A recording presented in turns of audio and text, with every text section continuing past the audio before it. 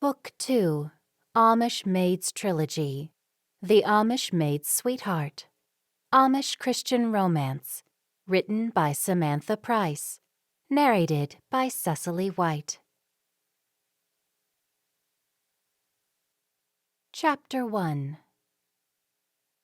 I'm sorry, Claire. We simply don't need your services anymore.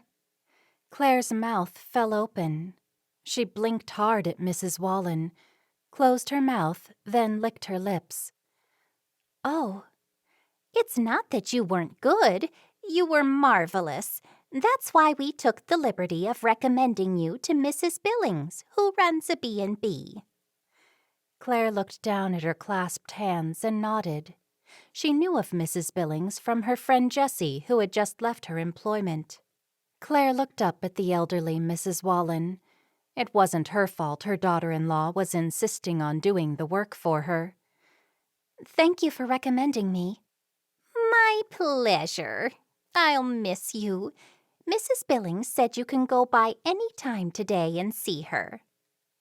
Claire nodded. I know where Mrs. Billings' bed and breakfast is. One of my friends used to work for her. Excellent. I am sorry I can't keep you on any longer, but Trudy's insisting she do everything. I think it's too much for her with all she's got to do, but she says she can. I understand, Mrs. Wallen. Truly I do. It's perfectly all right. I've enjoyed working here, even though it was only for a short time. I'll miss you, too. Goodbye, Claire. She leaned over and hugged Mrs. Wallen. Bye. Can I call you if things don't work out? Yes, please do. Our phone's in the barn, but we do have a message service, and I'll call you right back as soon as I'm able. Mrs. Wallen smiled and nodded. Claire walked away from the house and took hold of the handlebars of her bike. She didn't want to work for Mrs. Billings. The woman sounded horrid.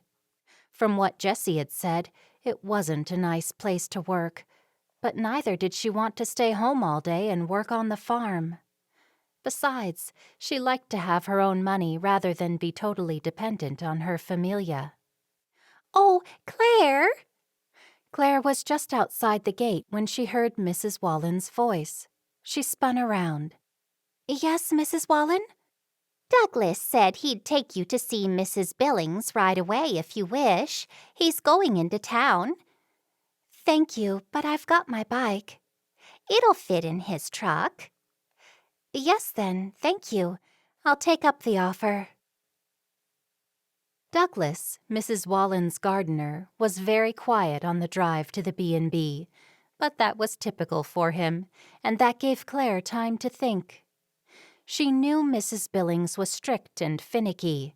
She also had heard about Donovan, the son, a dreadful womanizer and not to be trusted. Claire bit her lip. Once again, she told herself jobs weren't easy to come by.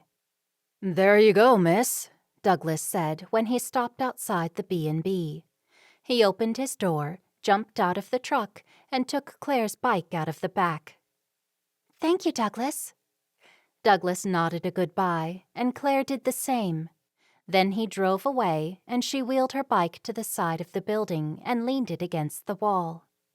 After a deep breath, she walked to the front and entered the double doors.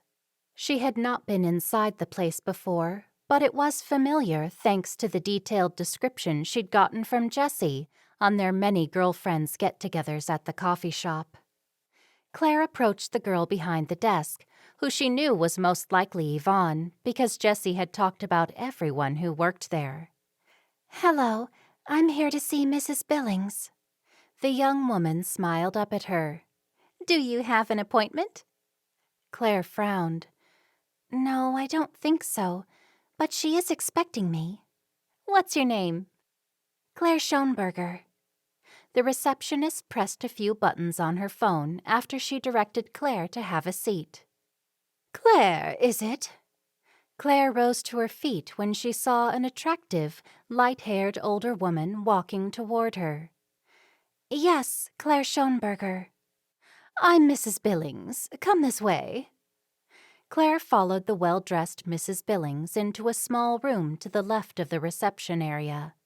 She didn't seem as scary as Jessie had said. Perhaps everything Jessie had told them had been an exaggeration. "Have a seat." Mrs. Billings sat behind a white desk, and Claire sat opposite. "You've come highly recommended by some very good friends. I don't mind telling you I've had problems with staff turnover lately. If I give you the job, I would like your personal guarantee you'll stay at least 12 months. Mrs. Billings eyed Claire carefully. Claire stared into Mrs. Billings' pale brown eyes, searching her head for something to say. Anything could happen in 12 months. Was Mrs. Billings being reasonable to ask such a thing of her? Her upbringing had taught her a verbal promise was binding, as though she'd signed papers. What if she suddenly met the perfect man, got married, and the man wanted to move away? After Claire had taken a while to answer, Mrs. Billings said, "I'm sure you wouldn't be here to waste my time. You wouldn't be here for a job if you only intended to stay a few months. Would that be correct, Miss Shoneberger?" Without waiting even a moment for her to reply, Mrs. Billings stood. "Young lady, I take it from your tardy response that you're wasting my time." "No, wait. Yes, I will stay at least 12 months, as long as you're also happy with my work." Mrs. Billings smiled and sat back down. She placed thin-rimmed glasses on the end of her nose and looked down at a short stack of papers on her desk. "I pay all my staff quite well, better than the mandated minimum wage." She handed Claire a few sheets of paper as she named a starting wage that raised Claire's eyebrows. Looking down, Claire saw a list of rules and a code of conduct for the staff. "But I also expect a lot. Study those completely. That will save me having to tell you everything. Time is money. I assume you can start tomorrow?" "Yes, I can start tomorrow." Claire smiled and was pleased to have a job so soon, right away after losing the last one so suddenly. 9 sharp. Yvonne will have all the necessary forms for you to fill out. Do that before you leave. Good day, Miss Shoneberger." Claire stood and nodded. "Good day, and thank you." She hurried out of the office, and once she'd filled out 2 forms giving all her details, she walked out of the building wondering how she would get home. She'd completely forgotten about her bike and decided to walk to the main road to call the familiar phone from a payphone. Just as she stepped onto the side of the road, she heard horses' hooves. She turned to see an Amish buggy leaving the building. Once she squinted hard, she saw it was Olive's brooder, Elijah, and his Uncle Henry. A smile of relief broke out on her face at the realization they'd be able to take her home. The buggy stopped by her. "Can we take you somewhere, Claire?" Elijah asked her. "Yeah, are you going near my house?" Elijah looked at his Uncle Henry, who gave a quick nod. "We can take you," Henry said. Once she was in the buggy, Elijah asked her, "What are you doing out this way?" "I just got a job here. I might have gotten Jessie's old job." Elijah scratched his chin. "I'm pretty sure they've got someone else doing her job." Claire shrugged. "Jessie said you were doing some building work here." "That's right. We should be finished tomorrow or the day after. Just watch yourself while you're there, Claire. I didn't want Jessie working there around bad influences." "I will." Claire knew the bad influences he was talking about came in the form of one man, Donovan Billings, her new employer's son. "Don't tell Jessie about my new job if you see her today. I want to tell all the girls together. We're meeting late this afternoon at the coffee shop." "Okay," Elijah agreed. "I won't say a word." She hoped Jessie would not mind her working at her old job. Hopefully, she'd have some tips for her. When they were a mile from her house, Claire said, "Just let me out here, danke." Claire wanted to have time to think before she saw her parents. They hadn't been very happy about her first job with Englishers, but it was made a little easier because they'd known old Mr. and Mrs. Wallen. They did not know Mrs. Billings, and if they learned of Donovan Billings and his exploits, they would certainly never allow her to work anywhere near the Billingses' place. Claire looked up at the overhead tree branches as she walked, and it was only then she remembered she'd ridden the bike that day. She'd left it leaning against the side wall at the B&B. She shook her head at her own forgetfulness. Maybe her older Schwester, Sally, would drive her to work tomorrow, if she could talk her into it. Claire was the youngest of 5 children. The oldest child was a boy, Nathan, who was married, and her sister May, who was only 2 years older, and in between Sally and herself, had married young. There were 3 of them left at home: herself and her brooder Elias, and Sally, the eldest sister. At times, Sally acted like she was the mother, except she was bossy and cross, whereas their mother was kind and sweet. Claire knew Sally was angry because she had no husband of her own, and May already had Kinner. The farm had been in Claire's family for 5 generations, and one of her brothers would take it over when the time came for their father to retire. Convincing their father to retire any time soon wasn't going to be easy. Although Claire had loved growing up on the farm, she envisioned a different life for her adult self. Her sister's husband owned a construction company, and May didn't have all the hard farm work to contend with that the farmers' wives had. All May did was keep house and raise her Kinner. She had no worry about the weather and how it would affect the crops. All Claire hoped was that she didn't fall in love with a farmer. Like all Amish girls, Claire had been taught how to run a household. Her hope was she would find the right man soon, because she wanted children of her own while she was still young. She'd always been good with children, even when she was young, but she could never be a nanny like her friend Olive had been. She wanted to save looking after children until she had her own. For now, cleaning was the ideal way to pass the days until God found her a man. Besides helping her parents and getting herself a little pocket money, she got away from Sally and her increasingly bad moods. Kicking a pebble ahead of her as she walked along the driveway, Claire wondered how to tell her parents she was working at the B&B. Maybe they wouldn't mind so much because Mrs. Wallen knew Mrs. Billings. There was only one thing for it. She would tell her mother first, as soon as she got into the house, and if it was all right with Ma'am, it would be all right with her fada. Claire pushed the front door open and walked into the kitchen. Her mother was in the middle of canning preserves with her older Schwester, Sally. "What are you doing home so early?" Sally asked, turning her chin up and looking down her nose, fixing her beady brown eyes on Claire.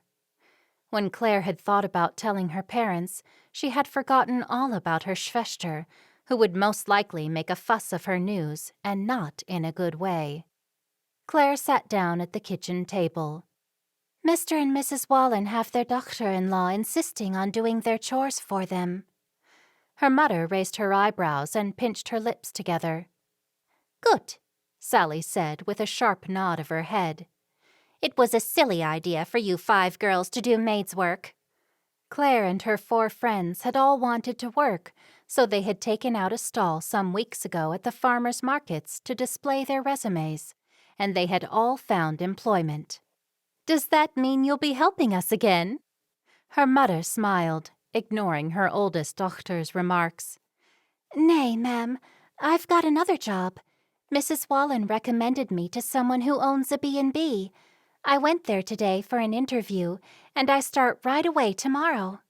Her mother nodded. "That's good. If Mrs. Wallen thinks they're okay, that's all right." "You don't mind?" Claire asked. She shook her head. "Nay, not if Mrs. Wallen knows them." Sally stepped closer. "Does Mrs. Wallen know them, or are you just making it up?" "Yeah, Sally, she does." She tried not to let any trace of irritation slip into her voice. Sometimes their mother took a stall at the farmers' markets, and that was how Ma'am had come to know Mr. and Mrs. Wallen. They always bought her mother's preserves and jams. "What are the people like at your new job?" Sally asked. "Yeah, tell us about it." Claire told her mother and sister as much as she knew about the B&B and everyone who worked there, leaving out the part about the owner's son. "One job is as good as another, I reckon," Ma'am said. "I think you should be home helping us," Sally said. Claire hung her head, hoping her mother would not agree. "Hush now." Ma'am frowned at Sally. Claire was pleased with what her mother said, but dared not look her Schwester in the eye. "Was that the place Jessie was working?" Sally asked. "Yeah, that's the one." Claire nodded. Sally was not going to drop the subject. "Why did she leave?" "I couldn't be sure. She doesn't want to work now she's got her mind on marrying Elijah." Claire rose to her feet. "I'm meeting the girls later at the coffee shop. Can I do anything before I go?" Her mother looked around the kitchen, then said, "Yeah, you can get the washing off the line." Claire walked out of the kitchen and into the yard. "Be back in time to help with the dinner," Sally said. "I was hoping you'd drive me to see the girls this afternoon." Sally sighed. "All right, if I have to, I will." Chapter 2. All the way into town to meet the girls, Claire's older sister was grilling her over her new job. Claire did the best she could to answer her questions as calmly as she could. When Sally stopped the buggy outside of the coffee house, Claire asked, "Can you collect me too?" Sally rolled her eyes. "How am I supposed to fill in time? By the time I drive home, it'll be time to turn around and fetch you again." Claire bit her lip, hoping Sally wouldn't suggest she join them at the cafe. "It's okay. I'll have one of the girls give me a ride home." "Good idea. If you get stuck, call me." Claire jumped down from the buggy. "Thank you, Sally."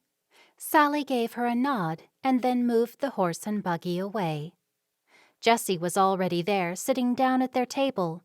That was unusual. Jessie was nearly always the last one to arrive. Claire was just about to seize the opportunity of being alone with Jessie to tell her about her job, but then Olive and Amy walked in, and Lucy came in a couple minutes later. Dan hurried over once the 5 girlfriends were seated. "Good evening, ladies," he smiled. "What can I get you?" His question was to all of them, yet his eyes were fixed upon Lucy. Once they all had given their orders, Dan walked away. Claire made sure she was the first to speak. "I've got another job. I'm not working for Mrs. Wallen anymore. The Wallens have their doctor-in-law looking after them, but they recommended me to Mrs. Billings." Claire looked directly at Jessie. She had hoped she could tell her in private, but if she hadn't told her tonight, Jessie would have found out from someone else, and that would have caused hurt feelings. "At the B&B?" Jessie asked. Claire nodded. "Yeah, at the B&B. Cleaning, as you all know, wasn't my first choice, but it pays well and keeps me out of the house." "Well, watch that Donovan Billings," Lucy said. "After all the things Jessie has told us." "Yeah, I'll be careful. I'll stay completely away from him," Claire said. A waitress walked over with some of their food and drinks, followed by Dan holding another tray full. "Mrs. Billings is fair, but she expects a lot." Jessie picked up her knife and fork to eat the cake in front of her. She never ate with her fingers like the other girls. "I'll manage, I hope," Claire giggled. "You'll do well, Claire." Amy then asked the other girls, "Have any of you worked with Claire?" "Yeah, we've all worked together helping to clean old Mrs. Yoder's house when she was sick last summer," Jessie said. "Remember?" "I thought I was the best at cleaning, until I worked with Claire," Amy said. Claire shrugged. "I just like to do things well." Jessie put a hand softly on her friend's shoulder. That's why you'll do a good job for Mrs. Billings." Thank you, Jessie. I'm glad you don't mind I'm working there right after you left. Jessie replied, "I don't mind at all. Just be sure you keep in mind what Lucy said." The girls stayed and chattered for another 2 hours. When just Olive and Claire were left, Olive offered to drive Claire home without her having to ask. As they walked to Olive's buggy, Claire asked, "Do you ever wonder what it's like away from the community, Olive?" "I do, once in a while, but I don't think I'd like it. It seems cold and unfriendly. No one watches out for anyone, and Blake said almost everyone is selfish. He didn't say it outright, but I gathered that from the stories he's told me." Claire nodded, but there were times when she wondered what it would be like to live in one of the big cities. Sometimes it seemed a good thing that no one would know who you were and they wouldn't be watching what you were doing. Sometimes Claire wanted some privacy. Being an Englisher would surely offer privacy. But then there would be no one to rely on in the bad times. As far as Claire was concerned, that was the reason she was never going to leave, not for anything or anyone. Olive looked over at Claire and said jokingly, "You're not thinking of leaving, are you?" "Nay, sometimes I wonder what it would be like, but I'd never leave the community. Anyway, how are Blake and Leo?" "Really good. He's started the instructions already." "That's good. I'm so happy everything's worked out for you." A smile beamed across Olive's face. "It was a miracle. I never saw myself with an Amish man. I never told anyone.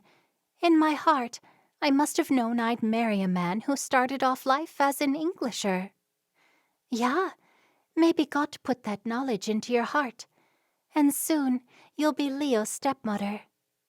"I know. I can hardly wait. He's not proposed yet, not properly. He said he will once he's been baptized." They reached the buggy and climbed into it. Claire wondered who she'd marry. It was a subject that used to occupy most of her time. In more recent days, she'd not been worrying too much about it. But now that Olive was going to marry Blake, and Jessie would surely marry Olive's brother Elijah. But who was left in the community for her? The only suitable man she could think of was Jessie's older brother Mark. But, as nice as he was, she felt nothing for him. When Claire walked into the B&B on her first day of work, Mrs. Billings was there to greet her. "Come through to my office, Miss Shoneberger." She sat opposite Mrs. Billings as she had the previous day, with the white desk between them.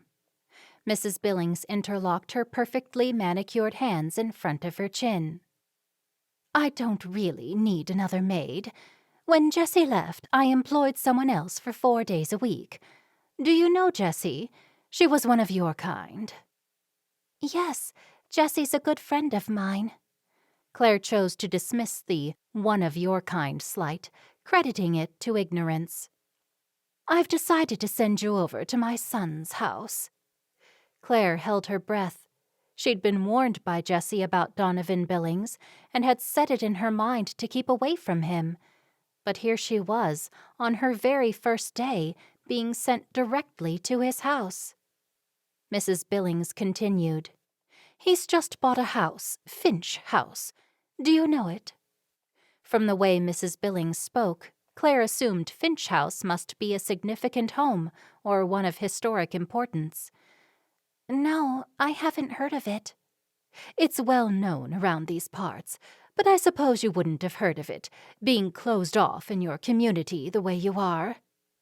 Mrs. Billings peered down her nose at Claire.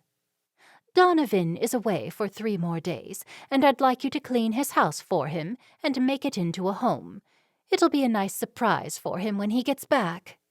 Claire nodded and then tried to look grateful for the work. "Thank you, Mrs. Billings." "Do you have transport?"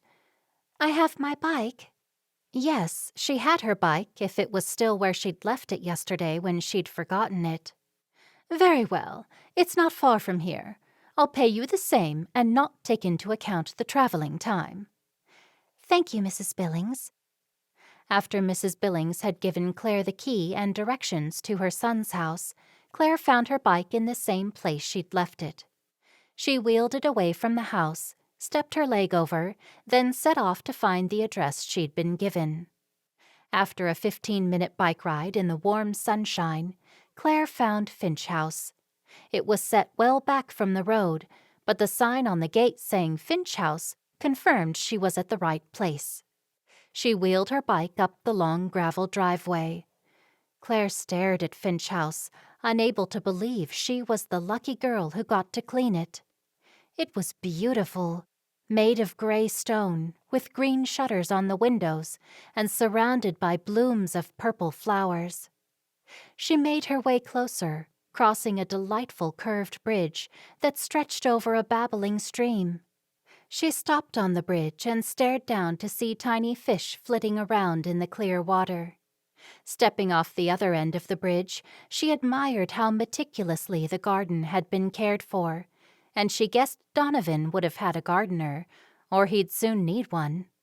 From what she could see of the outside, a large covered porch surrounded at least 3 sides of the house. A porch swing was positioned to the left of the front door, and white painted wicker chairs and a matching table were on the other side. Claire leaned her bike against a tree while she wondered how the interior of the house would be. She put the key in the lock and turned it, but it didn't work. Claire took a deep breath. She'd only just made it there and did not have the energy to ride all the way back just because Mrs. Billings had given her the wrong key. Claire took the key all the way out and rubbed it between her hands as if willing it to open the door. Kneeling down so the lock was at eye level, she poked the key in as far as she could and, on a whim, turned it the opposite way. When it clicked, she sighed with relief and stood up straight before she pushed the door open. When she had stepped inside, she couldn't stop smiling. It was the sort of house she knew she'd never live in. It was far too grand. She could tell it was well over 100 years old, and maybe closer to 200. It never ceased to amaze Claire how Englishers were frivolous. What would a single man do with such a large house? It seemed a tremendous waste of space. A musty smell of dust and damp invaded her nostrils. She screwed up her nose, and her gaze fell to the floor. It was blue stone and slightly uneven, as if it had been hand-cut. She forged ahead, wanting to discover more of the interior. The entrance led to a dining room on one side, where Claire was drawn to the view out through the glass double doors. She walked further and looked over the view of the gardens, and saw that the water she'd crossed over had a waterfall at the other side. She opened the doors to welcome in some clean air, and then proceeded to open all the doors and windows on the lower level. The mustiness made it obvious no one had been in there for a long time. It was much better to use the fresh outdoor air than to use artificial scents. They just masked the odor, while the fresh air would sweep through, taking the stale smell with it. She found the cleaning products in a room off from the kitchen. Normally, she would have cleaned one room at a time, but she decided to sweep through with the vacuum first. She would attack the lower level first before she even looked at the others. The 2 living rooms had thick, old but beautiful carpets, which would be holding the smell, so cleaning them first would help make the place easier on the nose. At Claire's home, they used a broom on their floorboards. They had smaller rugs that they took outside and beat them on the line to force out the dust. She'd used an electric vacuum at Mrs. Wallen's place, so she knew she could figure out this one. Pulling along the vacuum, Claire started from the front of the house to the back. It took her much less time than she thought, even though she was thorough. As she walked through the place, she noticed there were knickknacks everywhere that were going to need a thorough dusting. Everything was nicely decorated, and she wondered whether Donovan had bought it like that. Again, she considered it didn't seem a place where a single man would live. She could not get a sense of who Donovan Billings was from his house. Shaking her head, she focused on the job at hand. Even if he was the nastiest person in the world, she had agreed to work for Mrs. Billings for a year, and she had to keep her word. She would be professional and not let what Jessie or anyone else said about Donovan bother her. She'd always wanted her full-time job to be looking after her own husband and Kinner. Now, it seemed more of a possibility since 2 of her friends were no longer single. She would meet someone who would complement her strengths and make up for her weaknesses. But, she reminded herself, it wouldn't happen until the time was right. Everything always happened in God's timing, and all she could do was be patient. Since she had vacuumed through the whole lower level, she decided to first concentrate on the kitchen with the plan to move on into the living room. After she finished the living room, she decided she would break for lunch. With her cleaning projects planned, she walked to the kitchen, pleased to notice the fresh air was doing its job of bringing the sweet scent of the garden flowers into the house. She opened the fridge, wondering whether she might have to clean it out, but it was clean, with hardly anything in it except an apple and a couple of bottles of wine. Where was the kettle? When she found it, she plugged it in, checked that it worked properly, boiled it a couple of times to make sure there was no nastiness within, and left it sitting open to dry. Fortunately, the kitchen did not need much cleaning. It appeared someone had already done that task, but it was someone less fastidious than she, as they had missed a couple of places. With those oversights remedied, she went into the living room and gazed over all the little knickknacks. One of the things she hated more than anything was getting the cleaning cloth into the tiny crevices of such ornaments. Mrs. Wallen had many figurines, too, which always gathered dust and grime. At midday, Claire headed out to the porch for her break, taking the sandwiches she'd brought from home. Claire yawned and closed her eyes for just a moment. "What in the world do you think you're doing?" Claire jolted awake from a deep sleep and opened her eyes. She jumped to her feet and put her hand on her chest as her heart beat uncontrollably. She'd fallen asleep on the porch. The angry young man in front of her had to be the Donovan Billings she'd heard so much about. She looked at his sullen face and searched for words. Chapter 3. Claire cleared her throat. I'm the maid. Maids are meant to clean, not sleep. I'm sorry. I've done a lot already. What have you been doing all day? He shook his head, his lips twisting into a sneer as he stared at her. I suppose my mother sent you over? She mentioned she'd send someone over, and I said no. I fell asleep. It's my lunch break, though. She hoped it was still her lunch break, and she hadn't slept beyond that. I've already cleaned a great deal of the house, she repeated as she struggled to hold back her tears. I have done something. I didn't realize how tired I was when I sat down. How can you be tired when it's daytime? If you weren't so lazy, you would have been able to get a better job, because I can't imagine anyone wants to clean for a living. But your kind gets so little education, none of you can get decent employment. Actually, a tear trickled down her cheek, and she quickly wiped it away. If you'd go inside and have a look. Look at what? Your imaginary work? Do you think I'm stupid? Claire hung her head. Her mother had told her to remember when people showed anger, they were hurt inside, and it rarely had anything to do with the person they were abusing. She looked up at him, now feeling sorry for him. Do you want me to go away, or shall I get back to work? He placed his hands on his hips. I certainly don't want you or anyone else here when I'm not around. Do you understand? Yes. She looked him in the eye, and he looked away from her. I suppose my mother gave you a key? Yes. Their eyes met again, and she could see exactly what the Englisher thought of her. She was less than he was because she was simply a maid, and an Amish maid at that. He blew out a breath. Fine, go on. Finish what you came here to do. He walked into the house, and she followed. She had a bit more to do on the lower level, and after that she would work her way up. What have you done to my clothes? He snarled when he found her working in the living room over an hour later. She shook her head. I noticed a suitcase, and I put the clothes away. Having a suitcase lying around makes things untidy, and the clothes inside would be wrinkled. My job, according to Mrs. Billings, is to clean and organize. I've hung all of your shirts and trousers in the wardrobe.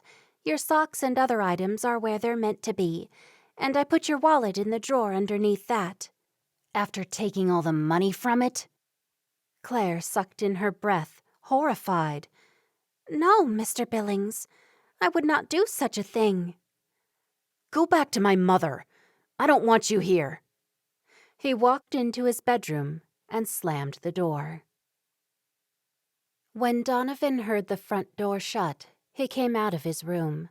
He crept to the window and looked out to see the young Amish woman riding her bike away from his house. He covered his mouth. What did I just do? He knew he'd said horrible things to her. He'd hurt an innocent woman who had seemed sweet-natured.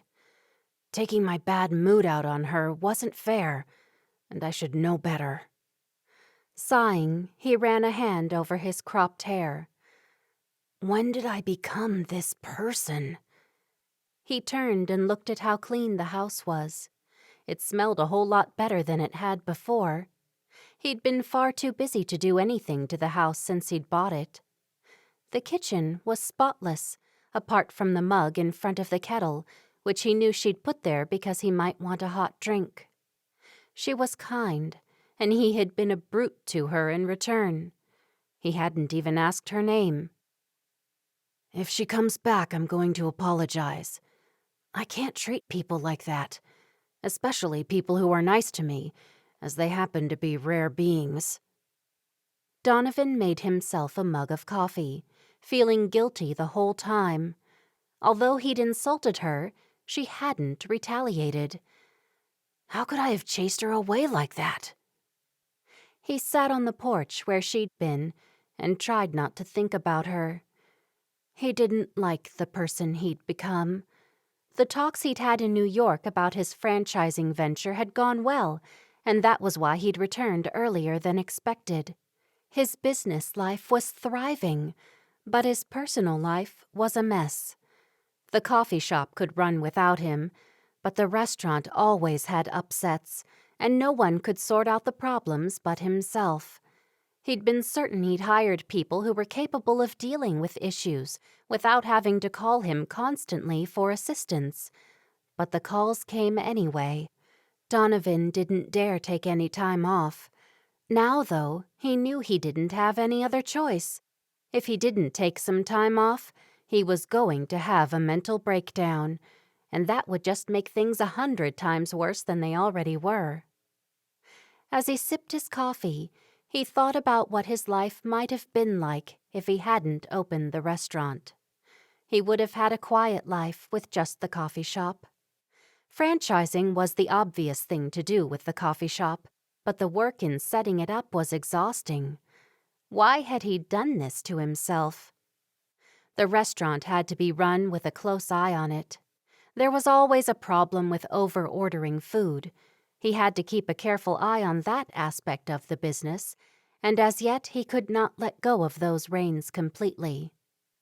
Donovan knew he was going to have to visit his mother, which was something he was not looking forward to, not when he knew the Amish maid would have reported how he'd acted toward her. His phone vibrated in his pocket. More than likely it'll be Mom or some problem at the restaurant, he thought. He considered not answering it, but what if it was something important? The caller ID showed it was Declan. His head chef might have set the kitchen on fire or something else just as urgent. He pressed the accept call button. Yes, I thought you weren't going to answer. Declan sounded panicked. We have a double booking. Did he seriously have to do everything himself? Okay, how did we come to have a double booking? Since when did a double booking become a major problem and an issue that the head chef was involved in rather than the booking manager? Who double booked it? Why did they double book it? He sighed. Give me as much information as you can, and then we'll work out how to fix it. From the looks of things, it was Lily and Hannah. Lily had been fired last week for total incompetence. Lily's was definitely the second booking, so I can tell Hannah she's going to get to keep her job. Hannah would never do something stupid. No, she wouldn't. Hannah booked in a party of 10, writing in that they wanted table 12, and then Lily took the second one. Although the booking Lily's put in here is for an hour later, so she was technically working by the rules. The rules for small tables, yes, so this might have been a mistake. Donovan struggled not to yell at Declan and tell him to figure it out for himself. Why did they keep bothering him with all these nitpicking, trifling complications? The coffee shop was so much easier. Even though he was certain he'd taken all the staff through those rules more than once, they still couldn't work it out for themselves. Do you think you can ring the second booking and ask them to come in half an hour later? Maybe. Declan sounded hesitant. Why do you think you might not? It looks like the second booking has a time constraint. They have to be here at that time because they have to be somewhere else in an hour. And if I were to ask them to come in later, they might cancel. An hour? How much can they eat in an hour? I don't know. It's sounding ridiculous. There's something not right about that whole story. Who goes to a restaurant for a meal with a lot of people and books for just an hour? Just phone them and see what's up. Donovan shook his head. Dinner was usually a minimum of 2 hours, not 1 hour. Who books a table for 10 to eat and run? Donovan knew from his management training if his staff members were hopeless, then he was mostly to blame. It was his lack of training them efficiently. Declan and Hannah were shaping up to be very competent, with a bit more experience and more thorough guidance from him. He remained calm and brushed a hand over his hair. He would have to train them better, but where would he find the time or the patience? They're both 10s? Yes, definitely both 10s. Oh, I think I know what you're thinking. We have a back room for a reason. Did the second booking stipulate a table? Doesn't look like it. Could be Lily didn't write it down, so I'll ring them and make certain it's okay for us to put them in the back room. Only call me back if there's a huge problem.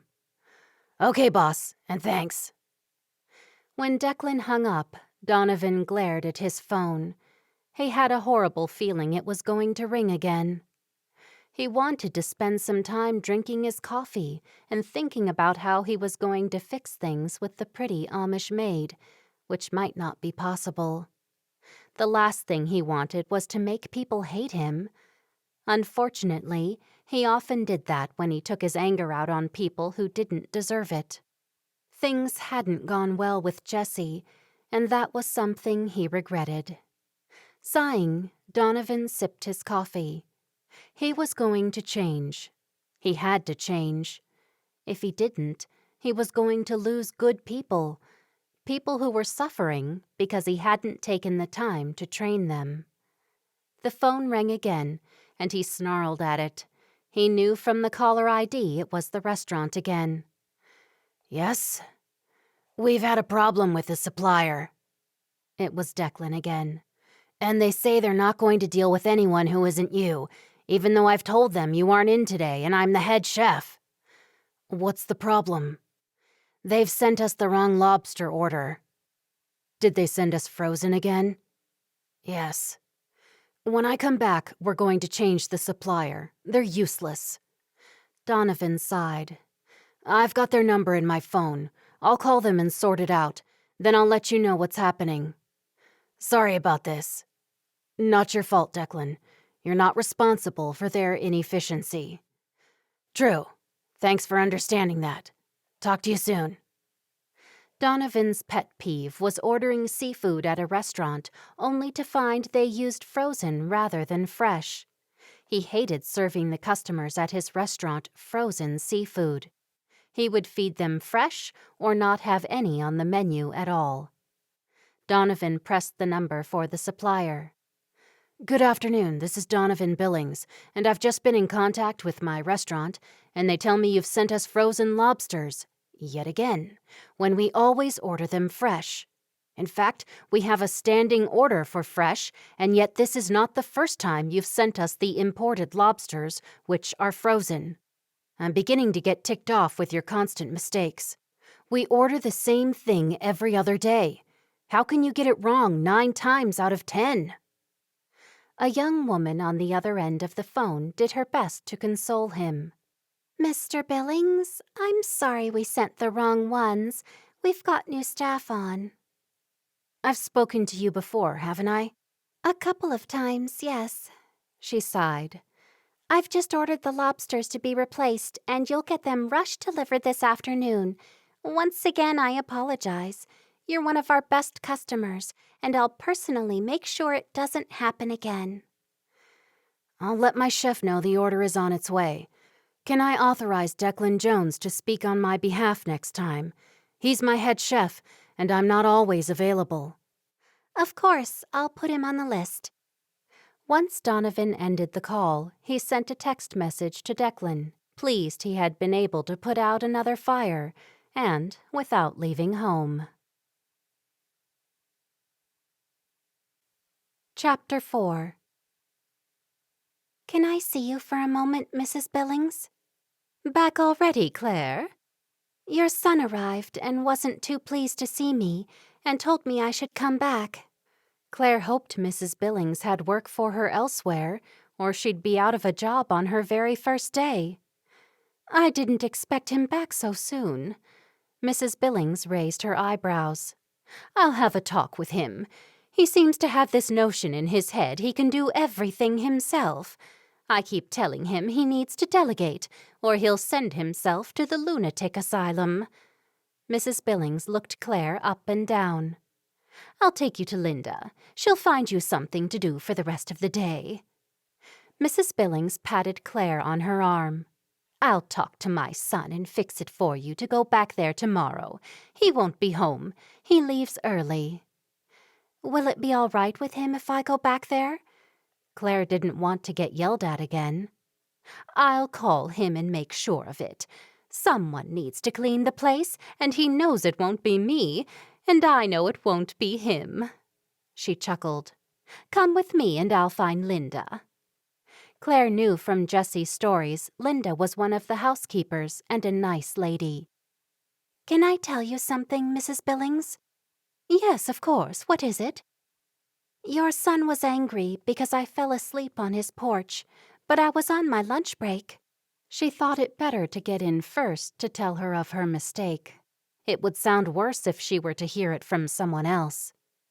Mrs. Billings regarded her carefully. I appreciate your honesty. That is a rare commodity these days. Mrs. Billings turned around and kept walking down the hallway. Don't take my son's anger as a personal attack. He's that way with everyone. I can't say I blame him for being upset with you. You certainly can't fall asleep again, even if it is during your lunch break. No, of course not, Mrs. Billings. It won't happen again. The very next day, Claire knocked on the door of Finch House. Mrs. Billings had directed her to go straight there in the morning. Claire hoped Mrs. Billings had talked to her son and that there wasn't going to be a repeat of yesterday's behavior. When no one answered a second round of knocking, she put the key in the lock, remembering to turn it the opposite way other keys turn. And when she heard the click, she opened the door and entered the house. Even though she'd been told Donovan wasn't going to be home, it felt like a weight had been lifted from her shoulders when she saw he wasn't there. She went straight to the kitchen, which was a mess already. There was sugar all over the counter and bits of food everywhere. Claire was unable to believe someone was quite so messy. Once she'd cleared the mess, she checked the living room. Seeing it was tidy, she walked up the steps to the second-level bathroom. With Donovan not there, she was determined to get a whole lot done, so he wouldn't have a further bad opinion of her. After the bathroom was clean, she moved on to the bedrooms. Her mistake of falling asleep on the job was going to be her last mistake. Once the bedrooms were done, she cleaned all the windows. Had she been working for anyone else, she would have made herself a cup of tea. As it was Donovan's house, the last thing she wanted was for him to come in and find her having a cup of tea. He would surely think she was slothful. Now in an upstairs study, she dusted some framed photos that hadn't been there the day before. She picked up a photo of Donovan. He looked like he'd been a happy person at one point. If only she could wind back the clock. It wasn't good she'd got on the wrong side of the boss's son. Biting on her lip, she placed the photo back where it had been and turned her attention to vacuuming the place again, even though she'd done it the day before. She realized cleaning this house could be a full-time job, because once she got to the end, she'd have to start all over. Being back at the same house today made her think of the disgust in Donovan's eyes when he had found her asleep. Then he had talked down to her for being a maid, and he apparently had a problem with the Amish. Pushing the vacuum around was another job out of the way. Her parents had brought her up to be hard-working. They always said to do everything heartily as unto God. Giving another sigh, she noticed a smear on one of the windows and gave it a quick wipe. Then she found herself staring out the window at the wonderful gardens and the birds flitting from branch to branch in the trees. It was the sort of view she'd love to have from her room at home. From her bedroom at home, she could see almost the entire farm and to the end of the street. She could see who was visiting before they even arrived. Then her thoughts turned to Donovan again, and she knew she shouldn't have let his rudeness get to her. Maybe she had to toughen up and get used to the Englishers if she was going to work for them. At least Mrs. Billings had been nice enough to her about falling asleep on Donovan's porch. From what Jessie had said about her, Claire would have thought she might be sterner about such a lapse. She hated admitting she was finding herself attracted to Donovan's unusual good looks, considering the way he was. From Jessie's warnings, she had thought he'd be charming and polite. Chapter 5. Claire was washing her hands in the downstairs bathroom when she heard a car. She walked to the kitchen window to see Donovan closing his car door. She swallowed a lump in her throat as her heart accelerated, hoping his mother had spoken to him about his behavior. Does he even know I'm here today? I hope his mother told him I'd be here. It was best, she considered, to meet him at the front door. When she opened the door, he smiled at her. "Oh, I was hoping you'd be here. Look, I'm sorry about my rudeness yesterday. It was unforgivable." With relief, Claire said, "That's quite all right. I forgive you.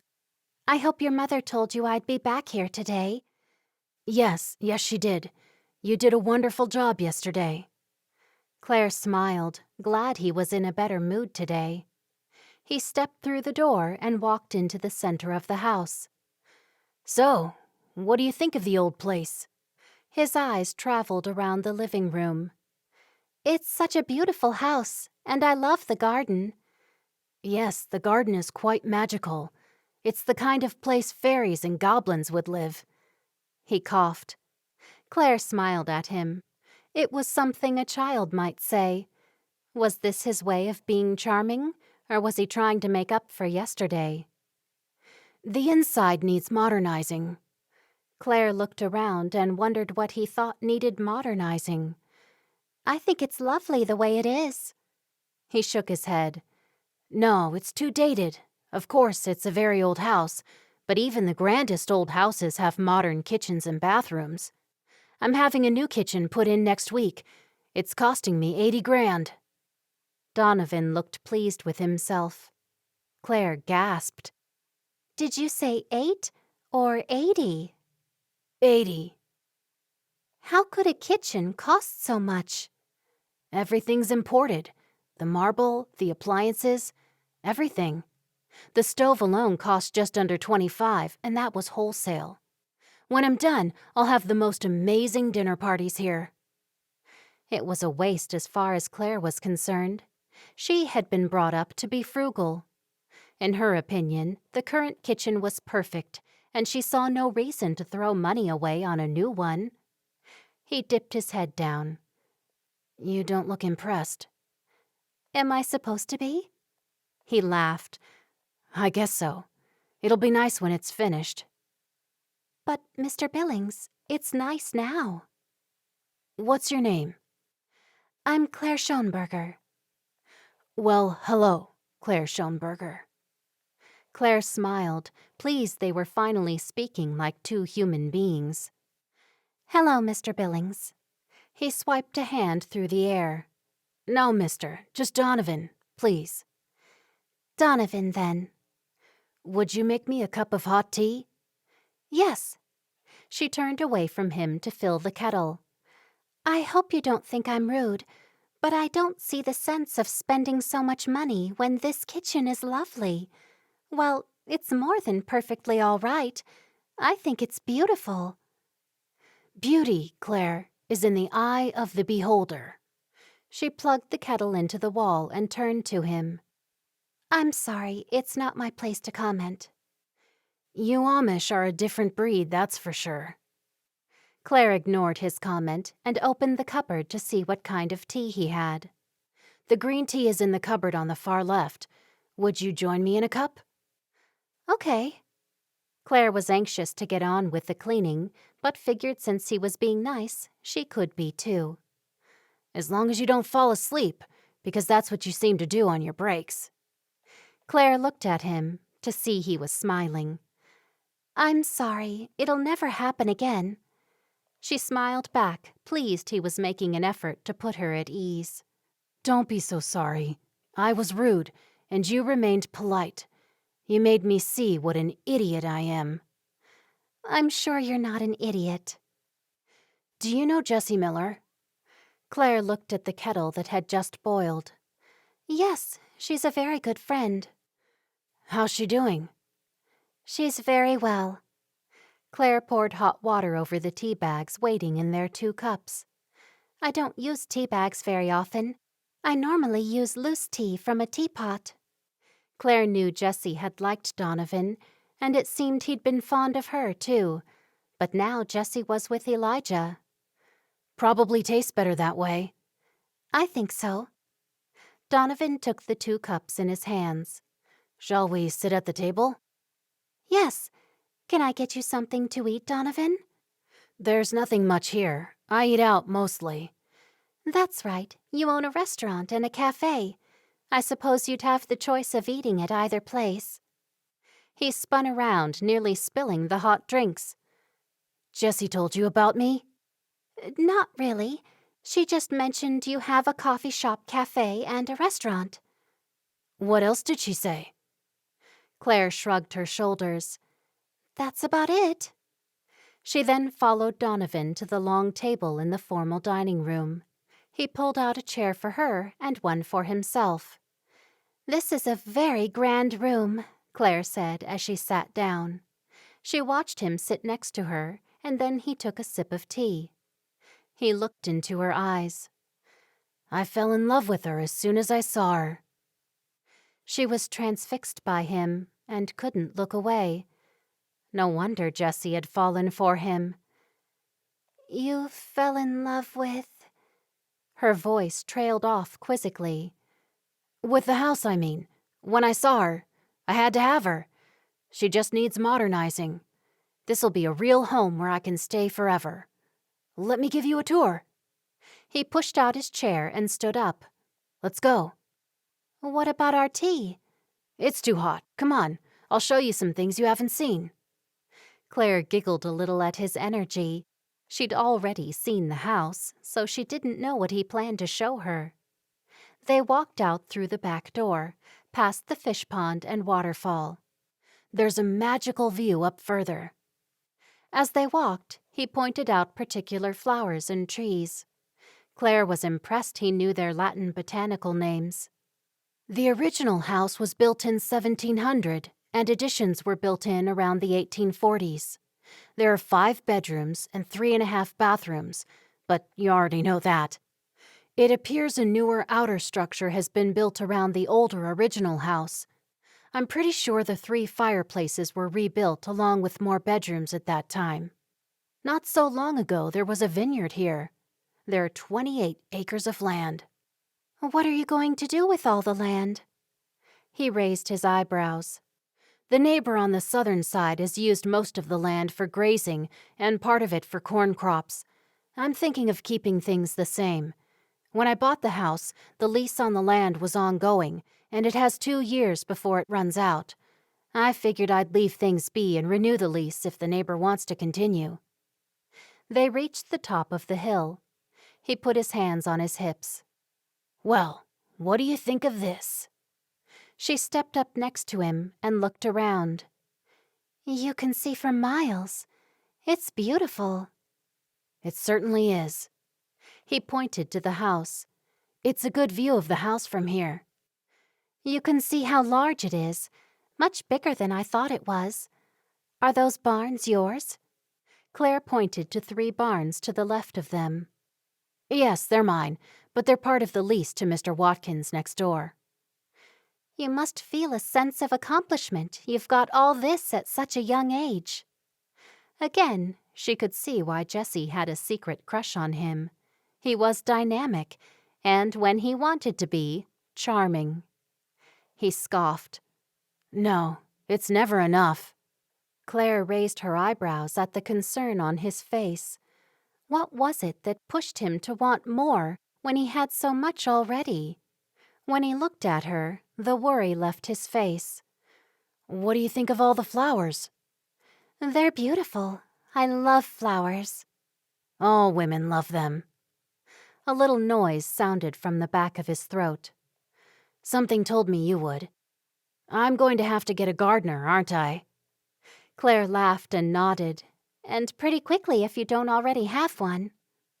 Donovan gazed around his land once more. This place gives me a sense of peace. I was brought up in a large city, and then Mom and I moved here when Dad died. I was 12 at the time. I'm sorry to hear that. What was your father like? He worked hard. He had hotels, which meant late nights. He died suddenly of a heart attack. It was a shock. Here 1 minute and gone the next. I mean, he had no signs of illness. I'm sorry. He looked at her. I'm an only child. I think it's easier for people who have siblings. Claire thought of her own siblings. Out of her 2 siblings still at home, Elias was certainly a blessing. But Sally was hard work. But still, she knew Sally would support her in a crisis. Yes, I think you're right. You've got brothers and sisters? I've got 2 brothers and 2 sisters. 1 brother and 1 sister are married, and the other 2 still live at home. I suppose you get on with them all just fine? Claire laughed. Funny you should ask. My oldest sister Sally is always checking up on me and always finds fault. She tries to run my life. He smiled. Maybe the reality of having siblings isn't as good as imagining it. No, it's good. I'd like to have a lot of children. Again, another thing Jessie would have liked if he'd shared that information with her. You would? He moved his weight from one foot to the other. Why do you look surprised? I didn't see you as someone who'd want a family. You seem to be... I thought you'd be too focused on your businesses. Did Jessie tell you that? She laughed. No, not at all. He sniggered. I think our tea would be cool enough to drink now, she said, feeling a sudden pang of nerves.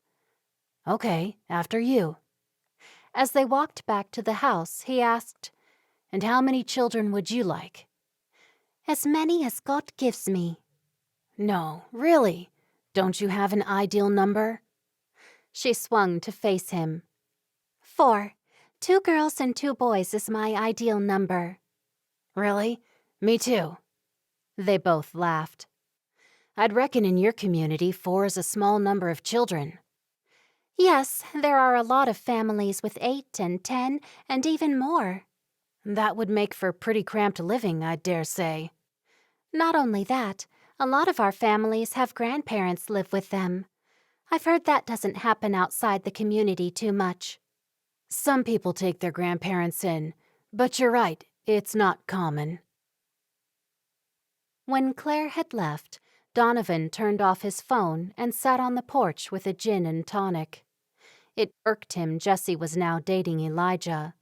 What had Jessie really said to Claire about him? He knew Elijah and Jessie liked each other the moment he'd seen them together outside the B&B. He'd lost Jessie, he knew it. But was he getting a second chance with Claire? Although he didn't believe in God, he'd always wanted a woman who had good morals and ethics to bring up his children and be his partner in life. An Amish girl would be perfect for him, and maybe this was his second chance with Claire. Donovan was through with women who wanted the richest man they could find and expected to be showered with gifts. He laughed out loud when he thought maybe he wanted a good woman to balance out the bad in himself. With the next woman he got close with, he'd be a different man. Next time, he'd be the best person he could be. None of the women he'd met at nightclubs were the kind of women he'd settle down with. He took a gulp of his drink and felt guilty for switching off his phone. From there, his mind ran away with him as he imagined what emergency would be taking place at the restaurant. Had they double-booked again? Had one of the trainee chefs accidentally caused a fire? Whatever it was, they'd have to handle it themselves. He thought back to the look on Claire's pretty face when he'd mentioned renovating the kitchen. She'd caught him out. Yes, she was supposed to be impressed with the amount he was spending on renovations. That showed him he was going about things the wrong way. A year ago, he'd dated a different girl every week. Mostly a relationship with a girl would last 3 weeks. That was the average time, and then it ended. Those kinds of relationships did not appeal to him any longer. Maybe he was getting old, or gaining some sense. As he watched 2 birds playing and chirping in the tree in front of him, he realized he didn't know when he was going to see Claire again. He recalled how awful he'd been the previous day. It was a wonder she hadn't quit then and there. No one deserved to be treated like that. No wonder the poor girl had fallen asleep. She'd worked so hard on the place. Then he came along and reprimanded her instead of thanking her. Then he replayed all the things he'd said to Jessie, hoping Jessie hadn't told Claire. There was something more about Claire. She had an inner strength, and he'd seen that the very first time he'd laid eyes on her. Since he certainly couldn't ask her out for a meal, he had to find a clever way to see more of her. But how? He turned his phone on and called his mother. She answered immediately. Mom, have you got the maid coming back to my place again tomorrow? No, I told her to come here. Do you want her again tomorrow? Yes, I've got a few things that have to be done. Lots of unpacking to do and such. On second thought, could you have her go to the restaurant first? All right. The cleaners aren't coming in tomorrow, and I'll need her. Okay, she's gone now. I'll send her there tomorrow as soon as she comes in. He reminded himself to be more thoughtful of others. He'd have to change if he wanted a special woman who was good and kind. Oh, and Mom? Yes? Thank you for sending me a maid. It was very thoughtful. There was silence before she answered. You're welcome. And I only did it as a surprise. I hadn't expected you back for a few more days. Donovan hung up, pleased with himself for remembering to thank his mother. He knew mostly he'd taken her for granted. He then called his restaurant cleaners to cancel their early morning clean. Then he texted the manager and told him to arrange the staff to clean not only the kitchen, but also the whole restaurant, before they went home tonight. He chuckled over his plan as he turned and pressed the button of his phone to off. Rarely did he thank his mother for anything. She'd been a good mother, and things had been hard for her when his father died, leaving her with a 12-year-old son. He'd been strong-willed from childhood, and his mother was the same, which was why they clashed. The sun had disappeared behind the trees when Donovan thought about dinner. There was no food in the house, but he'd rather go hungry than go to the restaurant and hear about all the problems. In his car, he dug a couple of protein bars from his gym bag and quickly munched on those, and followed them with an energy drink normally saved for after a training session. When night came, the quiet was deafening. He was rarely home during the evening and didn't even own a television or a radio. His mind strayed again to Claire. She was exactly the kind of woman he wanted to marry, and he was determined to know more about her. If she was as she appeared, he'd make the effort to win her heart. Chapter 6. The next morning, Claire went back to work, not knowing whether she'd be sent back to Donovan's house. There was more work to be done at his house, but Mrs. Billings had told her to report to the B&B. She found Mrs. Billings sitting next to Yvonne, the receptionist. "I'm loaning you out to my son today at his restaurant. His cleaners let him down this morning," Mrs. Billings said. Claire nodded. "Okay. Shall I go there now?" "Yes, he's waiting. Hurry along." Once she walked through the back door of the restaurant, Donovan was nowhere to be seen. "Donovan?" she called out. "In here." She followed his voice and found him in the kitchen. "Thank you for coming over, Claire." Donovan ran a hand over his hair. "There's always something going wrong in this place. Every day there's another drama, another problem. I don't know why it can't be like the coffee shop, which practically runs itself." Claire had no idea what to say. The stress was evident from his face, and she didn't want to upset him by saying something inappropriate. "Where do you want me to start?" He blew out a huff of air. "And again, I don't know why I'm here so early. I've got a manager. He's the one who should be here. He's useless, completely useless." Claire sucked her lips in and kept quiet. Donovan looked at her. "I'm sorry. I always seem to be complaining about something." Claire smiled. "The staff clean the kitchen before they go. They have to. It's health regulations. And besides, they'd lose their jobs if I found one speck of dust, leftover food, or dirt in the kitchen." He opened the ovens and looked in the fridges. Then he walked toward the dining area. "It's the floors, the chairs, and the tables. I need all the chairs wiped down. Then they go up on the tables for the floor to be washed." "Okay, I can do that. Where do I find the cleaning equipment?" "Over here." He opened a door to a room adjacent to the kitchen. Claire said, "I'll get started." "Thanks, Claire. You're a lifesaver." Claire giggled. Soon, Donovan was gone. The dining room was a large area and seated 120 people. When she finished, she went to find Donovan, not knowing whether she should lock the building before she left. Before she could find him, the kitchen staff came through the door. Minutes later, 6 staff were milling around the kitchen. None of them spoke to her. Since she had finished the cleaning and packed the equipment away, she walked out the door and headed back to the B&B. On the walk, she wondered if Mrs. Billings had enough work to keep her employed, since she was being sent here and there. Then she remembered her pledge to Mrs. Billings. She'd stay for 12 months. But would she keep her employed for 12 months if there wasn't enough work? "Finished, Claire?" Claire turned to see Donovan getting out of his car. Yes, I have. Your chefs and the rest of the staff seem to be there. I'm going to see what Mrs. Billings wants me to do, if that's okay. He shook his head. No, I've borrowed you again for the day. I'm your boss today. She walked to him. What shall I do? Come with me. He opened his car door on the passenger side. When she hesitated, he said, Come on, I won't bite. Claire let out the breath she was holding and slipped into the low leather seat. Are we going back to your place again?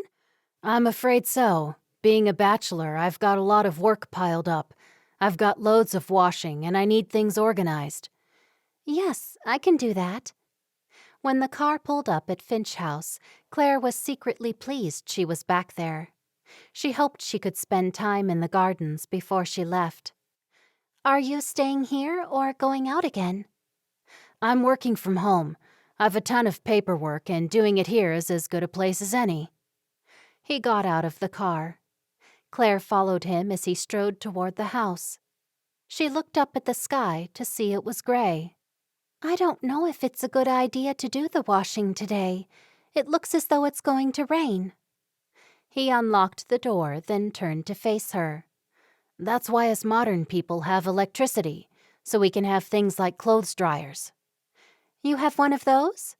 Yes, didn't you see it in the laundry room? Maybe. I didn't take much notice. He chuckled. You throw the washed clothes in and push a button. He held the door open for her to walk through. I'm sorry if I sounded harsh. I didn't mean to come across as though I was belittling you or your people. Claire laughed. I've had worse said to me. I didn't think you were being mean. It's okay. His face relaxed. I've put all the washing in the laundry room. As soon as you put the washing machine on, you can go through the house and organize my closets and dressers, starting at my bedroom. Claire's eyes flickered to the floor at the mention of his bedroom. He stepped toward her. Don't concern yourself. I'll be out here working at the dining table. She nodded and walked into the laundry. She figured out how to work the washing machine, and after she'd divided the laundry by color and filled it with the first load, she pressed the start button and headed to his bedroom. His closets were now a mess, and there were more boxes and suitcases. She decided where things should go and went to work. An hour and a half later, she had his room organized. The first washing machine load in the dryer, and the next load of washing on. Then she moved on into one of the many extra bedrooms. This room was cluttered with overcoats and heavier clothes, including bulky sweaters. When she had done all the bedrooms and the 2 bathrooms, she went to speak to Donovan. All done. I've cleaned and organized the bedrooms and all the bathrooms, and the laundry room. I haven't touched the upper level yet. Do you want me to show you where I've put everything? Without looking up, he said, I'll figure it out. Why don't you make us some lunch? With what? Have you been shopping? He looked up. No, I haven't, and that's what I need to do. I had to starve last night, which goes against my religion. He chewed on the end of a pencil. I don't want to go to the restaurant every night and have to figure out their issues. Donovan threw the pencil down. Let's make a quick trip to pick up some food. You want me to go with you? He jumped to his feet. Yes, let's go. When Donovan had said a quick trip, Claire had no idea he meant he would speed in the car. You're going quite fast. Claire hung on to the armrest. He looked over at her. I'm sorry, I'll go slower.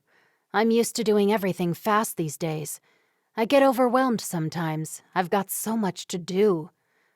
Can't someone else help you? Yes, but then there are some things only I can do.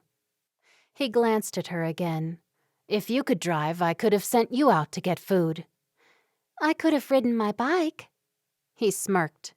Do you think that would be a good solution? She giggled. No. Do you ride everywhere? Most days. He gave a sideways glance. No wonder you're so slim. Claire ignored his comment. Is it necessary to be so stressed when you work hard?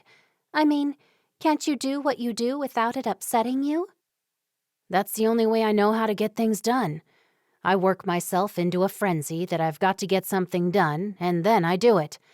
Right now, I'm working on getting one of my businesses franchised, and then when the money starts coming in, I'll be able to relax. That's good. Yes, I'm on track to be a millionaire by the time I'm 30. I've had no help. Well, maybe a little bit from Mom. He looked over at her. Not impressed? No, I'm happy for you if that's what you want. He stopped the car in the parking lot at the grocery store and turned his body to face her. And what do you want, Claire? Claire smiled as she thought of what she wanted. To have my own home, my own little family, and to be happy. Is that all? That's everything. It is to me anyway. He studied her carefully. Let's go. Help me choose some food. They walked into the supermarket, and he picked up a basket just inside the door. You're not going to get much? Donovan shook his head. Just enough for a couple of days. Then I'll come back and get some more. It would save time if you bought more now. I mean, you're here. It would save some trips. He breathed out heavily. Very well. Donovan changed his basket for a grocery cart. Don't look so worried. We'll be quick. Claire took hold of the cart and whizzed around the store, filling it up. Donovan followed behind and grunted his approval or disapproval every time Claire asked his opinion on something. That's it then. That didn't take long. Donovan looked at the full cart. Thank you, Claire. This was a good idea. It'll be good to have basic food in the cupboard. You're welcome. It was good to have his approval.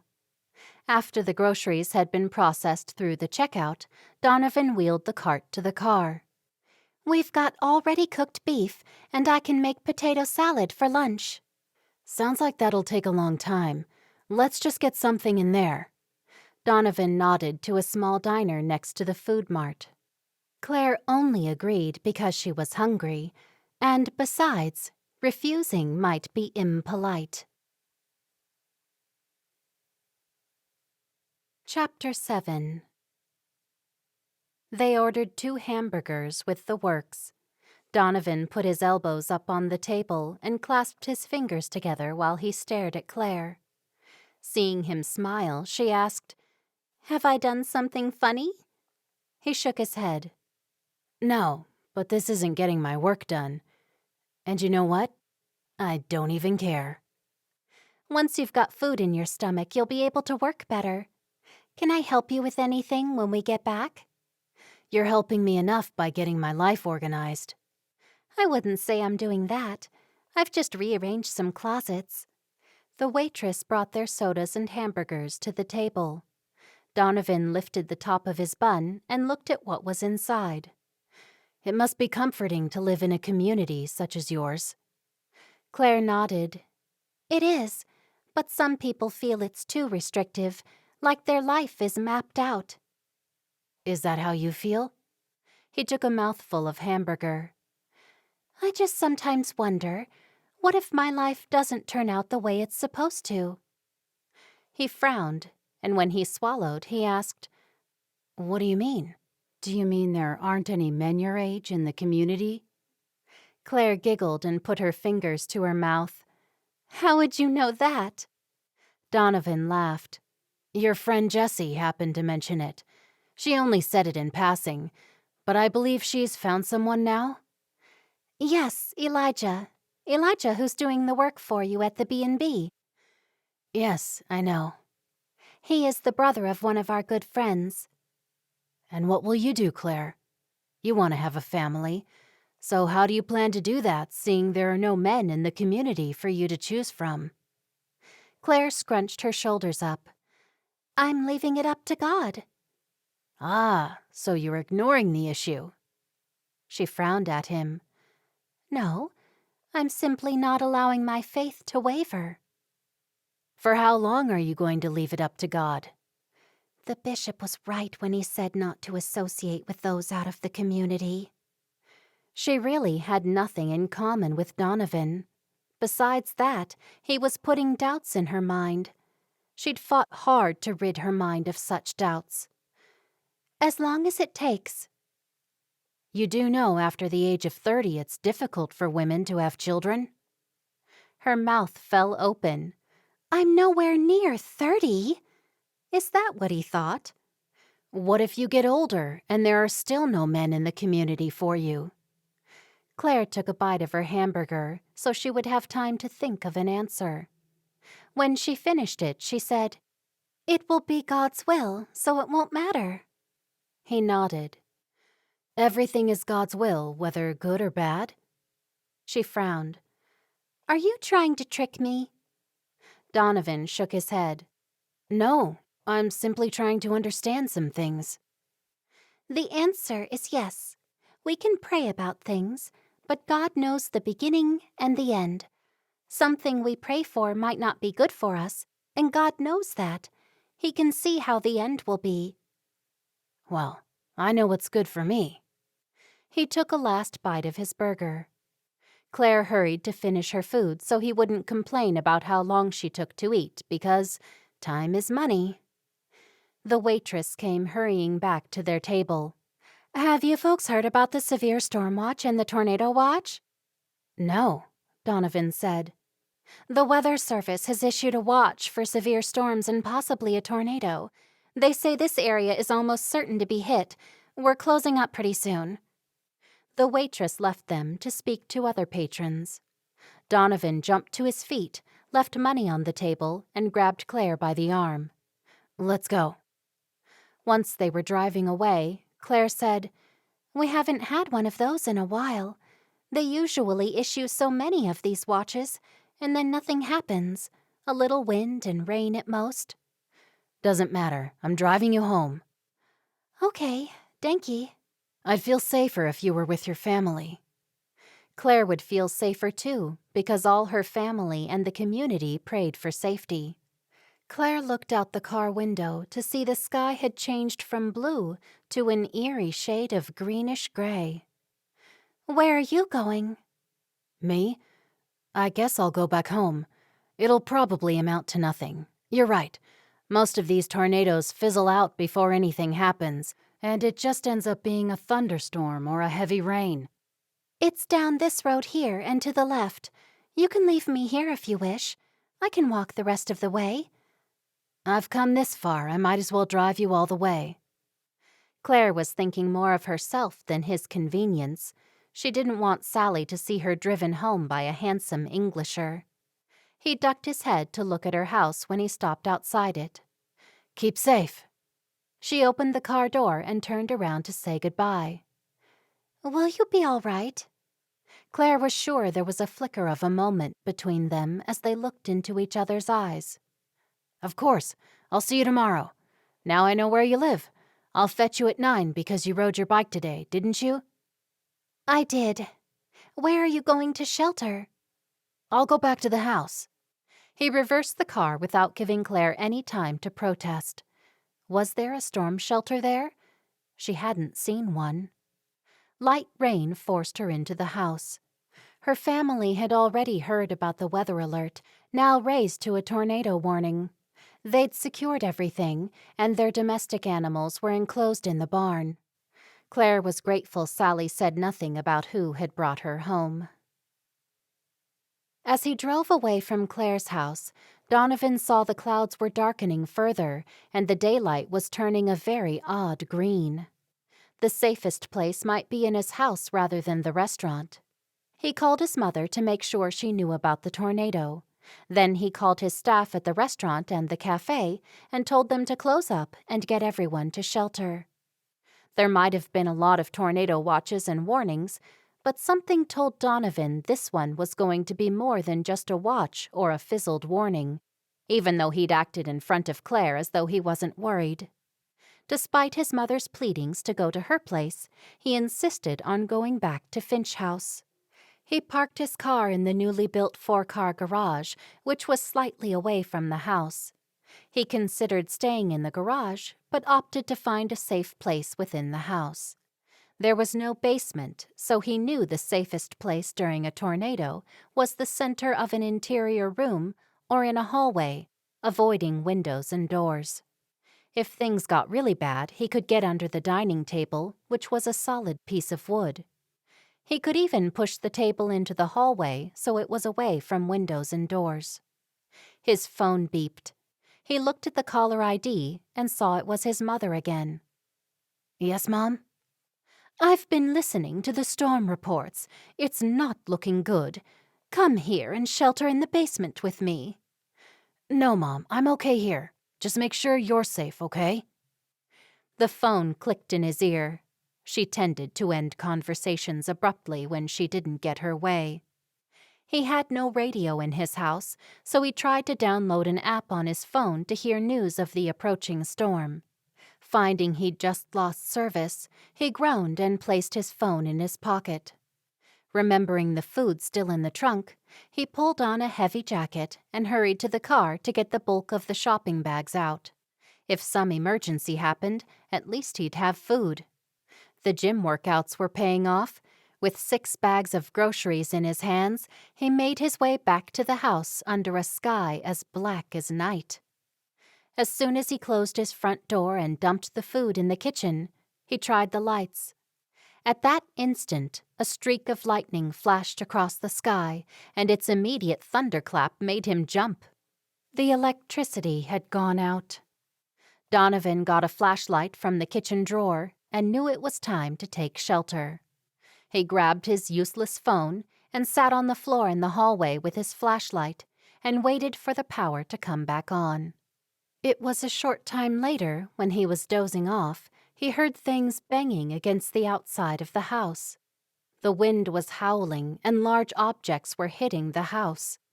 He hoped his old house would hold up against the storm. It had been weathering storms for hundreds of years. Was this storm going to be the one to take it down? Suddenly, all went quiet. It was an eerie, dead silence, and Donovan knew he was in the eye of the storm. There was an almighty crash, and Donovan was surrounded by debris. He looked up in horror to see the front part of his house was gone. He bolted down the hall toward the bathroom as he was deluged with water and buffeted by ferocious wind. He managed to get into the bathroom, closed the door, and clambered into the old clawfoot bathtub. He knew he shouldn't be near a window, but all the destruction was coming from the opposite side of the house. Donovan curled into a ball, knowing he could be minutes from death if the howling winds didn't stop. The roaring storm seemed alive, strong enough to pick up the whole house and hurl it into the air. "God help me!" he cried aloud. He closed his eyes and wondered if this was how his life was going to end. All the time he'd wasted on working and planning out his life was going to be for nothing. Seconds later, the bathroom ceiling caved in. It felt like he was being crushed by something, and he could barely breathe. Were these his last moments on Earth? Pain stabbed into his chest, and something was crushing his head. He tried to move his hands to shift the thing from his head, but he couldn't move his arms or his hands. "God, if you get me out of this, I'll spend the rest of my life following you." Silence engulfed him, and everything went black. Chapter 8. Where am I? Am I dead? With a huge effort, Donovan opened his eyelids. Bright lights pained his eyes, and he closed them. "Donovan, you're awake!" It was his mother. He was alive. Too weak to speak, he lifted his hand slowly and touched his forehead to feel the fabric of what had to be bandages on his head. The last thing he remembered was the tornado and his house falling in on him. "You've got some broken ribs and cuts and bruises. And Dr. Michaels said you also have a severe concussion, which means you have to be still for a few days." Donovan couldn't move his head, but his eyes opened once more, partway only, to observe his surroundings. He was in a hospital. "Claire?" His mother leaned over him. "What, dear? Speak up." "Claire." "Claire, the maid, was here. I just sent her away. Do you want her to do something for you? I can do whatever it is." Donovan moved his eyes to look at his mother. "Claire." His mother lifted her chin as if she did not approve. "Do you want me to see if she's still here?" "Yes."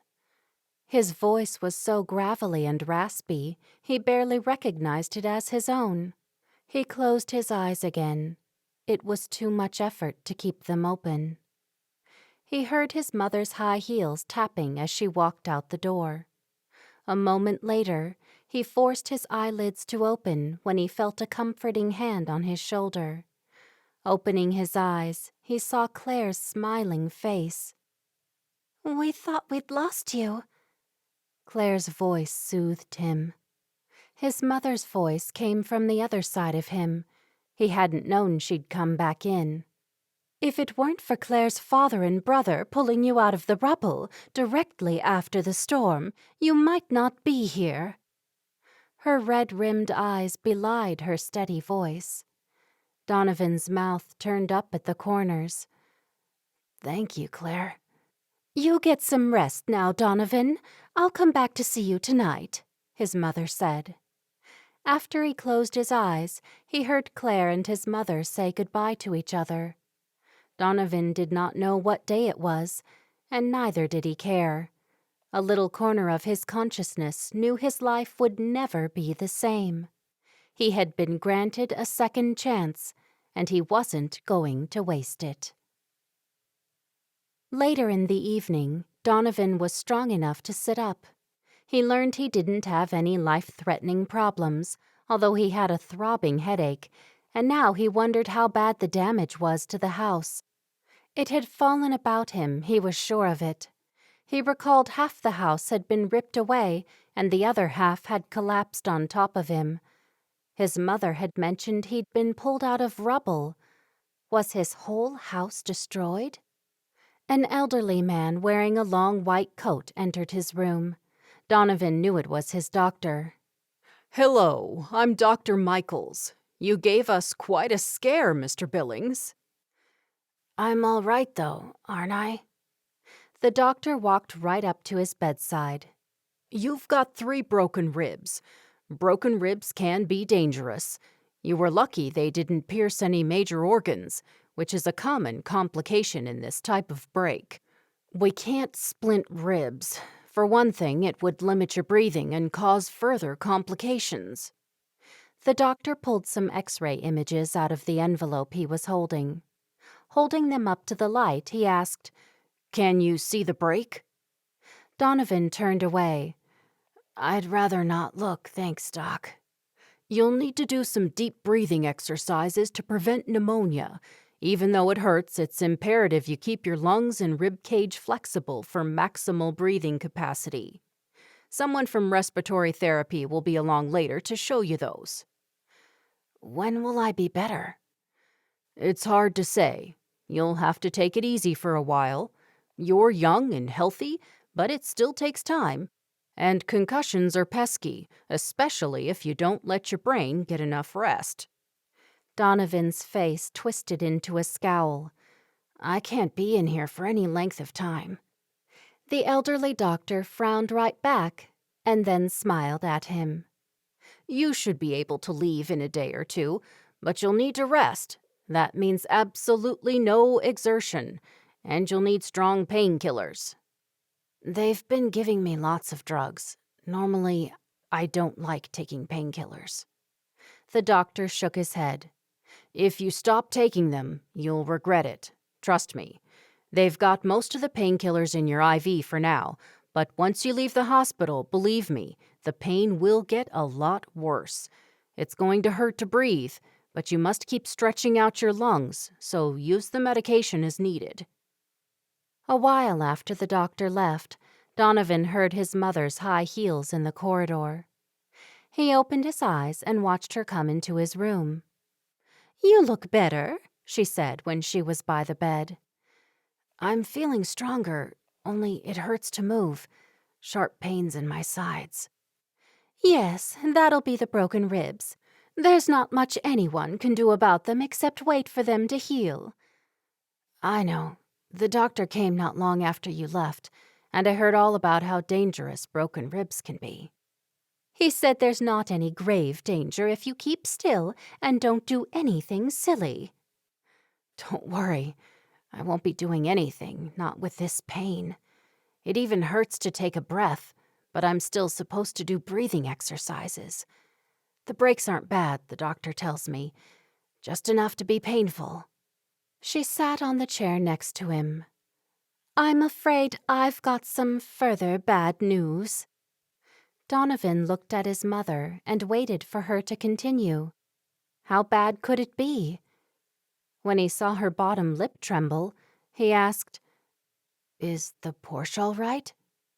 His mother nodded and her eyes darted away from him. "The Porsche's unharmed.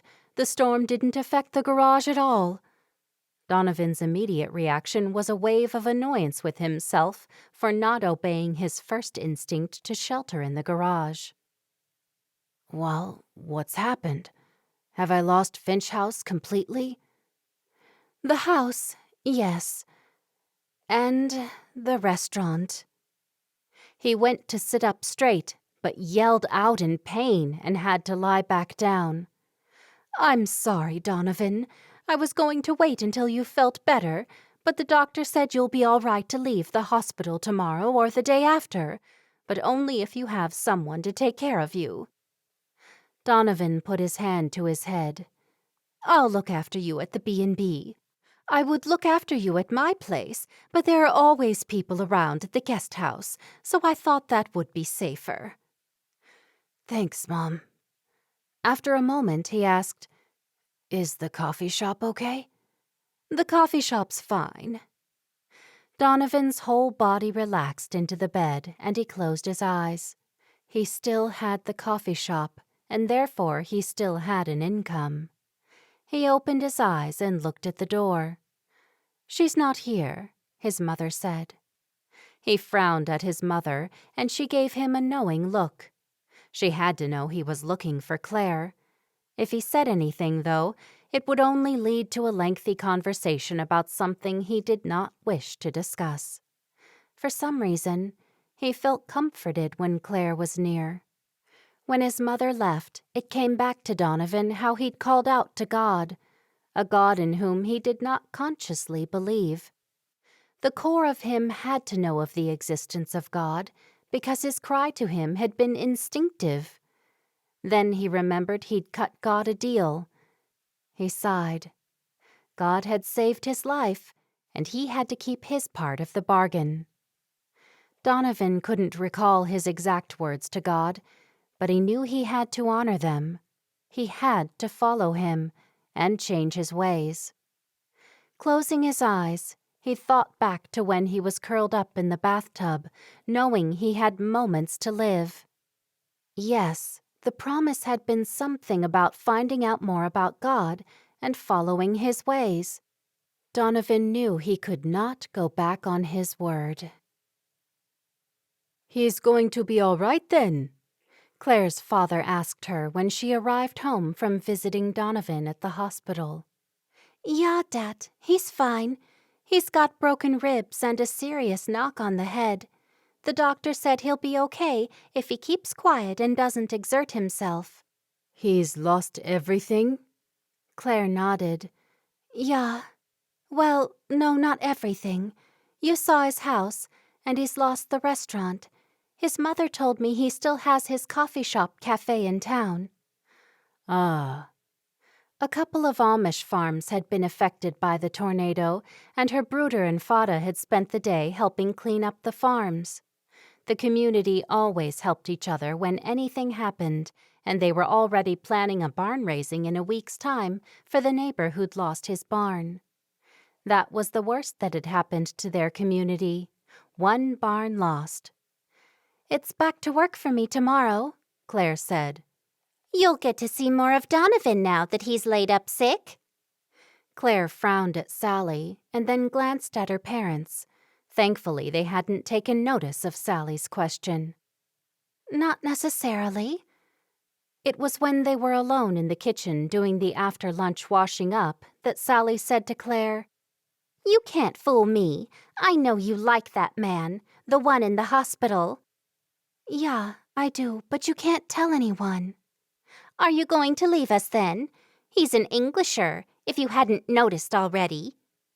Claire shrugged her shoulders. She knew what her Schwester meant. Lines formed on Claire's forehead as she wondered why Sally had to be so cruel and meddling. "Nay, I'm not going anywhere." Sally pressed her face a little closer to Claire's, gave her a glare, and then walked away. Then she popped her head back into the kitchen. "You do the rest. I'm tired." Claire knew Sally was annoyed Claire had found a man she was fond of, while Sally still had no one. So badly did Sally want to find love that it had made her bitter. Claire had the rest of the day to fill since she didn't have any work. She walked into the family's vegetable garden and set about pulling out weeds from the soft, moist soil. She spent the remainder of the day in the garden. In the evening, she helped with dinner, and when that was over, she climbed the steps to her room, glad Donovan was still alive. He could very easily have died in the storm. 5 local people had perished, and he could have become the 6th. Claire pulled off her prayer cap and threw it on her nightstand. Sitting on the end of her bed, she unbraided her hair and brushed it out. She wondered why Gott had put Donovan in her path. Was he testing her? From what Jessie had said, Donovan had his share of lady friends, and he was not the kind of man who'd be faithful to just one woman. There was no point wasting her time thinking about him. He wouldn't join their community. That would be the last thing in the world a man like Donovan would do. After she loosely braided her hair into 2 plaits, she changed into her nightdress and slipped beneath the covers of her bed. She blew out the candle by her bedside and wondered whether all the things Jessie had told her about Donovan were true. She'd have had no reason to lie. But people can change, can't they? Chapter 9. Claire went to work the next morning, and as soon as she arrived, Mrs. Billings called her into her office. "Donovan will be arriving today, unless his doctor changes his mind. Anyway, I'd like you to get room 3 ready for him." Claire nodded, feeling anxious because she hadn't been shown how to get a room ready. As though reading her mind, Mrs. Billings said, "Linda will help you and show you what to do. While he's here, you'll be looking after him." "Me?" "Yes, unless that's a problem." Mrs. Billings looked up at Claire over the top of her glasses that perched on the end of her nose. "No, it's not. Not at all." After being given her instructions, Claire went to find Linda. "Linda, I've got to prepare room 3 for Donovan. Mrs. Billings said he might be released today." Linda looked up from making the bed in room 2. "Help me out here and we can do number 3 next." Claire was relieved Linda was there to help. She knew by what Jessie had told her Mrs. Billings was most particular about everything, and she'd be even more so regarding her only child. During their cleaning, Claire told Linda she'd been given the job of looking after Donovan. Linda straightened up. "I told Jessie this, and I'll tell you. He's no good. He'll break your heart as soon as look at you." "I don't like him in that way. I mean, he seems nice enough, but I'm not interested. No, it's nothing like that." Claire tucked in the corner of the sheet just like she'd been shown. "It never is." Linda smoothed down the sheet now the ends had been tucked in. After they had room 3 ready, Claire reported to Mrs. Billings. It's all done, Mrs. Billings. What would you have me do now? I've rung the hospital and he'll definitely be out today. I'll drive him back. You help Linda until we arrive. Very well. Claire hurried back to Linda, hoping Linda wouldn't warn her again about Donovan. If only there was an Amish man somewhere who could occupy her thoughts as fully. She'd never seriously considered Donovan as a potential boyfriend or husband.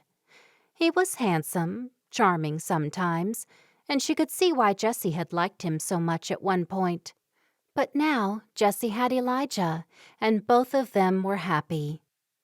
Claire had heard one report saying the restaurant had escaped damage, but knew that was untrue because Mrs. Billings told her it was ruined. The restaurant looks all right from the outside, she told Linda as they both looked out the window at it. It might look all right, but the whole roof caved in. It's just the walls of the building that are standing, Linda said. And I hear they're in need of reinforcement. Donovan's loss was made easier because he had insurance. Hopefully, his insurance covered tornadoes. His paperwork was at his house, and now it was destroyed. He'd phone the insurance company as soon as he got to the guest house.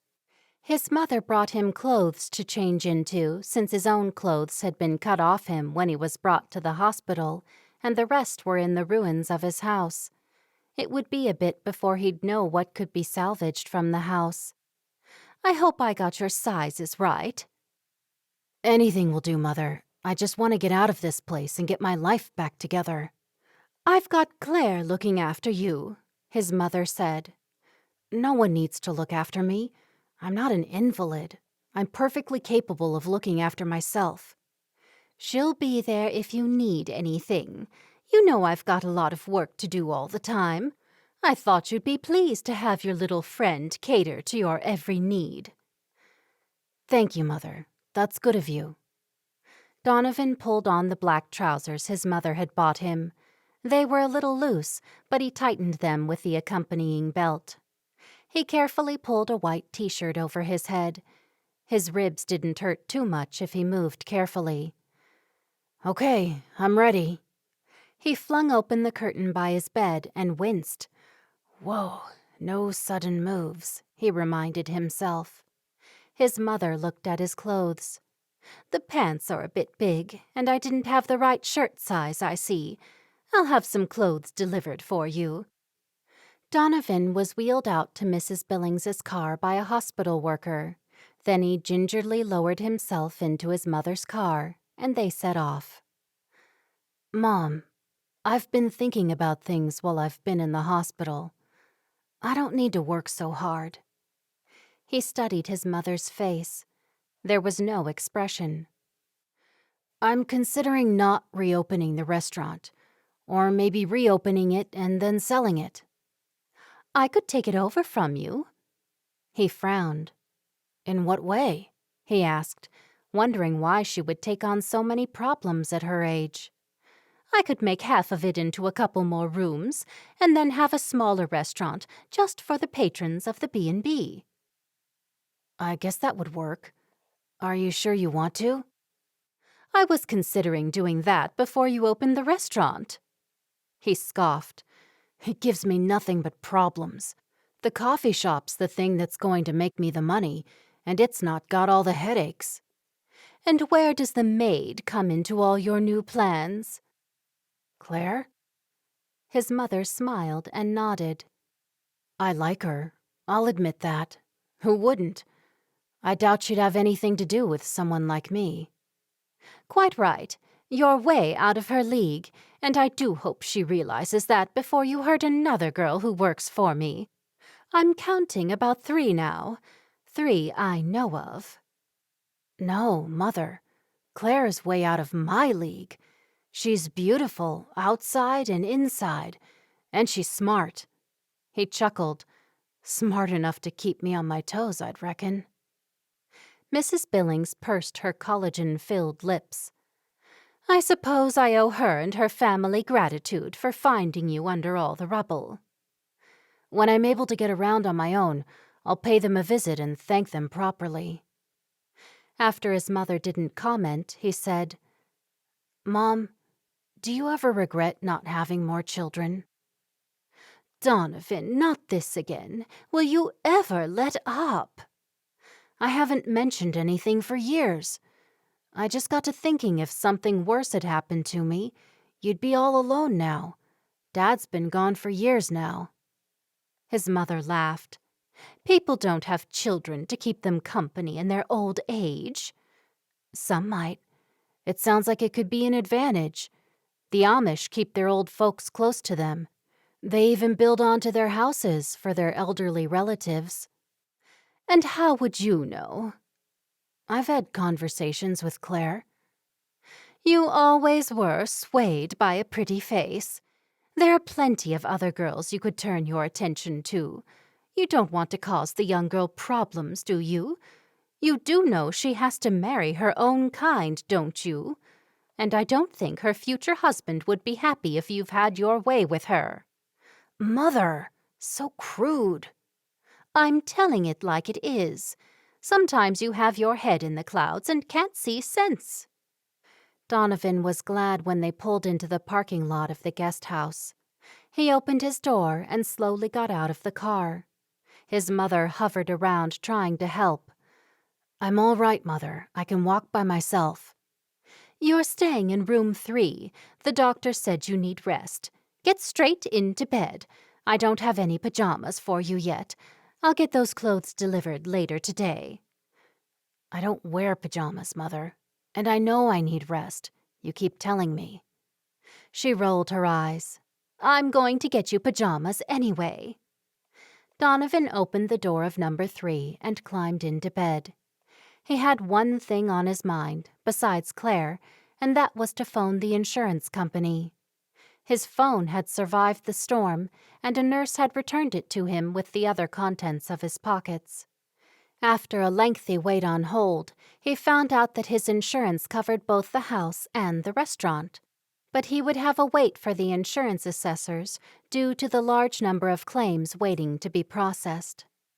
How would his staff get on? He called the insurance company back to see if he had taken out insurance on their behalf for loss of income. The insurance company said the insurance would have had to be taken out by the workers themselves.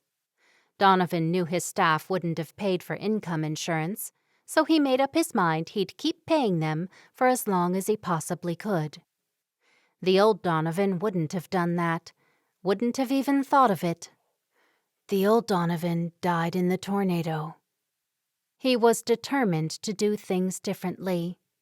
He was thankful he still had the coffee shop, and after he franchised it, he could live decently. There was a soft knock on his door. "Come in." "Hello, Donovan." Claire walked to his bedside. "Your mother's appointed me to look after you." "Then I'm a lucky man." Claire giggled. "It's good to see you, Claire. I didn't ask you at the hospital, but was your parents' farm damaged by the storm?" "No, we escaped it, but 2 of our neighbor families had their barns destroyed. Well, one of the barns had its roof ripped off, and the other barn was flattened." "That's awful.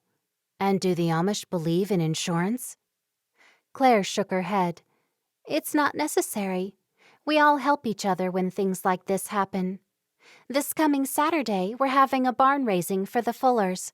They're the ones who lost their barn completely." "A real Amish barn raising?" Claire nodded. "Do you think I might be able to watch?"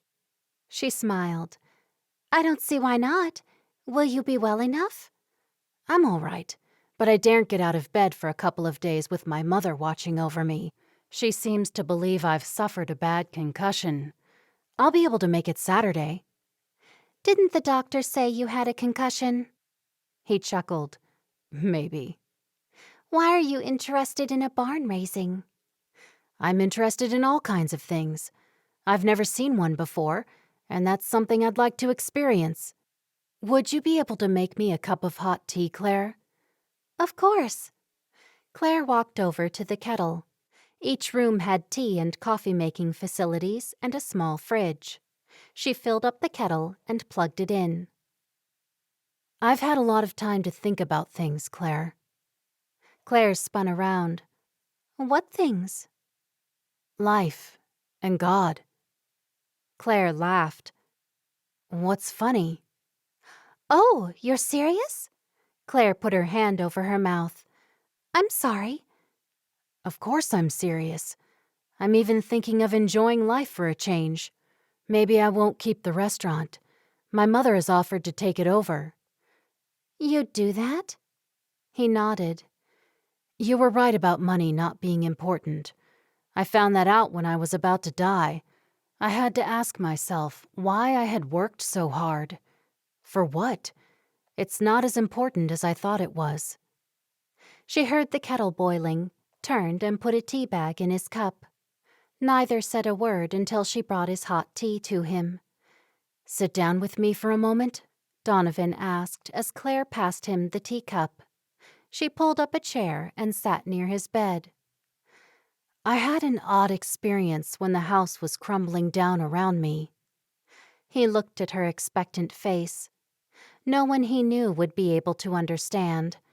No one but Claire.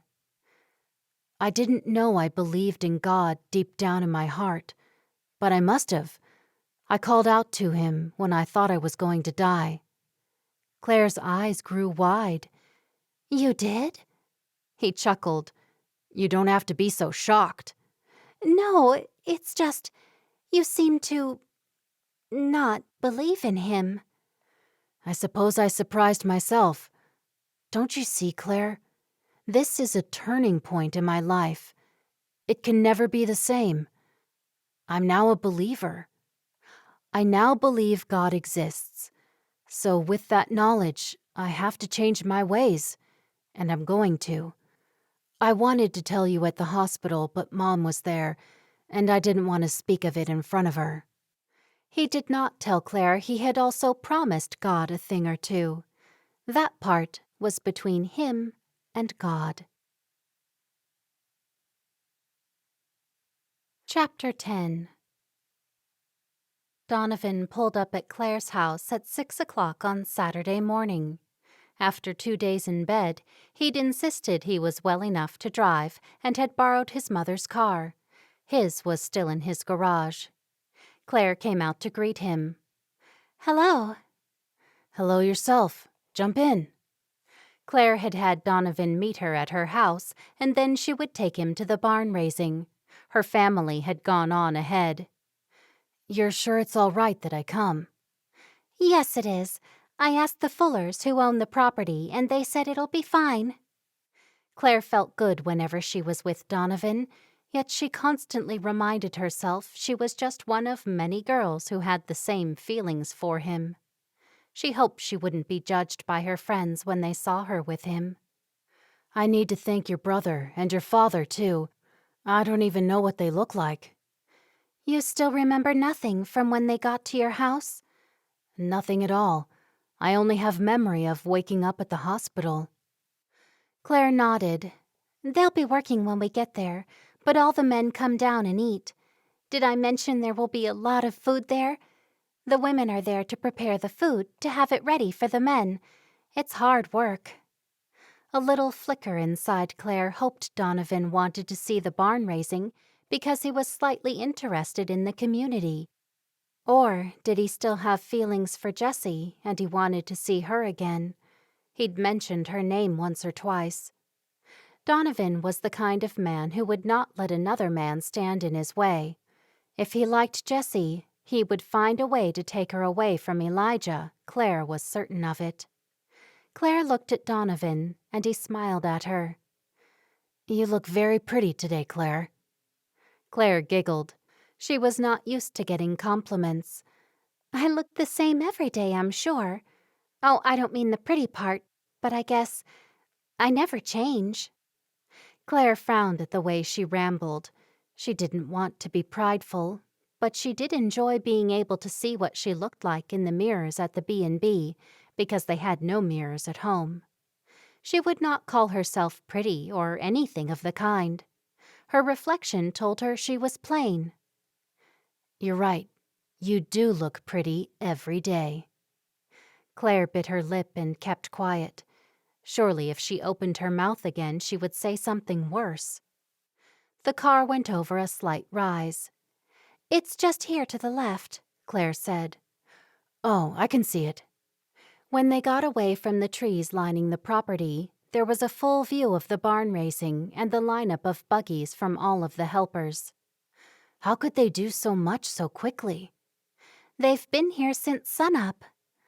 It's spectacular. Donovan marveled at all the men who appeared as ants running along the new wooden framework of the large structure. He parked his car behind the buggies. You go and do what you have to, Claire. Would you normally help the women? "Yes. Are you sure you'll be all right?" I'll sit over there. Donovan pointed to a log bench under a tree, which was close to the house where the ladies were setting up the food. I only wish I had a camera. "You know it wouldn't be allowed, don't you?" Donovan nodded. I know. "If it gets too much for you, let me know. If you feel tired, it might be best to get a taxi and leave your car here." I'll be all right. Stop fussing, woman, and go. Claire smiled at him, then turned and walked toward the ladies. After half an hour of sitting and watching the spectacle, Donovan saw a tall young man approaching him. Hiya! Donovan slowly rose to his feet, hoping it wouldn't hurt his ribs. Hello, I'm Donovan, a friend of Claire Shoneberger. The young man smiled widely. I know. I'm Claire's brother, and we've met. Donovan reached out his hand. I'm sorry. I remember nothing except waking in a hospital bed. From the bottom of my heart, I thank you. I owe you my life. While shaking Donovan's hand, the young man said, I'm Elias Shoneberger. Claire was the one who insisted we see if you were all right. It was just as the storm had gone, and we weren't sure if the twister was going to turn and come back. Thanks again, Donovan said. You took a big risk. Claire can be persuasive. Sit down, Elias said, and sat on the bench next to his spot. This is an amazing sight. I've heard of barn raisings, but I've never seen something like this with my own eyes. Elias looked toward the half-built barn. Tell me, Elias, how can I repay you and your family for what you've done? Elias chuckled. No need to do so, Donovan. Is your father here today? Yes, he's here somewhere. I think he's cutting the wood around the back. Are you up for a walk? As long as Claire doesn't see me. She told me to stay here and not go anywhere. He stood up. Let's go. Donovan was pleased Elias was so nice, and his greeting had been so friendly.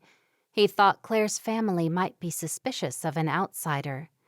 As they rounded the corner of the frame of the barn, Donovan saw 4 men cutting wood with handsaws.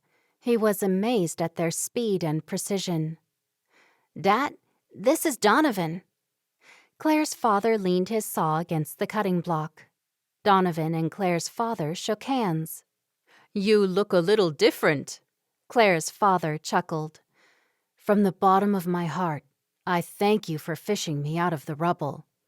Ach, it was something anyone would do. No, you risked your lives to check if I was all right, and you didn't even know me. The storm could have turned back on itself. Claire's father narrowed his blue eyes. I've learned women know things sometimes. Claire insisted, and I had to listen. Donovan felt the back of his eyes sting, and he blinked a couple of times. Thank you. He did not ask if he could do anything for the family in case it wasn't met with a good response. He had quickly learned he had nothing, neither could he buy anything for them they would want.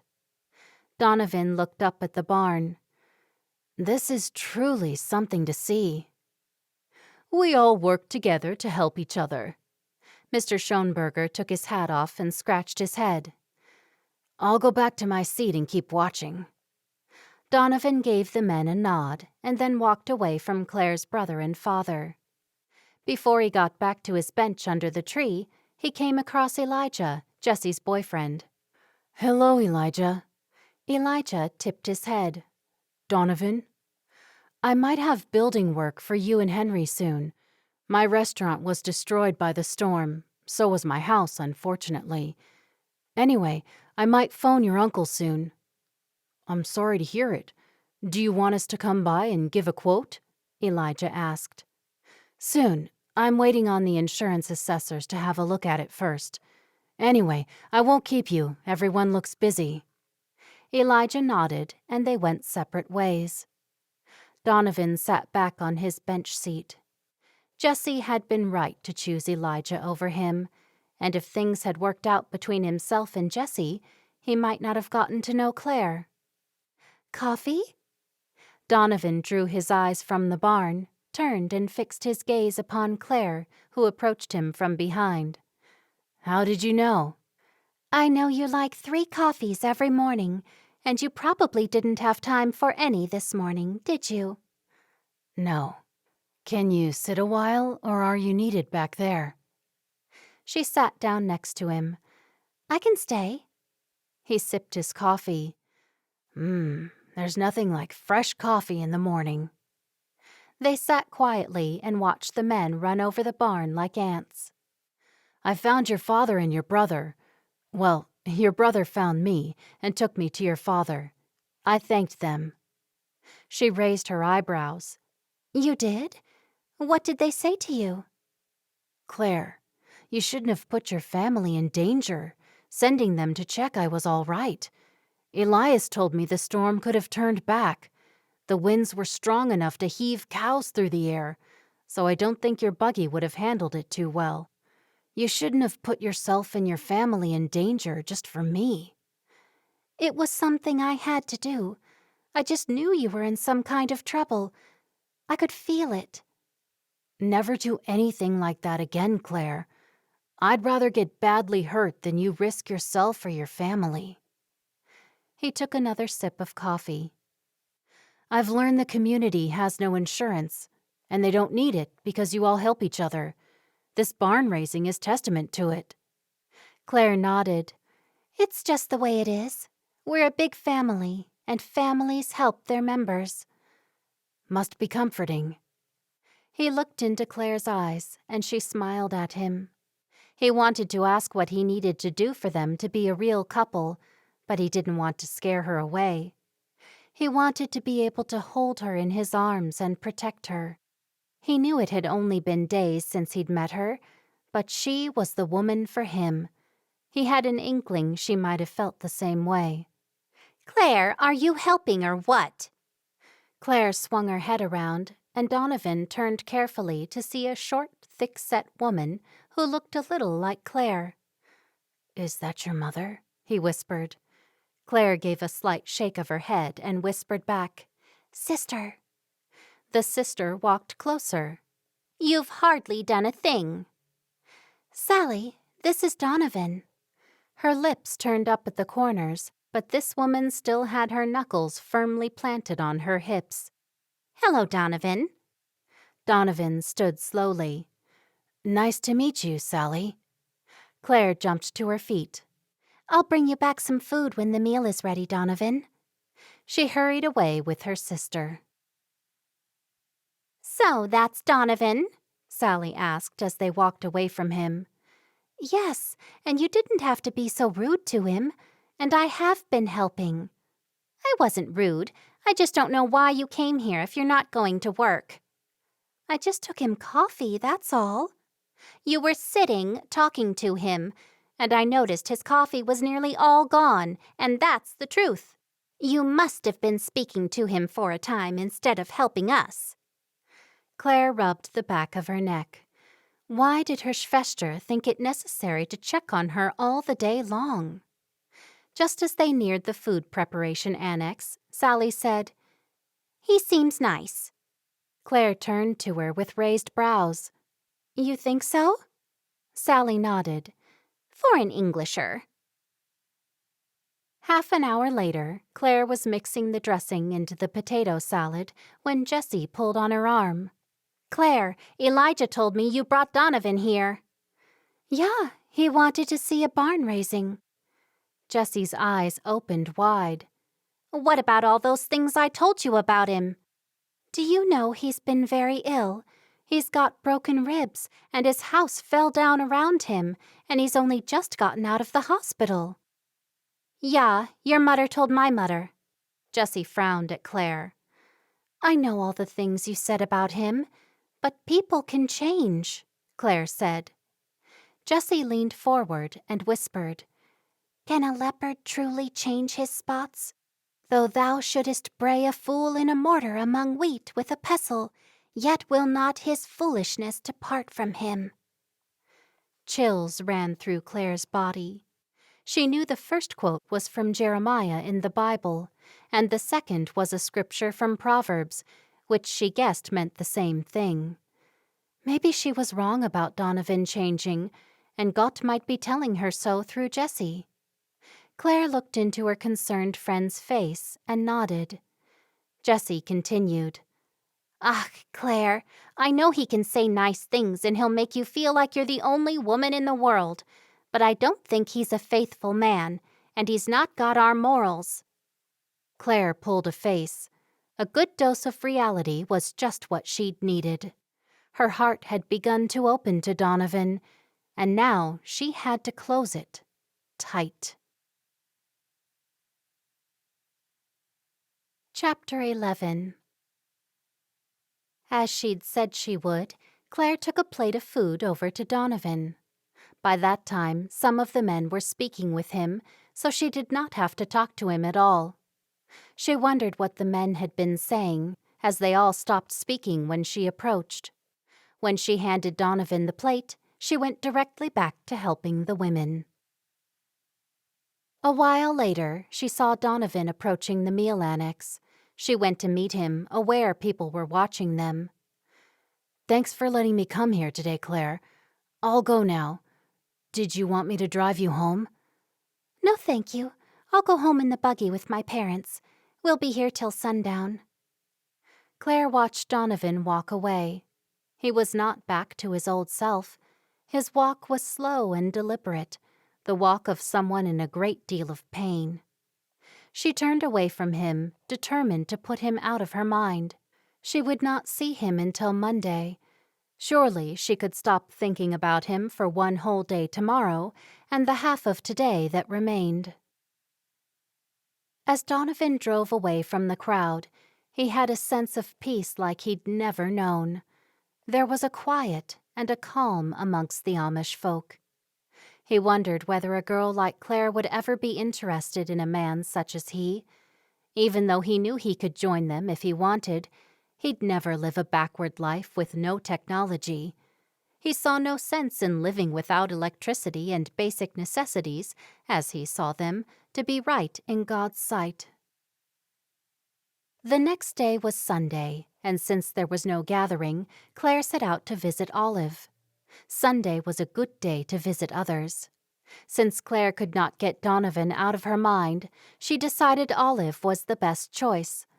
Olive had fallen in love with a man who'd joined the community, so maybe she could offer advice on Englishers. Olive, I need to speak to you privately. Okay, Olive nodded. Let's go for a walk. They headed off down the driveway to walk along the roadside. What is it, Claire? You look troubled. I like a boy. I should say, a man. Donovan, the Englisher who was at the barn raising? Claire nodded. Yeah, and it's the same one Jessie used to like. She said terrible things about him, but I think he's changed. He might have changed, but he's not Amish. That's what I wanted to talk to you about. Blake joined the community, and you'll be married to him soon. How did it come about? Olive looked down at the ground. He had believed in God for a while. He was willing to join the community. It's nothing I did or said to force him. Nay, I didn't think you would have forced him. I just thought you might have some advice for me. I think I'm in love. I can't stop thinking of him. It worries me. Olive's eyes fixed upon Claire's, and Olive stopped still. I don't have any advice, Claire, except to pray about it and leave it for God to work out. If it is meant to be, He will join us, and if not, then someone else will come along for you." Claire scratched her neck and screwed up her nose. "Do you really believe that?" "Yeah, I do." Something told Claire that Donovan would never join the community. He just wouldn't. She would have to find a way to rid him from her mind. Maybe she should not return to her job. No, she had to stay and make sure he was all right. At least she would stay until he was completely healthy and back on his feet. Besides, she had told his mother she'd stay for at least a year. "Have you spoken to the other girls about this?" Claire knew she meant their other 3 friends, Amy, Jessie, and Lucy. "Nay, I don't want them to know. I have spoken to Jessie. I mean, she's warned me about him, but she doesn't know I like him. I think she has an idea I might like him from what she said. I guess by now they've all heard he was at the barn raising, but they haven't mentioned it to me." "I won't say anything then." "Thank ye, Olive. I just thought you would be the one who might have some advice for me." "I guess you just have to wait and see how things turn out." Claire nodded. "Now, how are things with you?" "Couldn't be better. Blake is learning about the community, and Leo has all the Hilty-kinner to play with." Olive was speaking of the Hilty family Blake was staying with before he officially joined them. "When does Blake take the instructions?" "He's doing them now." "Good. Do you get to spend much time with them?" "I see them almost every other day, but we're never alone. I guess we have to wait till we're married to be properly alone. He said he's been looking for a house for us to live in, but he hasn't found one yet. He has a funny smile on his face when he talks about it, so I think he's got something he's not telling me." "Maybe he wants to surprise you." Olive nodded. "That's what I think." The mention of Olive soon having a home of her own set Claire's thoughts in the direction of Donovan's house and how it had been flattened. Then she was annoyed with herself for continually thinking about him. Back in the guest house and in bed since his return from yesterday's barn raising, Donovan flicked the buttons of the TV remote, trying to find something to watch. He would have to last the day without seeing Claire again. When his phone rang, he looked at the caller ID to see it was one of the casual girlfriends he used to date. He pressed cancel and then went through his phone and deleted several girls' phone numbers. When he finished, he went through his phone again and deleted photos and texts. He was no longer interested in any of them. He threw his phone onto the chair next to the bed. How could he make Claire be interested in him? She would not be swayed by expensive gifts, and neither could he whisk her away to Paris for a weekend. She was one woman he couldn't let slip away from him. If he had to change himself to win her heart, then he'd do it. Claire was good and kind, but she was also smart, and she was someone who would not put up with his nonsense. He smiled as he remembered how it felt to be near her. Donovan considered driving to see her, but what excuse would he give for doing so? He couldn't say he missed her serene face and quiet voice. Would Claire be scared away forever if she knew his true feelings? He was sure he was in love. He had never had these feelings for any other woman. With Jessie, the feelings had never been this intense, this deep. He had to be honest and tell Claire about his feelings for her, but tomorrow was a long way away. Donovan looked at his watch to see it was just past the hour. Hopefully there would be some different shows on TV. "Lunch?" His mother poked her head around the door. "Yes, thanks, Mom." Conveniently, his mother lived next door to the guest house. "I've got some soup coming for you." She sat on the end of his bed. "What are you watching?" "Nothing. Just trying to find something interesting to pass the time. But there's nothing." "Do you want me to bring some books or some magazines?" Donovan sighed. No, you could pass my laptop over. No, no work. You need to rest and relax. Donovan's mouth fell open. He wasn't used to hearing the word no. I will be resting. I'm not going to exert myself by pressing a few buttons. No, but you'll see an email or something that'll cause you stress.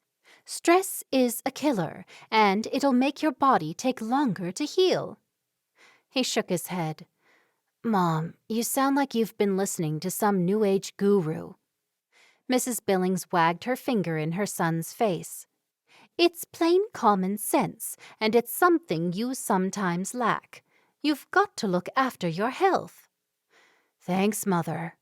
I mean it. You're the one stressing me, Mother. Mrs. Billings chuckled. Why don't you and I go out somewhere nice for dinner tonight? Are you up to it? Thanks, I am, and it would be good to have a change of scene. I'll bring your soup. Mrs. Billings left him alone and brought the soup back a quarter of an hour later. When he'd finished the soup, he looked at his watch to see it was 2 in the afternoon. It had been a long time since he'd gone out with his mother.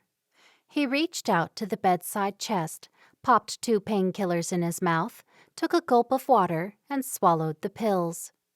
He hoped he would not get into an argument with his mother over dinner.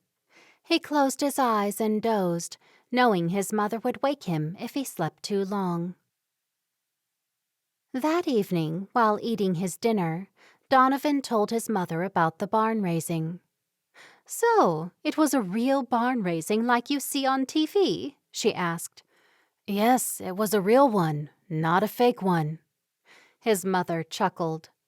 You're just like your father. What was it like?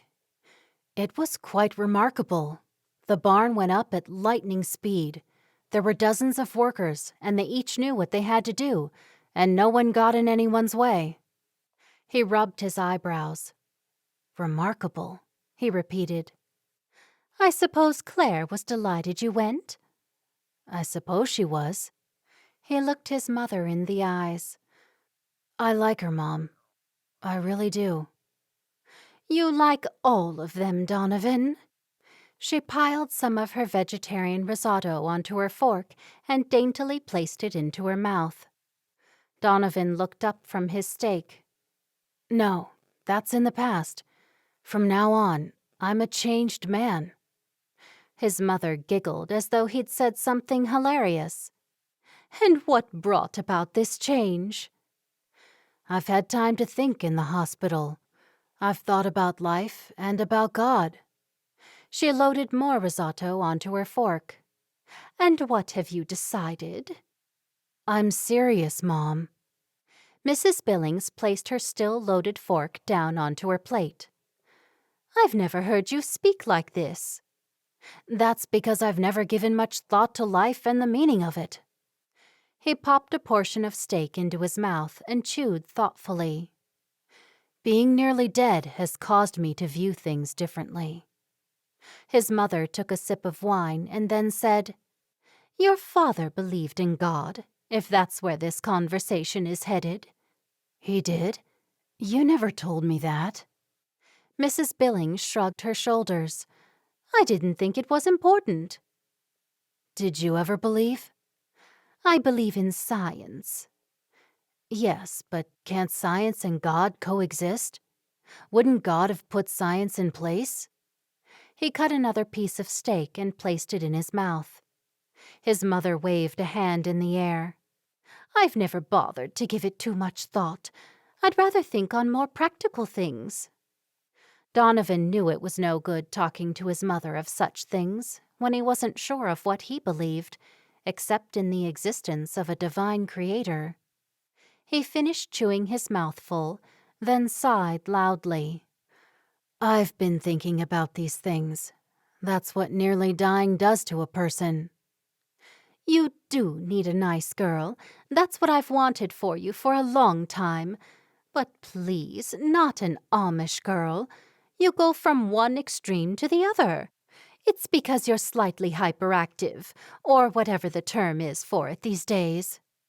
Mrs. Billings rolled her eyes and then patted his hand. "You'll get over her."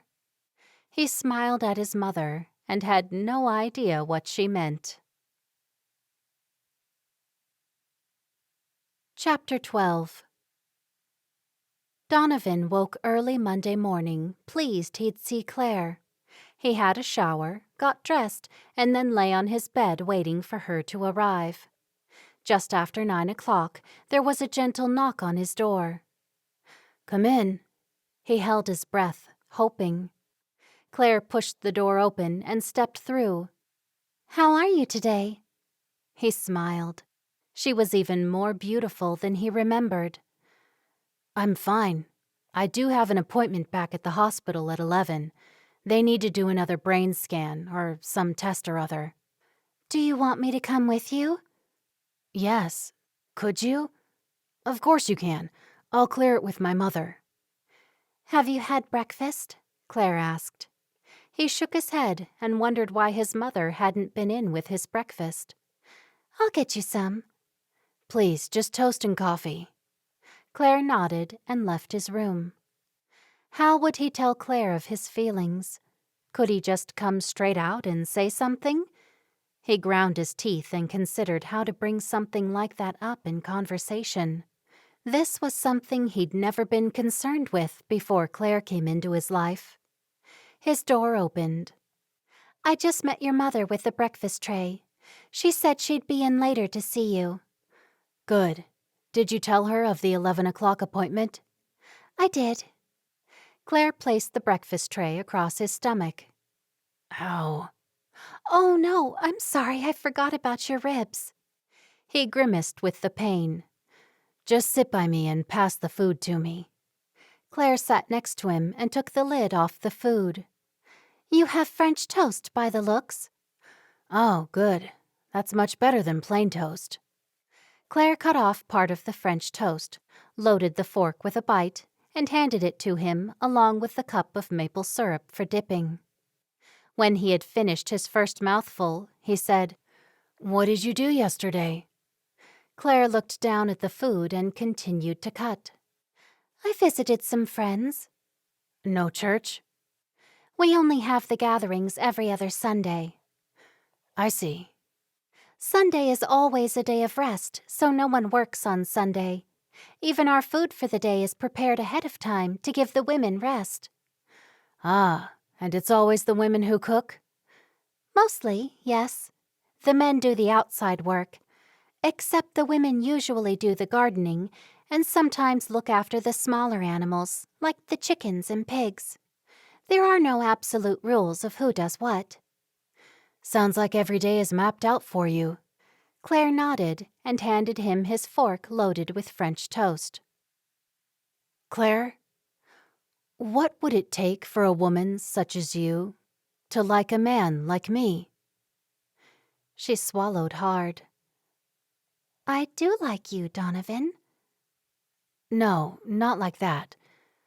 I mean, what would it take for you to have a real relationship with me?" Her cheeks flushed with color and her eyes grew wide. It wouldn't work. It simply couldn't. He was certain Claire liked him. Years of being in business had helped him to read people to a certain extent. "You would like it to work, wouldn't you?" He moved slightly, then grimaced again with the pain from his fractured ribs. Her hand flew to his arm. Careful. "Tell me this. If I were Amish, would you go on a date with me?" You're not Amish, Donovan, so there's no point in me answering. She cut the rest of his toast into bite-sized pieces, left them within his reach on the side of the bed, and then stood up. Now, finish your toast and drink your coffee, and I'll be back a little before 10:30. She placed the coffee mug in his hands and left the room. His head pushed back into the pillow. Where had he gone wrong? He slurped his coffee between bites of food, not even caring it was all lukewarm. After the appointment at the hospital, Donovan stopped his car at a park not far from the town center.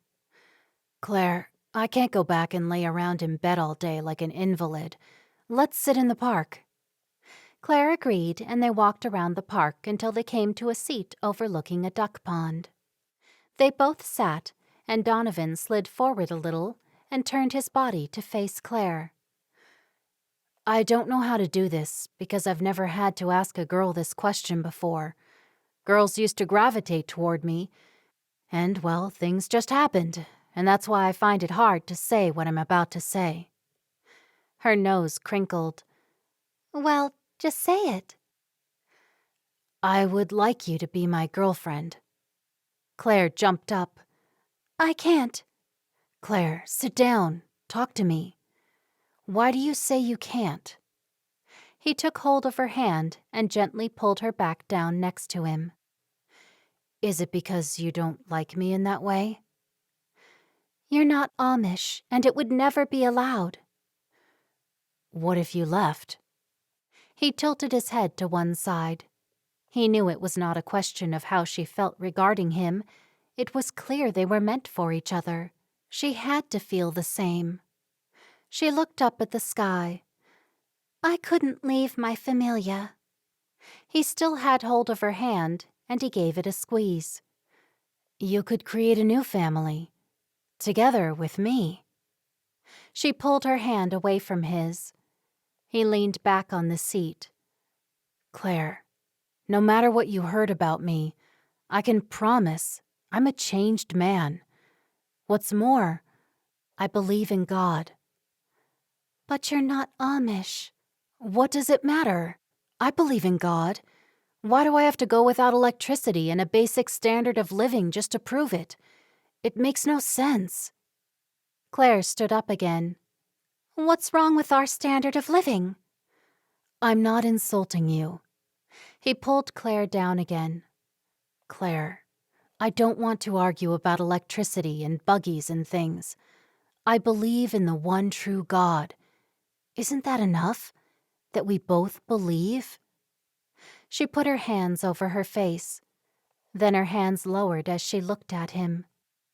Donovan, why do things have to be so hard? He chuckled. They're not hard. I want you to be my girl. And if I have to marry you to show you I'm serious, I'm willing to do so. I will. Her eyebrows rose. You want to marry me? He looked up to the sky. My mother always said I rush into things. But so far, everything I've rushed into has always been right. Well, maybe not so much the restaurant, but I knew that one was a gamble from the start. He turned to her and took her hand. Will you marry me, Claire? Tears fell down Claire's face. She stood up and said, I can't. I just can't. He stood up and faced her, ignoring the pain pinching at his side. Shh, don't cry. I understand. I'm not going anywhere. I'm going to be here when you change your mind, waiting for you. She wiped her tears away and smiled at him. Blake joined the community. It's not a hard thing to do. You see, you don't need to lose what you've got. He's working things out with the bishop so he can still have his business.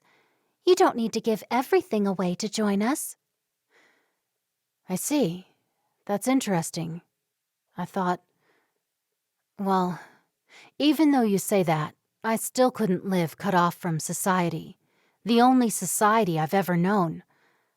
I'm sorry, Claire, I just couldn't. But if you leave, we can have a similar life together. It would be easier for both of us. You can do whatever you like when you're my wife. You can work or not work, anything. I'm sorry. I can't leave everything I've ever known either, just for love. You love me? She looked down at the ground. I can't say more. I understand. Donovan looked at his watch. I'll drive you home. Not much use going back to the B&B this late in the day. Hoping her eyes weren't red, Claire walked toward the house. She could already see Sally looking out the kitchen window at her. No doubt Sally would have something to say about Donovan driving her home again. Claire pushed open the back door and was immediately faced with Sally. What was he doing driving you home? I went to the hospital with him for a checkup. Sally stood with her solid frame square in front of Claire, so Claire could not get past her. Why are your eyes red? I don't know. They've been a bit sore all day. I think I've got an allergic reaction to something. Or someone. Sally stared at her some more. Well, you can help with dinner now you're here. Claire joined her mother in the kitchen. All she wanted was to be alone, but she had to wait until after dinner, and it was only mid-afternoon. After dinner, Claire was finally in the privacy of her bedroom, and her thoughts turned to Donovan. How could things possibly work between them? There was no support amongst their families at all. Mrs. Billings looked down her nose at her, and her familia would never accept an Englisher. They'd be isolated and alone. If she did leave the community, she wouldn't be shunned because she had not been baptized and therefore was not an official member. Only official members could be shunned, but her familia could very well choose not to associate with her. She knew of many families who did not speak with family members who'd left the community. Why was everything so difficult? She sat sideways on her windowsill and looked toward the setting sun. The sky turned from orange into pink and lavender, gradually darkening as the sun finally sank behind the distant trees. Donovan said he'd changed. She'd never seen the side of him she'd been warned about. She'd seen his temper on the first day, but it was the only negative thing she could recall. If Jessie was right in the things she said about Donovan, he had gone from being a womanizer to a man who believed in God and wanted to settle with one woman. No, not just one woman. He wanted to marry her. Claire sighed and threw herself onto her bed. He'd changed. He had made a huge change, and she'd stayed the same. Should she, or could she, compromise a little in order to have love in her life? He'd wanted to meet her halfway. Should she take one step and meet him in the middle? God, I have no idea what's right and what's wrong anymore. I love Donovan and want to be with him, but don't know how it would ever work. I give the problem to you to sort out. Claire spoke softly to Gott. Now she would have to leave things in his hands and know the outcome would be his will. She pushed Donovan out of her mind the best she could and went downstairs to see what her familia were doing. Sometimes at night they played board games or Dutch Blitz, and right now she needed a distraction. Chapter 13. That night, as Donovan again flicked through the TV stations, trying to find something to watch, his thoughts returned to Claire. He knew things would eventually work out between them. He would have to be patient and not turn back to his wicked ways. He knew if he did so, he would surely lose her forever. If he'd been convinced the Amish way was the only true way, he'd seriously consider joining them. He had no such evidence it was so. If he joined the community solely to marry Claire, he'd probably not be the only man to do such a thing. But he'd be a hypocrite. And could I be happy in the Amish community? The idea of living such a restricted life was not something he wished to ponder, so he didn't consider it for any length of time. How long would it take Claire to realize they belonged together? Flashes of being crushed under the roof popped into Donovan's mind, and he remembered he told God he would get to know him. His love for Claire had distracted him from doing so up until now. He stood up from his bed and looked through the 3 drawers of the nightstand until he found a Bible. For some reason, his mother had one in every room. Probably a leftover habit from when his parents had owned the hotels. There had always been a Gideon Bible in every one of those rooms. Okay, I said I would get to know God, and I guess this is the best way. He opened the Bible, and it fell open at the Psalms. He read for 2 hours before he fell asleep with the Bible across his chest. When Claire woke, all she could think about was Donovan. These days he was rarely out of her mind. She couldn't wait to see him, and decided she wanted to marry him more than anything. If only she could make him understand life in the community was good. After she decided to go to work early, she replaced her nightgown with her pale yellow dress and pulled on her over-apron. I must convince him he can live in the community and be happy. Claire placed the final pin in her hair. She pulled her prayer cap on and tied it under her chin. The smell of baking bread wafted up to her room. Sally was the one who baked the family's bread, and Sally would have something to say about her going to work so early. Claire decided to slip out of the house before Sally saw her and without eating breakfast. She got to the barn, successfully unnoticed, and wheeled out her bicycle.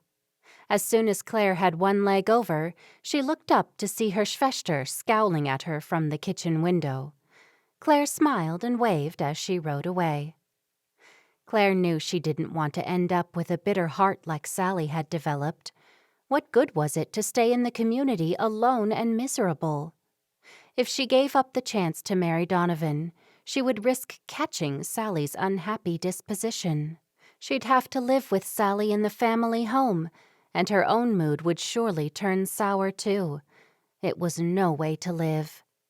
She knew in her heart, if all those stories about Donovan had been true, he'd changed.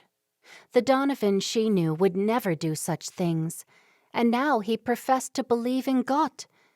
Claire smiled and pushed harder on the pedals. She arrived in Donovan's room breathless, with her face flushed. He was asleep when she softly opened his door. She sat next to him, figuring she would wait silently till he woke.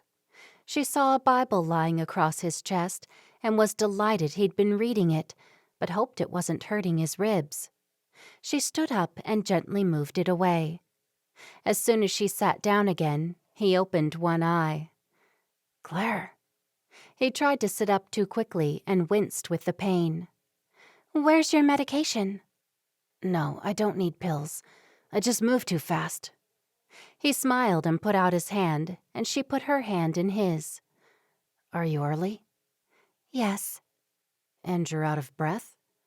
Yes. They both laughed. She wanted to tell him she loved him and wanted to marry him, but words escaped her as she looked into his kind eyes. He gently lifted one eyebrow. Have you reconsidered my question? She licked her lips. Now was her opportunity to tell him how life really was in the community. Donovan, I want you to know your life wouldn't have to change so much if you joined the community. Go on. Many Amish folk own businesses. They own building companies, B&Bs, restaurants, food marts, furniture and craft stores, and all kinds of things. He rubbed his chin. She continued. The bishop also allows electricity and computers in places of business. Claire lowered her voice. Just not in the home. Is that so? Claire nodded. It's not so bad to live without electricity. I mean, I guess the light is not as strong, but it's softer and more romantic. And we do have plumbing, indoors even.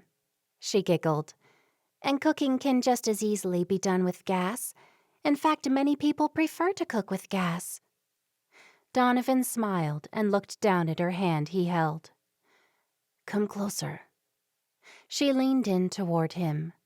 Let's set all that aside for one moment. Whether we live Amish or not, will you answer me one question? Claire's eyes grew wide while she waited for him to continue. Do you, Claire Shoneberger, love me? She looked at his lips, and everything within her was compelled to kiss him, but modesty held her back. Yes, Donovan Billings, I do.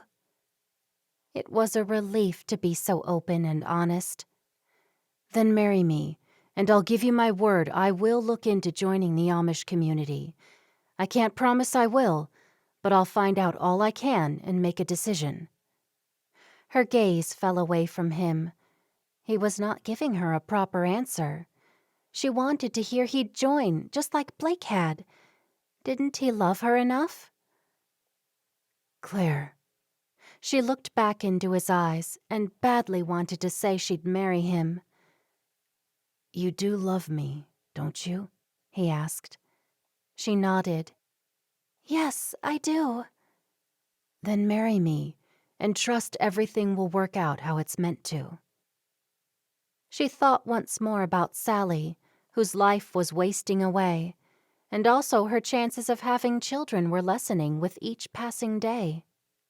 Claire wanted to have children while she was young, and have many of them.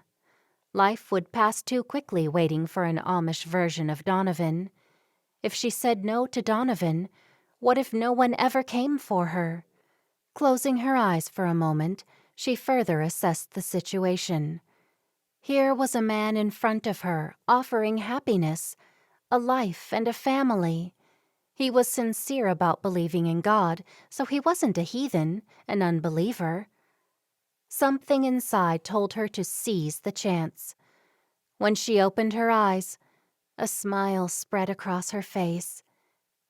Yes, Donovan, yes. Come here. He opened his arms, and she very gently embraced him.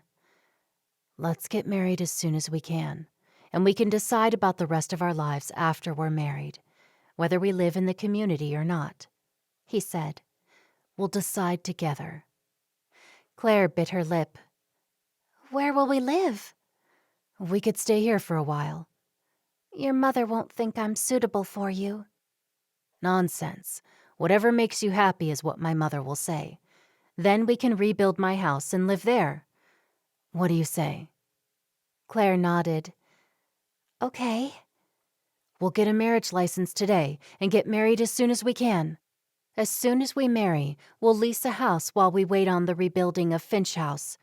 What do you think about you staying here now once we tell your family we're getting married? Claire covered her mouth and looked away from him.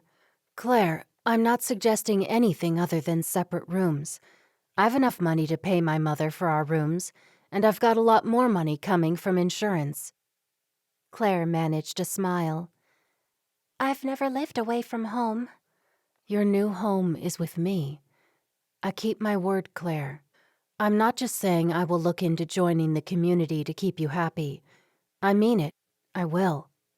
He threw the covers off him. Let's tell your parents right now. Claire giggled. Right now? Right now. You step outside and I'll get changed. She nibbled on the end of a fingernail, hoping her folks wouldn't be too upset. My father will be working on the farm somewhere at this time.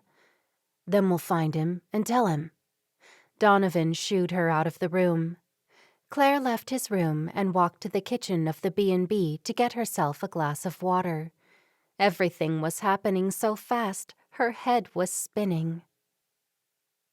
Claire's father and her brother Elias were mending a fence on the far side of the property. She'd spotted them from Donovan's car. He parked and then they walked toward them. Is it polite I ask your father for your hand? Donovan whispered to Claire. No, it's not done. No one asks. Elias was the first to see them. He tapped his father on the shoulder, and his father turned around and waited for Claire and Donovan to reach them. Elias and Mr. Shoneberger nodded hello to Donovan, and then looked at Claire. The reason we've come to find you is to tell you Claire has agreed to marry me. Ugh, her father said as he took off his hat. Is this what you want, Claire? Yeah, Dad. More than anything. Her father nodded and looked at Donovan. You would marry an Englisher, Claire? And leave us? Elias asked. Claire looked up into Elias's face. Donovan spoke before Claire had a chance. I would like to learn more about the community. I have told Claire I will seriously consider joining, if I'm welcome, of course. I need to make an informed decision. Claire has agreed to marry me, either way. Are you angry, Dad? Claire bit her lip, not knowing if she could go through with it without their approval. And what if her mother cried? Nay, I thought this would happen when I saw Donovan at the barn raising. You're not the only one who sometimes knows things. Have you told your mother? Nay, we're going to do that now. Her father nodded solemnly. I'll come with you. Donovan and Claire drove in the car and arrived at the house first. Staying in the car, they talked while they waited for Claire's father and Elias to arrive. Your father took it better than I expected. He's always been that way, Claire said. He has a lot of faith. Donovan nodded. Claire and Donovan got out of the car once Elias and Mr. Shoneberger arrived, and they all walked into the house together. Claire saw her mother coming out of the kitchen, wiping her hands on a dish towel. Is anything wrong? Sally appeared behind their mother, standing with her arms crossed in front of her chest. Dat spoke first. Claire has something to tell you. Claire took a deep breath. She hadn't known how hard this was going to be. Ma'am, Donovan and I are getting married. She blinked a couple of times. Your father and I thought this might happen. Are you leaving the community? Claire looked at Donovan, who stood next to her, and he gave her a smile. For a time. Donovan might join us later. Donovan gently gave her a nudge with his shoulder, prompting her to say, I'll collect my things and go now. I'll be staying at the bed and breakfast. Separate rooms, of course, Donovan added, until the wedding. Her mother took a deep breath and looked at her husband. Claire's father put his arm around her mother. I'll help you pack your clothes, Sally said softly. Sally walked ahead of Claire up the stairs. Once they were inside Claire's room, Sally said, I'm pleased for you, Claire. You are? Yeah. I would do the exact same thing if I ever found anyone to love. Claire spun around towards Sally and gave her a hug. She had approval from one member of her family, and it was the last person she'd expected. Thank you, Sally. You're welcome, little Schwester. After they had packed some things into a large bag, Claire walked down the stairs. You'll come back and visit us? Her mother asked with tears in her eyes. Yeah, I will, ma'am. Don't cry. Please don't. Her mother nodded, and Claire was pleased they weren't going to cut her off. Claire hugged everyone goodbye, and then Donovan and she drove away. Is that how you expected things to be? Donovan asked. Claire wiped tears from her eyes. They took the news better than I thought they would. Sally even said she was happy for me.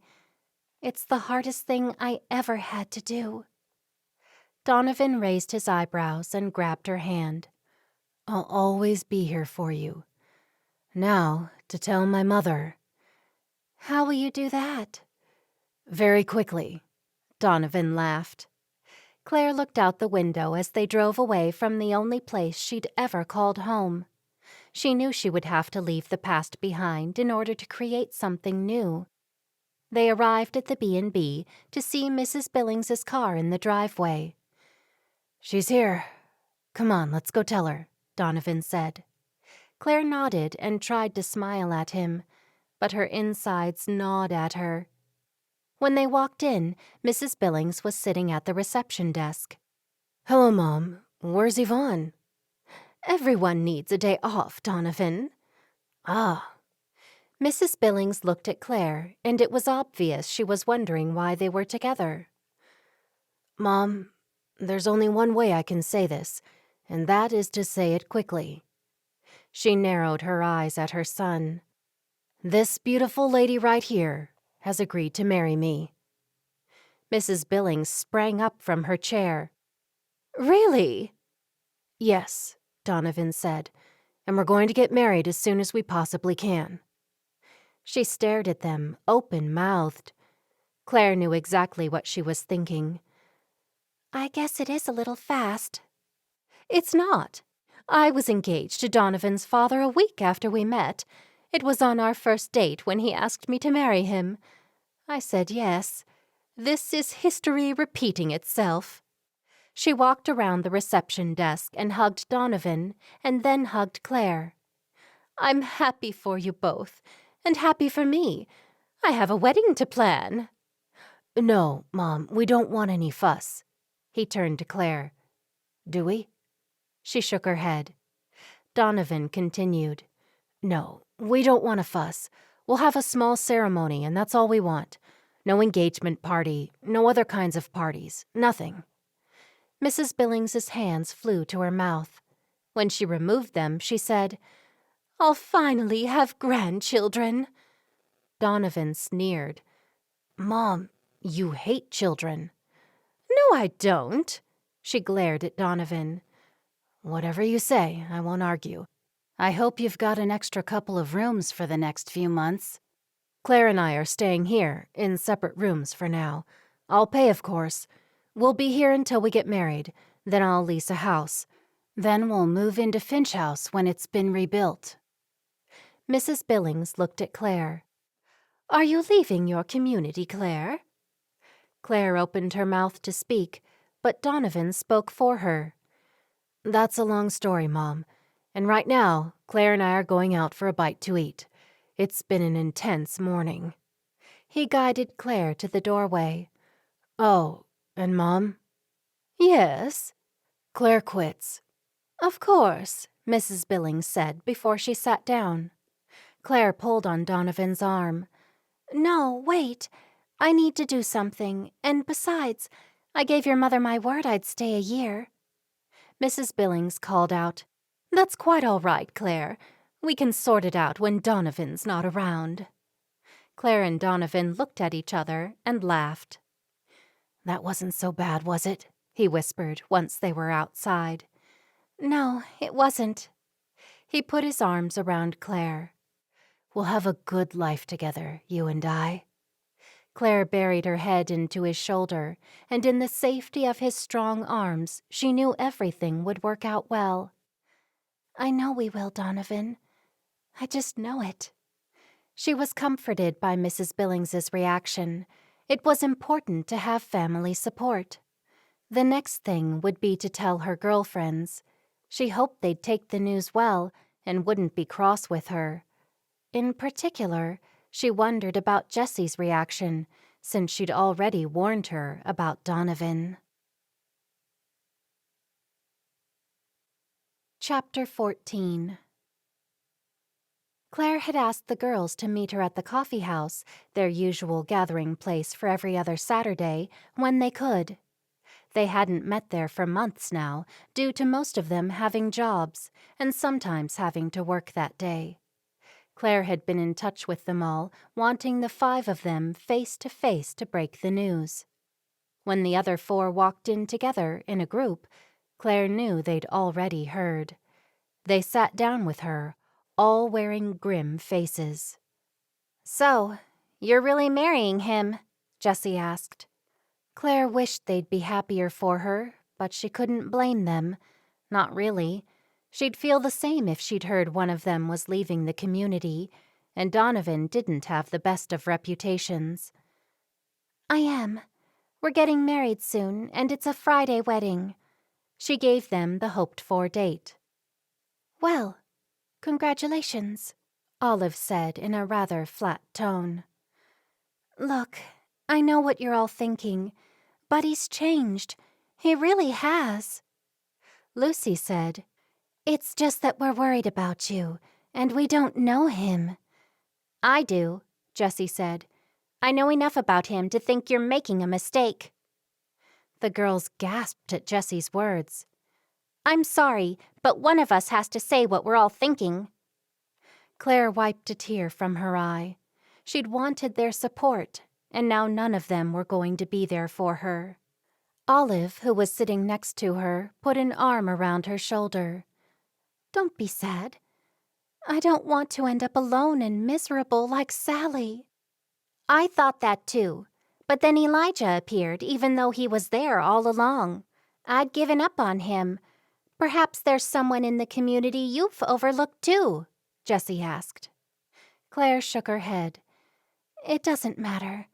I love Donovan, and I truly believe he's the man for me. Now, I would like it if you'd all come to my wedding, but I understand if none of you can. I know you might not even be able to talk to me at all, since I've left now. We'll be there. Well, I will, Olive said. I think we'll all be there for you, Claire. I'm sorry I said what I did just now.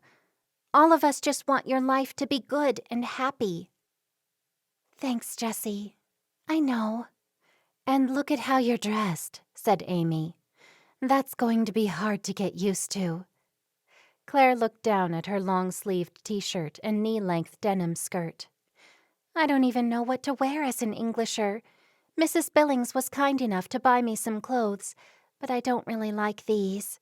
You'll work it out, Amy said. You look fine. Yeah, as pretty as always, Lucy said. I'll support you in anything I can, Claire.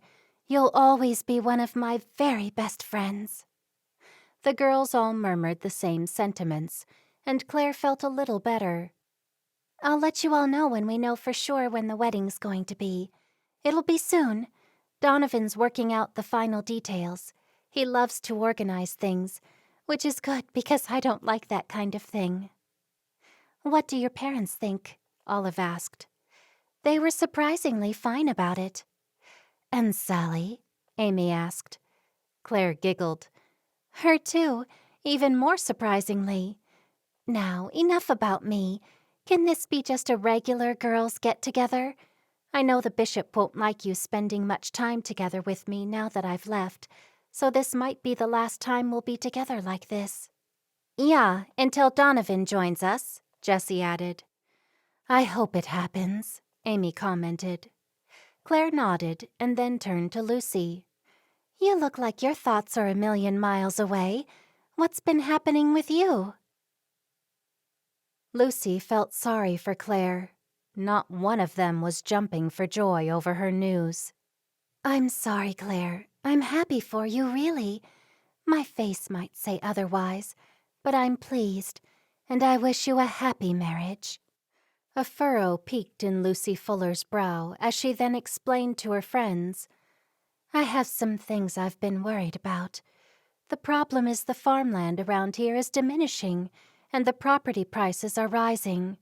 The young couples getting married can't afford to buy farmland because the developers are paying so much more to turn the farms into suburban lots. Ugh, Lucy, why do you concern yourself with these things? And why do we need to discuss it here? Olive clasped her hands on the table in front of her. Lucy folded her arms and leaned back in her chair at the coffee shop. All of us should be concerned.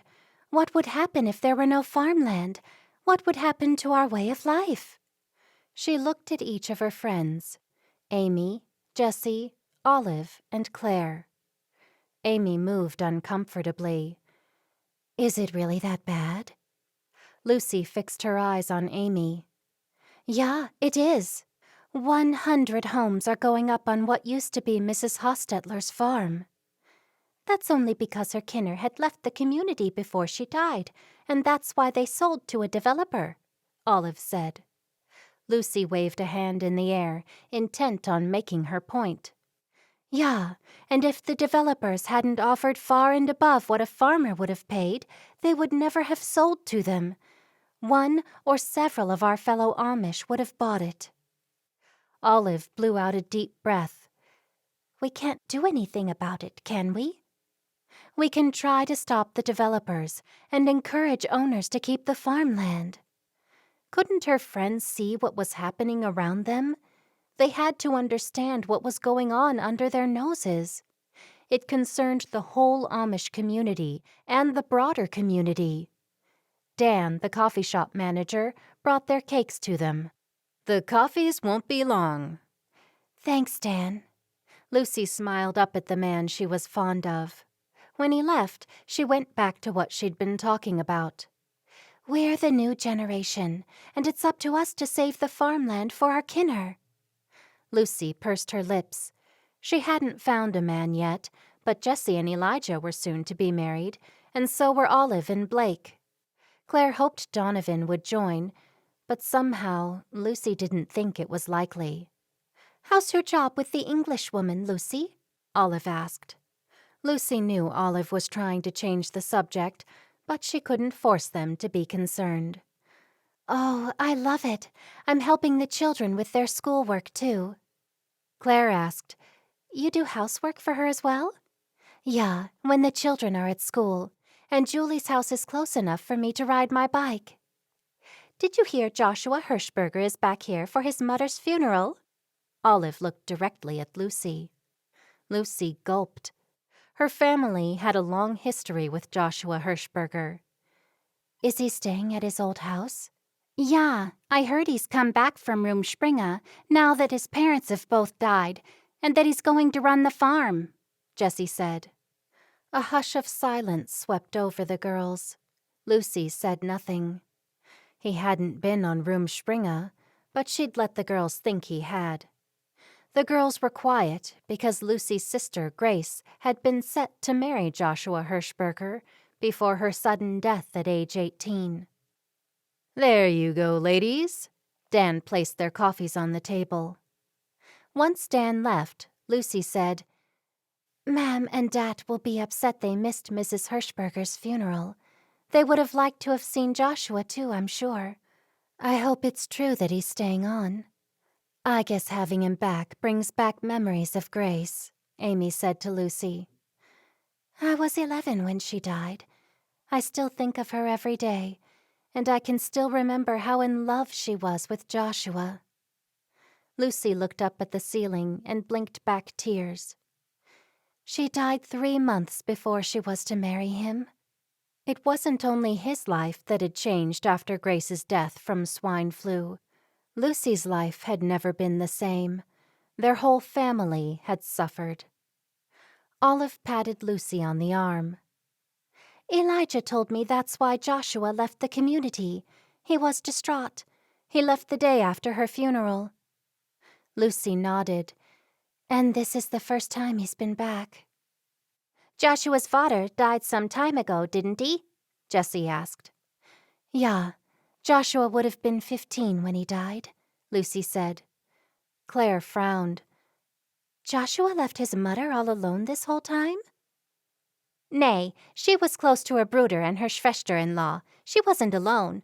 That's where Mrs. Hirschberger's body will be for viewing, at their house, Jessie said. He shouldn't have left her alone. That's all I've got to say. Amy wrinkled her nose. I would never leave my mother alone if I had no siblings. You can't hold that against him, Amy. Everyone does what they think's right. My father says people must make their own way and do what's right in their own eyes, Claire said. Amy tapped Olive's arm to gain her attention. You seem to know a lot of what's happening with Joshua Hirschberger. Elijah and Joshua were friends before he left the community. Joshua came to the house to see him yesterday. Olive picked up her mug of coffee. Lucy turned to Jessie. Did you see him? Were you at their home when he visited? Lucy guessed Jessie might have been there since she was practically engaged to Olive's brother Elijah. Jessie nodded. He's very handsome. Olive giggled. He's not as handsome as Blake, though.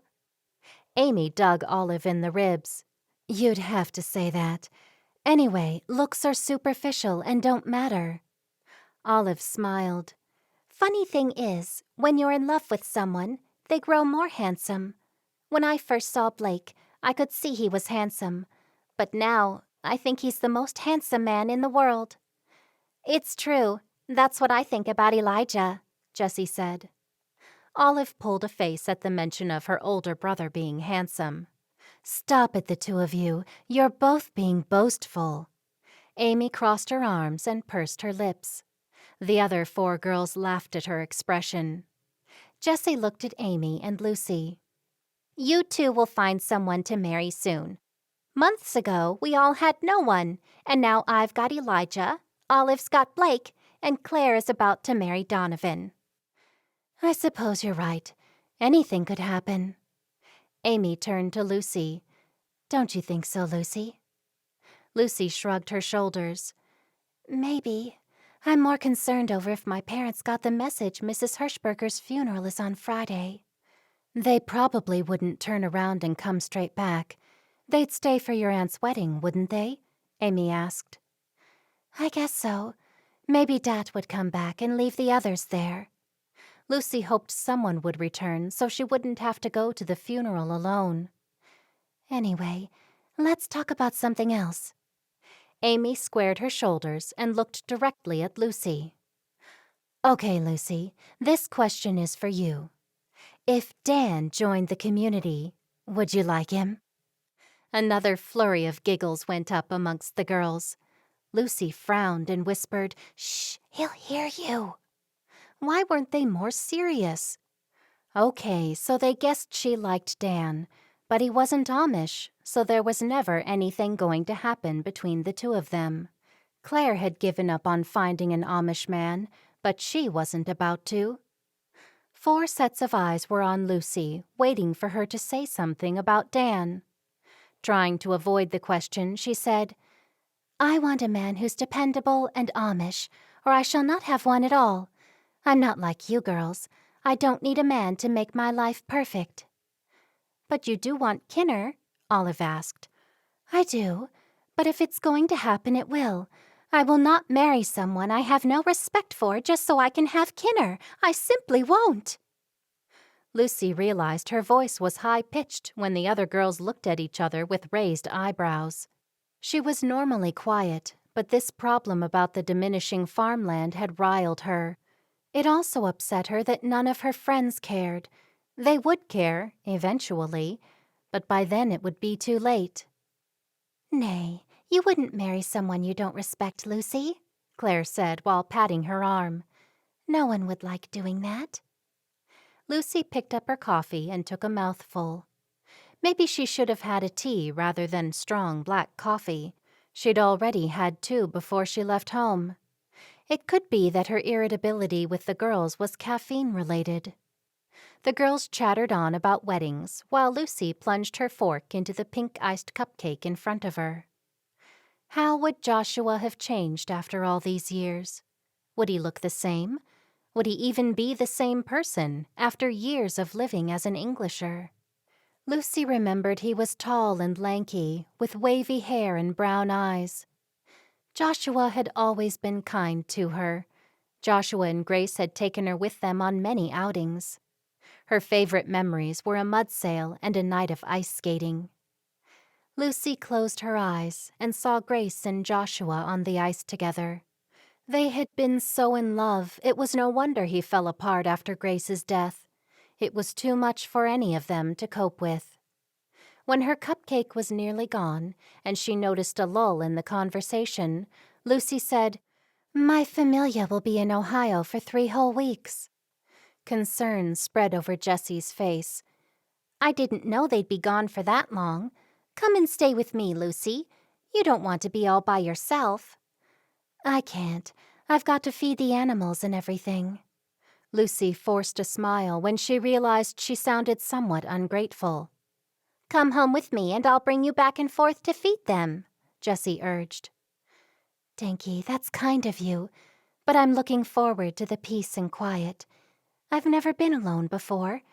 It could be a nice change for me." The other girls were quiet, and Lucy felt different from them. Didn't they care about anything, or were they only concerned about marriage? "Did you know there's a land preservation trust?" Amy and Jessie shook their heads at her talking about the land again, but Olive said, "I think I've heard of it."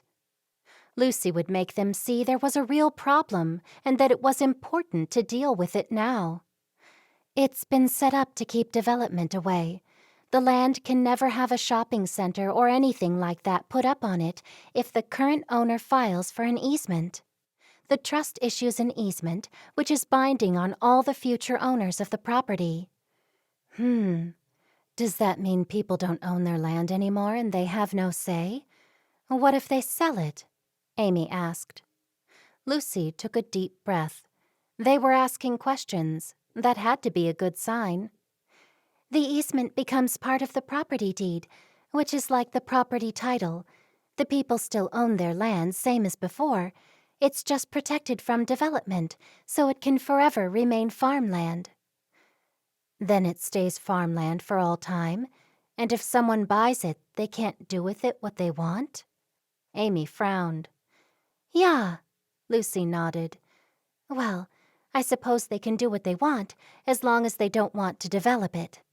That sounds like a good idea then, Lucy, Olive said. At last they were getting it. Why are you so worried now if people can do that? Amy asked. It's been in place since the late 80s.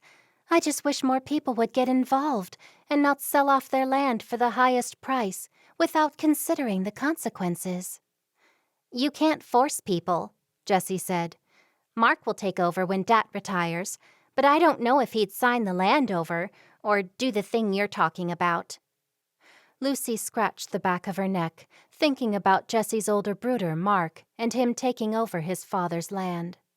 She explained to her friends the Amish population had doubled in the last 20 years, yet their farming land had diminished. What would happen in another 20 years when their future kinner had grown into adults, and if the community kept growing as well? If this generation didn't preserve the land now, it might be too late. Are you going to the mud sale, Lucy? Jessie asked, as if she hadn't heard a word. Lucy decided it was best to keep quiet on the subject of development for the moment. At least the mud sales were a good cause. The money from the auction went to the volunteer firefighters. It shouldn't be raining this year like it was at last year's sale, Amy said. Lucy nodded and stared out the window. Jessie said, Ma'am and I made cakes to sell. The other girls spoke on what their families would offer, but Lucy wasn't listening. She wondered if she might see Joshua at the mud sale. When Grace and Joshua had taken her to a mud sale years ago, Joshua's mother sold raspberry jam to raise money, and her mother sold cakes. Claire left the group, not knowing how she felt. In the end, they'd all said they'd support her, but she'd been left out of the conversation completely once she'd shared her news. Maybe it was her fault because she already felt like an outsider and had little to offer Lucy by way of advice. In her heart, she knew none of the girls believed Donovan would join their community, and maybe he never would. God would not turn his back on her just because she wasn't baptized Amish. She'd thought about getting baptized, but like many of the young people, she had delayed it, intending to wait until she found a husband. Without being a full-fledged and baptized member, she couldn't be officially shunned, she reminded herself. Therefore, her parents had the choice whether to associate with her or not. They'd welcome her back for visits, and she was waiting on an answer as to whether they'd attend her wedding. Events like Amish funerals and weddings were something she'd have to avoid. Claire was sad she couldn't go to Mrs. Hirschberger's funeral. Joshua's mother had always been a kind woman. When Claire was in a taxi heading back to Donovan, she felt much better. Now, with Donovan was where she belonged. She had to put her old life behind her. It felt odd to be the first of her friends to marry, since Olive and Blake and Jessie and Elijah had known each other for longer. Chapter 15. When Lucy arrived at Mr. and Mrs. Esch's house for the viewing before the funeral, she was well aware she was the sole representative from her familia. Olive had invited Lucy to go with her in her brooder's buggy. Surely her father would have been there if he'd gotten her message. The late Mr. Hirschberger and her father had grown up next door to each other and had been like brothers. Lucy hadn't even received word her family had arrived in Ohio, so there wasn't much chance one of them would suddenly appear at the funeral. Her heart thumped in anticipation of seeing Joshua, whom she hadn't seen in years. What would she say to him? He'd already had so many losses, and he was only in his late 20s. At an Amish funeral, it was commonplace to see hundreds of people and dozens of buggies lined up in the front field in rows. Lucy stepped into the crowded house, and at one end of the room she saw the wooden coffin containing the body of Mrs. Hirschberger. Lucy did not want to look into the coffin. Instead, she stood by the back wall and looked around for Joshua. Then she spotted him. Being the only Englisher in the room, he stood out as he talked with the bishop. The rumors about him coming back into the community weren't true, Lucy guessed, going by his clothing. Jessie was right. Joshua had grown into a handsome man. Lucy's memories of him were fuzzy and were always of him with Grace. She closed her eyes, the same questions echoing in her mind. Why did people have to die? Why did Grace die so young? When she opened her eyes, she saw Joshua walking toward her. Her feet wanted to run, but she was grown up now and had to control her natural impulses. What will I say to him? Joshua was better looking than any Amish man should be. Instead of the bony teenager Lucy remembered, he was bigger, well-built, and taller. He dipped his head when he reached her. "Lucy?" She giggled. "Yeah, it's me." "You're all grown up." "That's because you've been gone for a long time." He glanced around. "Where are your folks?" "Mam Schwester is getting married in Ohio, and the whole familia has gone. They left a day before your mother went home to be with Gott. I sent a message to them, but I haven't heard back." Lucy licked her lips. "They'll be sad they missed it." His eyes fell to the floor as if he were disappointed. "They will be upset to miss the funeral. I know it," Lucy repeated. "They remained close friends with your mother." Lucy's eyes traveled around the room, searching for something to say. "Thank you, Lucy, for your kind words." He laughed. "I can't believe how you've grown up." There was a silent moment. Lucy had run out of things to say. She could not talk about Grace, and she knew Joshua was thinking of her at that very moment. "If you'll excuse me, I'd better go and speak to some people," he said, drawing his eyes from her. Lucy nodded and watched him walk away. Jessie came up beside her and whispered, "What do you think of him, Lucy?" "He's my dead sister's fiancé," Lucy hissed before she could stop herself. What more could she say? It was a fact. He might be handsome and nice, but he was off limits for more reasons than one. She knew her friends had their minds on getting Amy and her matched up with someone, and Olive had set a strange pattern with Blake deciding to become Amish. If Olive had chosen someone already within their community, she was sure Claire wouldn't have fallen for Donovan. She and her friends were concerned over how that would turn out. "And he's an Englisher. Look at his clothes. He can't be coming back to the community." "Yeah, you're right. It seems it's the handsome ones who always leave." Jessie sighed. Lucy smiled at Jessie's words. She always saw the peculiar side of things. Joshua sat down in the front row, and then everyone took their seats and waited for Amy's father, the deacon, who was about to deliver one of the 2 sermons. The large living room had been stripped of furniture, and it had been replaced with rows of wooden benches, which faced the coffin. The deacon spoke about how life is a fleeting moment, and our real life is with God in heaven. 25 minutes later, he sat down and the bishop took his place to deliver another sermon. The bishop explained how life was a cycle, and everything had a season.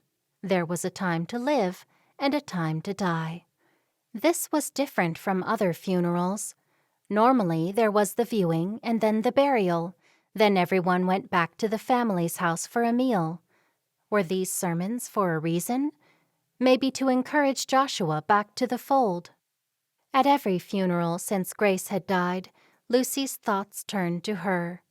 Her only comfort was the knowledge she'd see Grace again someday. Lucy knew what the bishop said was true in theory, but why was it Grace's time to die when she was so young? Why did Mrs. Hirschberger have to die before she saw her son just one more time? Why was Scott's timing seldom in line with everyone else's? Shortly after Grace's death, Lucy had been compelled to ask the bishop if he had answers to her questions about God's will and God's timing. The bishop's only answer was that his mind is higher than our minds. There was no way we could fathom God's reasoning, he had told her. The bishop closed with a lengthy prayer, and Joshua's mother's coffin was closed. 4 men came forward to carry Mrs. Hirschberger to the long horse-drawn funeral wagon. Abel Esch, Abraham Miller, Tony Graber, and Jebediah Yoder were the 4 men chosen to carry the coffin and fill in the grave at the cemetery. Lucy stood and watched the tall men dressed in black suits easily lift the coffin onto their shoulders. The men held the coffin at each end to guide it through the narrow doorway. Once they were outside, they stood 2 at each side and heaved the coffin up on their shoulders once again. After a few moments, everyone filed outside the house and into their buggies to follow the wagon to the graveyard. Lucy stood outside the house and watched the goings-on. She stepped back and leaned on the side of the house. She had been to many funerals, but this one reminded her of Grace even more because Joshua was there. "Are you all right, Lucy?" Lucy looked up to see Olive. "Yeah, I'm okay." Lucy didn't tell Olive this particular funeral was bringing sad memories. "Well, come on. We have to leave now if we're to follow the wagon." Olive linked arms with Lucy and walked with her to Elijah's waiting buggy. Once Lucy was in the buggy, she looked around for Joshua and couldn't see him anywhere. "He must be in one of the front buggies. Surely he wouldn't have driven his car. Nay, he would not have a car at his mother's funeral." She turned and saw a car that must have been his, parked behind Mr. and Mrs. Esch's house. Elijah's buggy was at the end of the procession, and Lucy estimated there would have been more than 40 buggies in front of them. When they arrived at the cemetery, Olive and Lucy went on ahead while Elijah secured the horse. The same 4 men pulled the coffin out of the wagon and carried it to the freshly dug grave. When everyone had gathered around in a circle, the bishop read out a hymn. When the bishop finished, the coffin was lowered into the ground by ropes. Joshua stepped forward and threw a white lily onto his mother's coffin before the dirt was shoveled in. Lucy slipped away to visit her sister's grave. It was the custom of her community not to mark the graves with names, but a plan was kept of who was buried and where. Lucy knew exactly the grave where her sister Grace lay. Even though years had passed, Lucy was still irritated Grace never got to live out her life. As she stood at the foot of the grave, she whispered, "I miss you, Grace." Home life hadn't been the same ever since she'd gone. Seldom a day went by without Grace's name being mentioned. Lucy knew it wasn't her parents' fault, but everything she did or said was compared with Grace. Nearly every day Lucy heard how she looked nothing like Grace. Grace had been tall with fair hair, and Lucy's hair was darker, and she hadn't grown as tall as her sister. Lucy knew she didn't measure up in her parents' view. She often wondered whether they would rather she'd been the one who'd died rather than Grace. Why hadn't God taken her home? Sometimes she felt guilty she was left alive, and Grace was gone. Murmurings from the crowd behind her told Lucy everyone was making their way back to their buggies.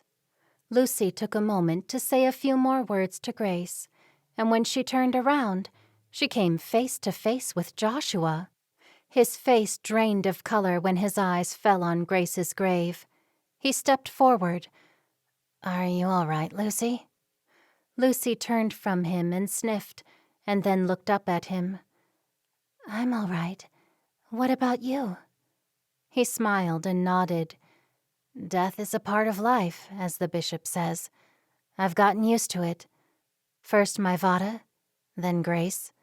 Now ma'am." He looked down at Grace's plot of dirt and took a deep breath, letting it out as a long sigh. "I'm sorry about your mother." "Danky, Lucy." Joshua looked over his shoulder at the crowd of people leaving. "Are you coming, Lucy?" Elijah called out from a distance. Lucy waved to tell him she was coming. "I'll walk you over." As they ambled to Elijah's buggy, Joshua asked, "Will you be at the Esh's house for the meal?" "I will." Joshua said, "Ma'am's place wasn't in good enough order to have a lot of people over there. I need to get to work and fix it up." "You'll be staying on then?" Mrs. Esh interrupted Lucy. "There you are, Joshua. The bishop's looking for you." He turned to Lucy. "I'll talk to you soon, Lucy." Lucy hurried to Olive and Elijah, not wanting to keep them waiting. "Is Joshua okay?" Olive asked when Lucy climbed into their buggy. "Yeah, he's good." On the way to the Esh's house, Lucy's mind wandered to the last days of Grace's life.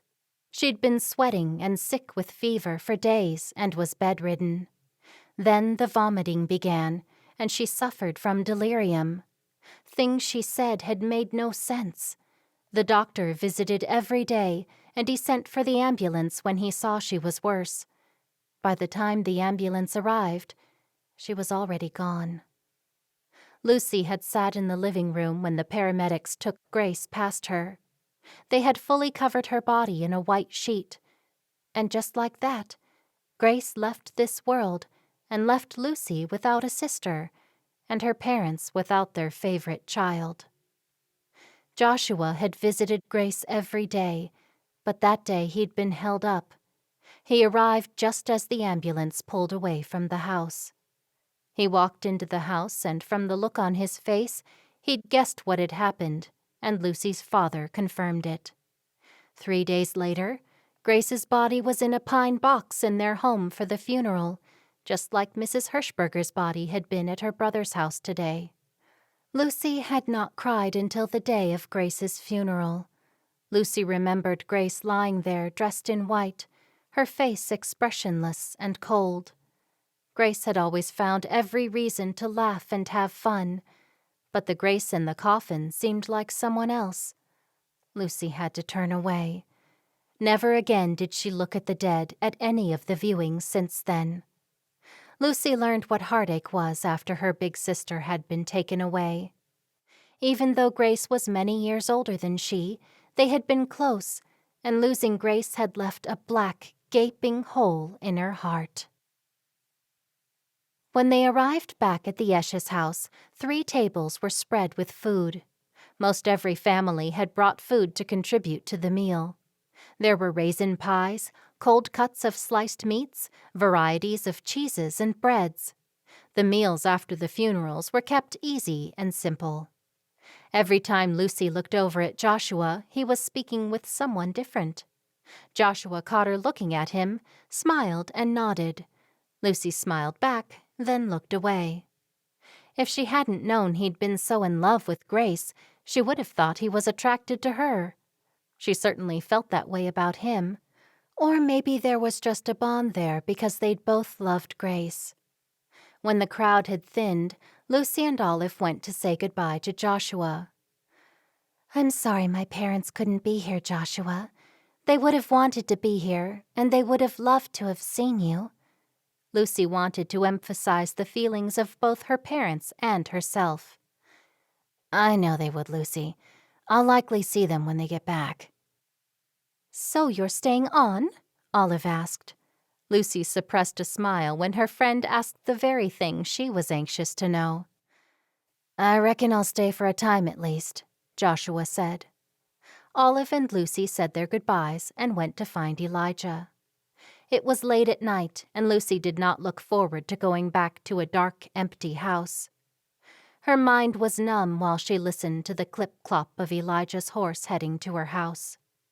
"Funerals are always good places to see people you haven't seen in a long time," Elijah said as he drew into the road leading toward Lucy's house. "Like Joshua?" Olive asked. "Yeah, he's been missed." "You can let me out here, thank you, Elijah," Lucy said when they didn't have far to go. "Nay, Lucy, it's too dark. I'll take you to the door." "Do you want me to come in with you?" Olive asked. "Nay, I've got the lamp near the door. I'll put it on quickly. You're sure you won't come back and stay with us just for tonight?" "Thank ye, Olive, but I'm determined to enjoy my peace and quiet." Lucy stepped out of the buggy, glad the day was drawing to a close. "We'll wait until you get a light on," Elijah called out. Lucy opened her door and reached for the light. She struck a match and lit the wick, then held it up in the doorway to show them she was okay. After Elijah turned the buggy around and started back up the road, Lucy closed the door and put the main living room light on. Had her parents got word about the death of Mrs. Hirschberger? They were very close to her, and after Joshua left the community, they had made sure his mother had everything she needed. Lucy had often gone with her mother on her visits to Mrs. Hirschberger. She wandered into the kitchen and placed the kettle on the stove for a cup of peppermint tea. Lucy had eaten far too much throughout the day, and peppermint tea always soothed her tummy. Tomorrow was Saturday, and her employer, Julie, had let her swap days to attend the funeral, so she had to work tomorrow in place of today. When the kettle whistled, she took it off the stove and poured the hot water over the muslin pouch filled with peppermint leaves. As it steeped, she watched the steam rise into swirls above the teacup. She hoped to see Joshua again soon. She did find him attractive, but she was sure he still saw her as an 11-year-old child. Lucy stirred her tea. Chapter 16. The next day, Lucy was up at 6 o'clock feeding the animals and doing all the chores before riding her bike to Julie's house. Her mother normally did the morning chores and could take her time to do it, but Lucy had to do everything quickly to make sure it got done. As always, Julie's children, Liam and his sister Tia, ran out to meet her when she arrived. 5-year-old Tia was quiet and liked to color, and would sit with crayons and paper all day long if she could. 8-year-old Liam loved to play in the dirt with his toy trucks. Julie had planned to go out that day, but the children greeted Lucy with the news their mother was sick. She had come down with a bad cold. Lucy got the children busy and then crept into Julie's room. "Can I get you anything?" "No, thanks. I was up earlier giving the children breakfast and had something to eat. I felt dizzy and came back to bed. I'm so glad you're here today." "I'll check back on you in a while." Julie's eyes flickered and closed. "Thanks." Just as she was about to close Julie's door, Julie asked, "Oh, Lucy, how was the funeral?" Lucy poked her head around the doorway. "Much the same as any funeral, I suppose." "Was the lady's son there?" "Yes, he was." Lucy noticed her eyes had closed again. "I'll tell you all about it later when you're feeling better." Lucy closed the door. The children were unusually quiet, so Lucy crept up the hallway and peeped around the kitchen door to see what they were doing. Liam was making himself a piece of toast, and Tia was coloring quietly at the table. Lucy stepped into the room. "Liam, are you allowed to make toast on your own?" Liam looked up from digging a knife into the butter. "Yes, Mom lets me." Lucy stepped forward and took the knife out of his hands. "Your mother said you've already had breakfast." He looked up at her with large brown eyes. "I'm hungry again." "Me too," Tia whined. "All right, I'll make you both some toast." "Can I have strawberry jam on mine?" Liam asked. Tia ran to stand beside Liam. Mine too?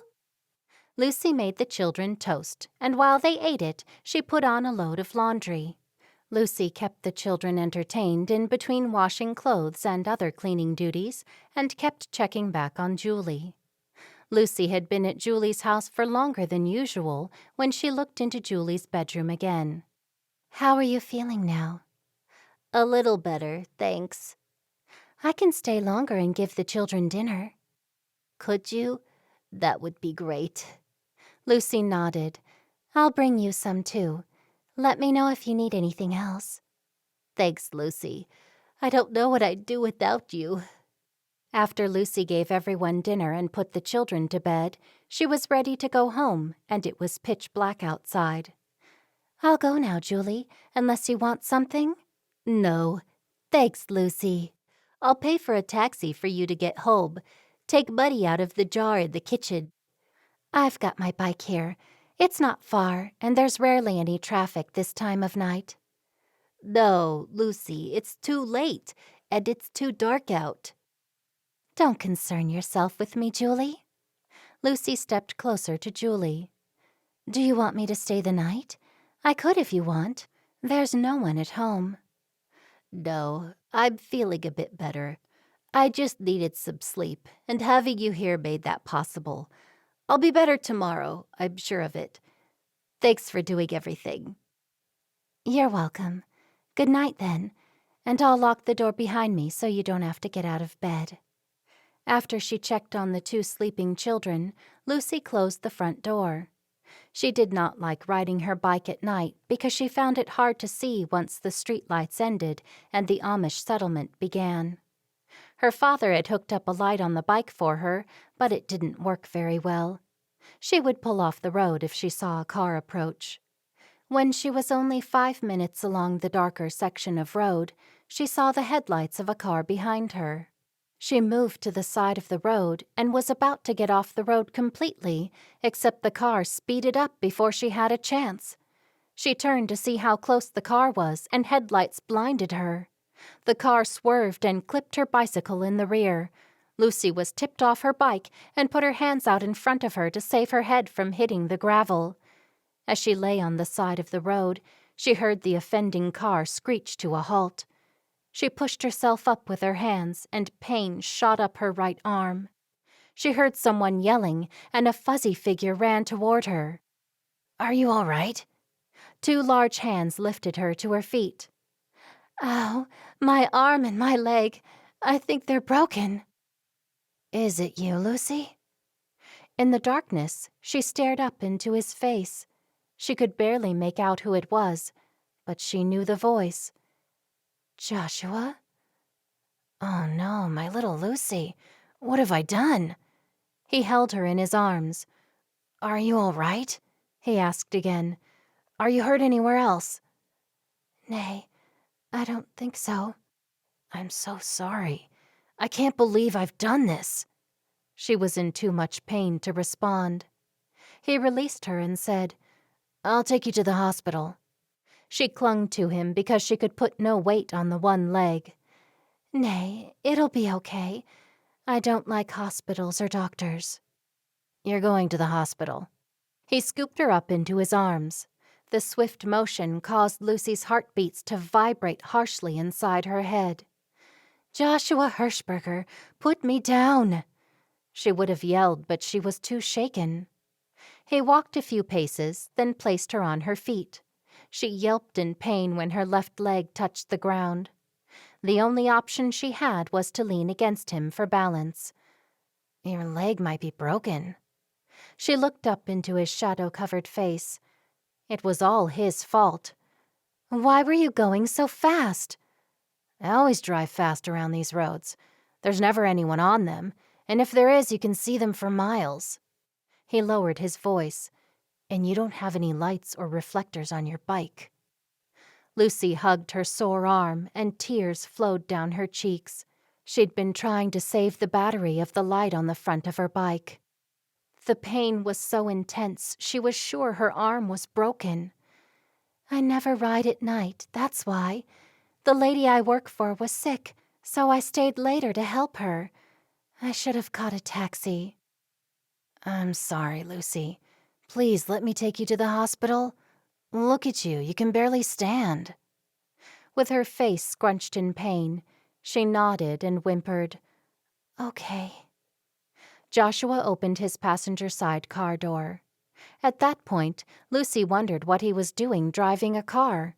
Hadn't he come back to the community? He had said he was going to stay a while, so was he staying as an Englisher? He put her bike in the trunk of his car. Lucy sat next to Joshua in the hospital waiting room. I've got your bike. I'll get it back to you. I don't think it's been damaged at all, but I'll check more carefully tomorrow.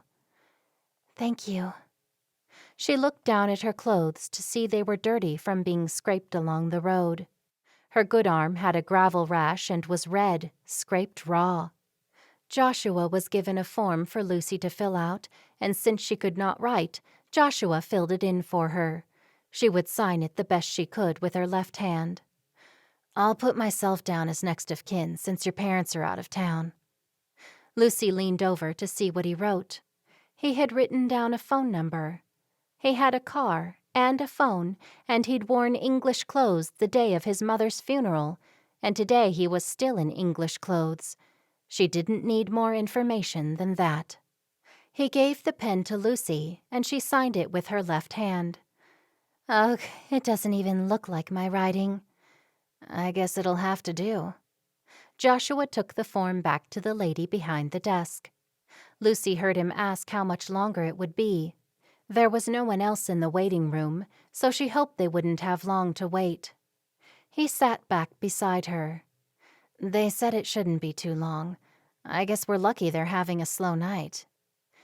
Thank you for driving me here, but you don't have to wait. I can get a taxi back home. I'm not going anywhere, Lucy. I've got nowhere else to be. He looked away from her, and his eyes fixed in front of him. No one's at home waiting for me. She knew he meant Grace wasn't at home waiting. It was another 10 minutes before Lucy's name was called. She rose to her feet and tried to walk, but the pain was worse. Joshua put his arm around her to ease her foot off the floor. Lucy leaned against him and whimpered, Wait there, I'll get you a wheelchair. The nurse came back in a flash with a wheelchair. Joshua went to sit back down, and the nurse said, You can come too. Joshua followed behind the wheelchair into a curtained-off area. The doctor's just finishing up with another patient, and he'll be here in a moment. The nurse turned and left them. When the doctor arrived, he examined both of her arms and her leg, and then they were sent to the other side of the hospital for x-rays. 2 hours later, the doctor came back with the x-ray films. You have a fracture of the scaphoid bone, which is a fairly common break when you put your hands out to break a fall. You can see where the break is from the x-ray, just down from the thumb. He ran his finger down a white line on the x-ray. There's no displacement between the bones, which is good. I'm glad there's some good news. Joshua scratched his chin. What about her leg? That's a sprained ankle. You would have got it from a sudden twisting movement which has overstretched the ligaments which surround the ankle, causing them to tear and bleed. Lucy's hand flew to her mouth as she gasped. The doctor smiled at her. It's not as bad as it sounds. It's a common injury, and it's treated with cold packs and rest. Lots of rest, and elevation. We'll bandage your leg firmly. You'll need cold packs every 2 hours for 20 to 30 minutes, and try to keep your foot raised as much as possible. We'll need to put a cast on your arm. The doctor picked up Lucy's good arm to demonstrate what he was about to say. The cast will start below the elbow and go down to include the thumb and palm. Your thumb and wrist will need to be immobilized. Lucy nodded. The doctor left after assuring them they wouldn't have long to wait for someone to put a cast on her arm. Joshua sprang to his feet. I should call your parents and let them know where you are. I'll tell them I'll drive you home when we're through here. Lucy grimaced with pain. My whole familia has gone to Ohio for 3 weeks. I've already tried to contact them about your mother. Yeah, you did tell me, but you must have a number for them there. Joshua sat back down. You'll have to stay with someone. Ma'am's sister doesn't have a phone. I've already left a message with the man she's marrying, and I've heard nothing from them. Lucy shook her head. She hated people fussing about her. And I don't want to stay with anyone. I've been looking forward to the quiet. Lucy, you can't walk, and you can't look after yourself. I can. I'll manage. Joshua frowned and was silent. I need you to do one thing for me, Lucy said. Yeah, anything. What is it? Can you call the lady I work for and tell her I won't be able to work for a while? Tell her what happened, and I'll call her soon. Lucy gave Joshua Julie's name and address, hoping he would be able to find her in the directory. Failing that, Lucy did have her number at home somewhere. Joshua was gone for some minutes and returned when she was getting the cast put on her arm. Did you find Julie's number? Yeah, she was in the book. She's going to have her sister stay for a few days. She told you not to worry. Lucy relaxed. Good, that's one thing off my mind. He moved closer to her. What are the other things, Lucy? Nothing, just how I'm going to manage. She frowned. Now don't go telling my parents. I want them to have a good time in Ohio. They haven't had a break for the longest time. Joshua nodded. Tell me what your job's like. I work as a maid for Julie. She's a single parent. She divorced 2 years ago and her husband moved to another state.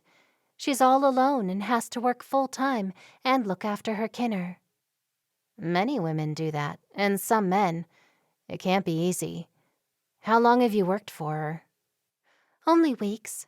It was Olive's idea. None of us, well, there are 5 of us, Amy, Jessie, Olive, Claire, and me. Anyway, Olive had the idea we should all become maids because we all had no work and we just stayed at home helping out. And you all wanted to do something more? Yeah, and to make a little money, I guess. Sounds like a good idea. You think so? Yeah, I do. You're doing a wunderbar thing helping this woman out. And you can contribute to the children's upbringing. And when they grow up, they'll have good memories of the pretty young Amish lady who was kind and sweet to them. Lucy laughed. You're making me blush, I'm sure. Joshua laughed. And did the other girls all find work? Yeah, they did. All of us did. I hear Elijah is going to marry Jessie. Yeah, I think they make a good match. And my friend Olive is getting married to Blake, who came to the community months ago with his little boy. He'll be baptized soon. Then my other friend Claire is getting married to an Englisher, who said he might join us later. Anyway, that's what he told her. She believes it. And all of this has happened in the last few weeks? Yeah, since we all got jobs. Joshua let out a deep breath. Lucy gave a sideways look. What's he thinking? You've taken my mind off the pain for a while. He looked at her and smiled. I'm glad. The years had given him lines around his mouth from smiling, which only served to make him even more handsome. 2 hours later, Lucy was finally ready to leave the hospital. A hospital orderly wheeled her to the entrance of the hospital. You have a car? The orderly asked Joshua. Yes. Can I drive it up to the entrance here? You can drive it up here as long as you're just picking up or dropping off a patient. Good. Will you wait with her while I get the car? Joshua asked. I can wait by myself, Joshua. Yes, I'll wait with her, the orderly finally answered when Joshua kept his gaze fixed on him. Joshua took the crutches the hospital supplied her with and strode off in the direction of his car. As she sat in the hard wheelchair waiting for Joshua, Lucy wondered about him having a car. She hadn't thought to ask any questions while she was in the hospital. She'd been in too much pain. Chapter 17. Once they were well away from the hospital, Lucy said, I'm sorry for taking up all your time tonight, Joshua. He took his eyes off the road to glance at her. I can honestly say there was no place I'd rather be tonight than right here with you. Lucy pressed her lips together to suppress a girlish giggle. She giggled too often around him, and if she did it once more, he would surely think of her as foolish. How long do you plan on staying? Don't concern yourself with me. You just rest. Lie back in the seat until I get you home. I still don't know how you're going to look after yourself.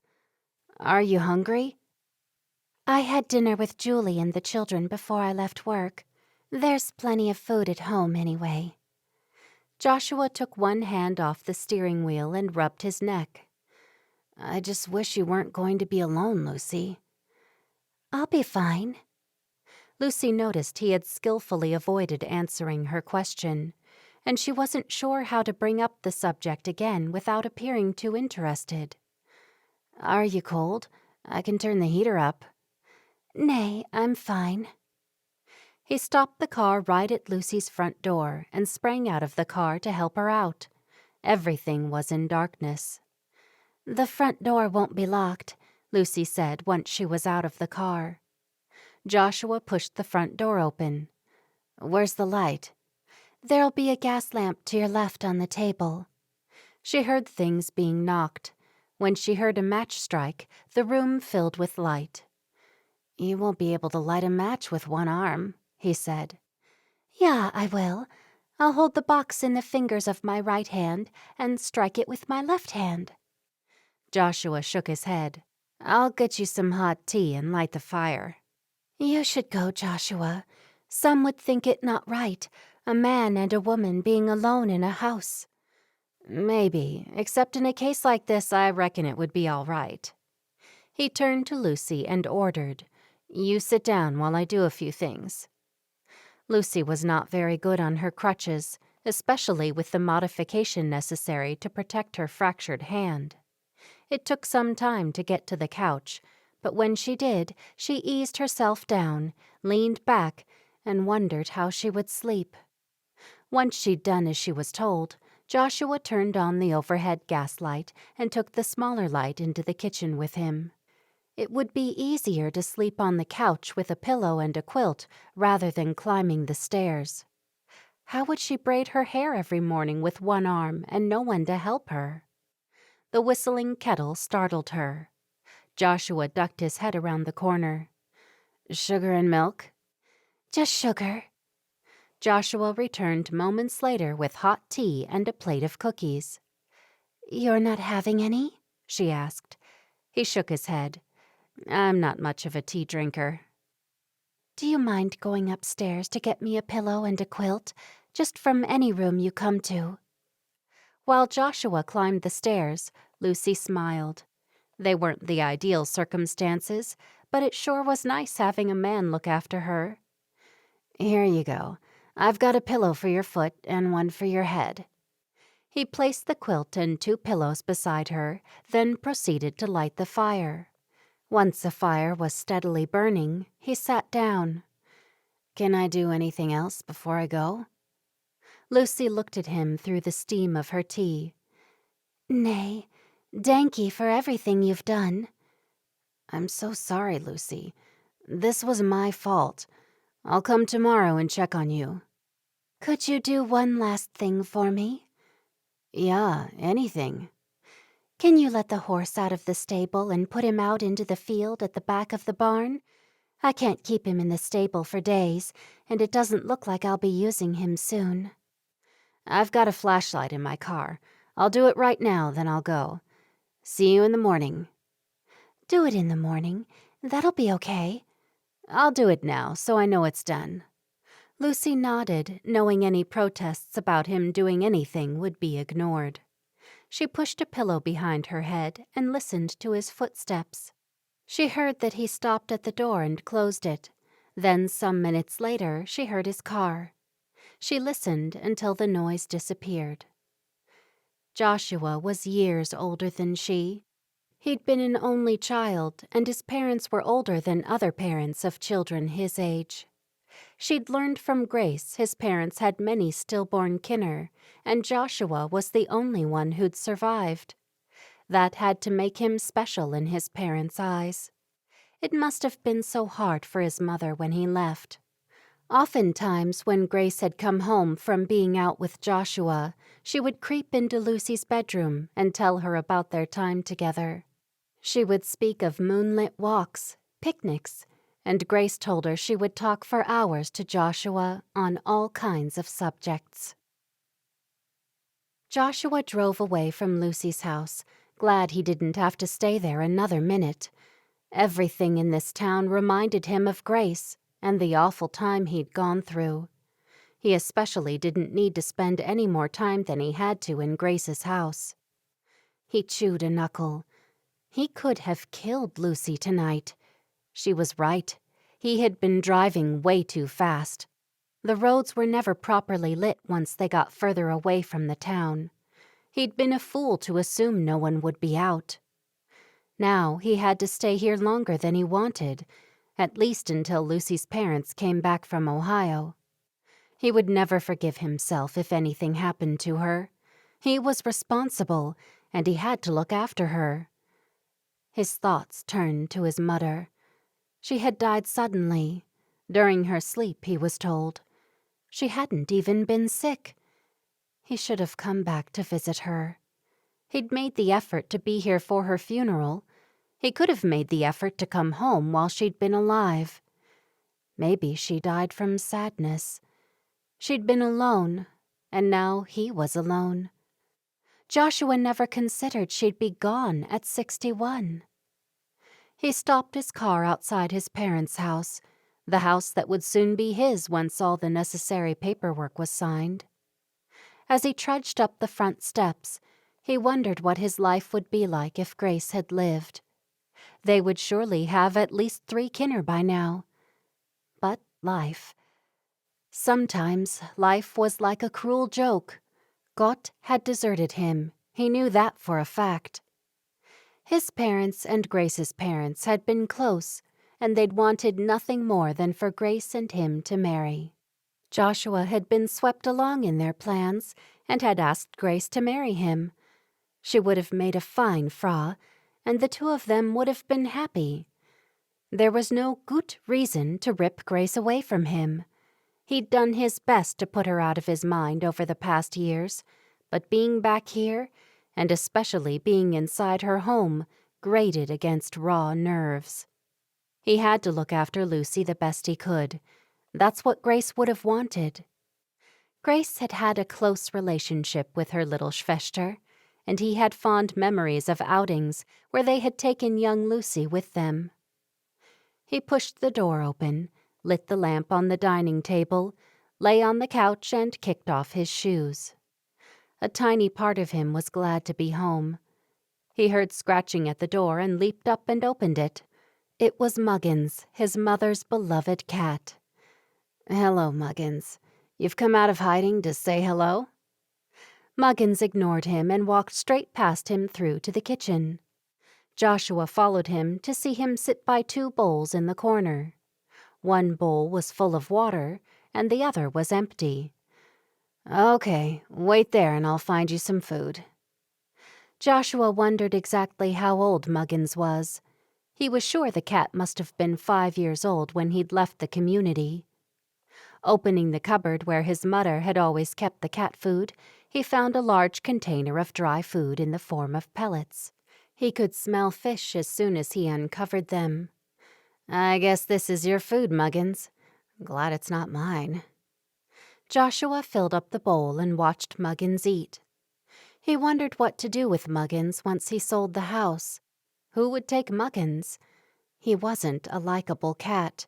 He didn't like to be petted or stroked, and he eyed people with boredom. Perhaps he should take Muggins with him. He leaned down beside Muggins and stroked his long silver tabby fur. Muggins edged away, so Joshua stopped. What had his mother seen in the flea bag? "Night, Muggins." Muggins ignored him, and Joshua headed back to the couch. Joshua closed his eyes and thought about Lucy. She was an attractive woman, and if she had not been Grace's Schwester, she might have been a good reason for him to stay and rejoin the community. Since he'd left, he'd never felt he belonged anywhere and had become little more than a drifter, finding work here and there to earn enough for his expenses. Joshua figured Lucy would not consider him a potential suitor anyway, not given his history with Grace. Lucy was exactly the kind of woman he could see himself with.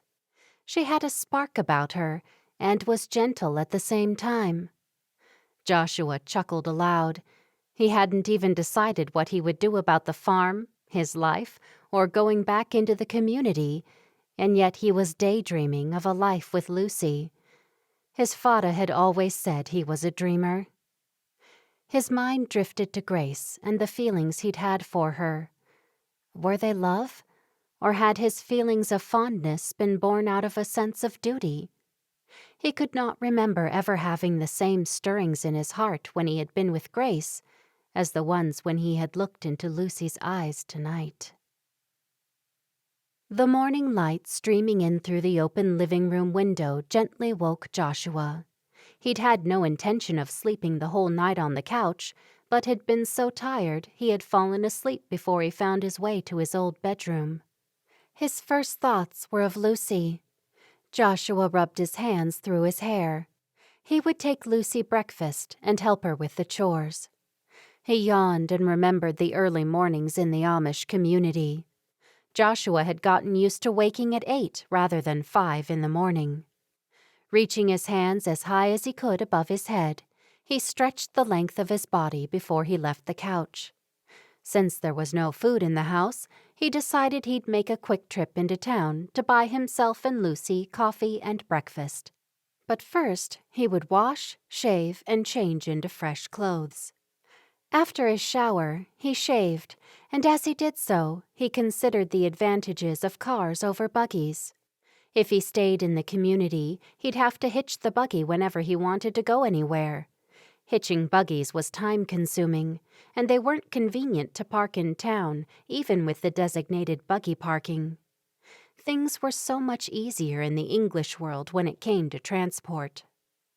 He had found his mother had stopped using a horse and buggy, which meant he had no animals to look after except for Muggins. Muggins was a moggy of no particular breeding, a farm cat who thought he was much superior to that. When Joshua was ready to leave the house, he noticed Muggins sitting by his bowls, waiting to be fed again. "How many times a day are you fed, Muggins? I fed you last night, and you've eaten it all." Muggins looked at him with large green eyes and meowed a deep yowl. "All right, I'll see what there is." Joshua opened the refrigerator and saw a small container of meat, which had to be Muggins's food. He made a mental note to buy more cat food for him. He was nearly out of the dry kibble as well. Joshua saw his mother had installed a cat door in the back door. "You're a spoiled cat, Muggins. You can come and go as you please." Muggins ignored him. Chapter 18. Lucy woke suddenly to loud knocking on her door, and before she could call out, the door squeaked open. "Can I come in, Lucy?" She knew the voice belonged to Joshua. Then she realized she was still in the same clothes as the night before, and had fallen asleep without brushing out and re-braiding her long hair. "Just a minute." She sat up, wound her hair loosely around her head, and placed her prayer cap back on her head. "Yeah, come in." "You should keep the door locked." "Nay, we never lock the door." Lucy yawned. "I've got hot bagels and coffee." He walked over to the couch. "You're not awake yet?" Lucy hunched her shoulders, trying to relieve the pain in the back of her neck from sleeping all night on the couch. "Just now." "Sorry, I thought you'd be awake before now. It's 9 o'clock. "Oh, I have to feed the animals." "Nay, breakfast first." He sat beside her and placed everything on the low table in front of them. He ripped open the paper around the bagels, then took a lid off one of the coffees and handed it to her. Lucy saw he'd brought breakfast for himself as well. She took a sip of the black coffee and felt warmth flood through her body. "This is wunderbar, Joshua, but you didn't have to do this." She looked at him and wondered how he could look good for so early in the morning.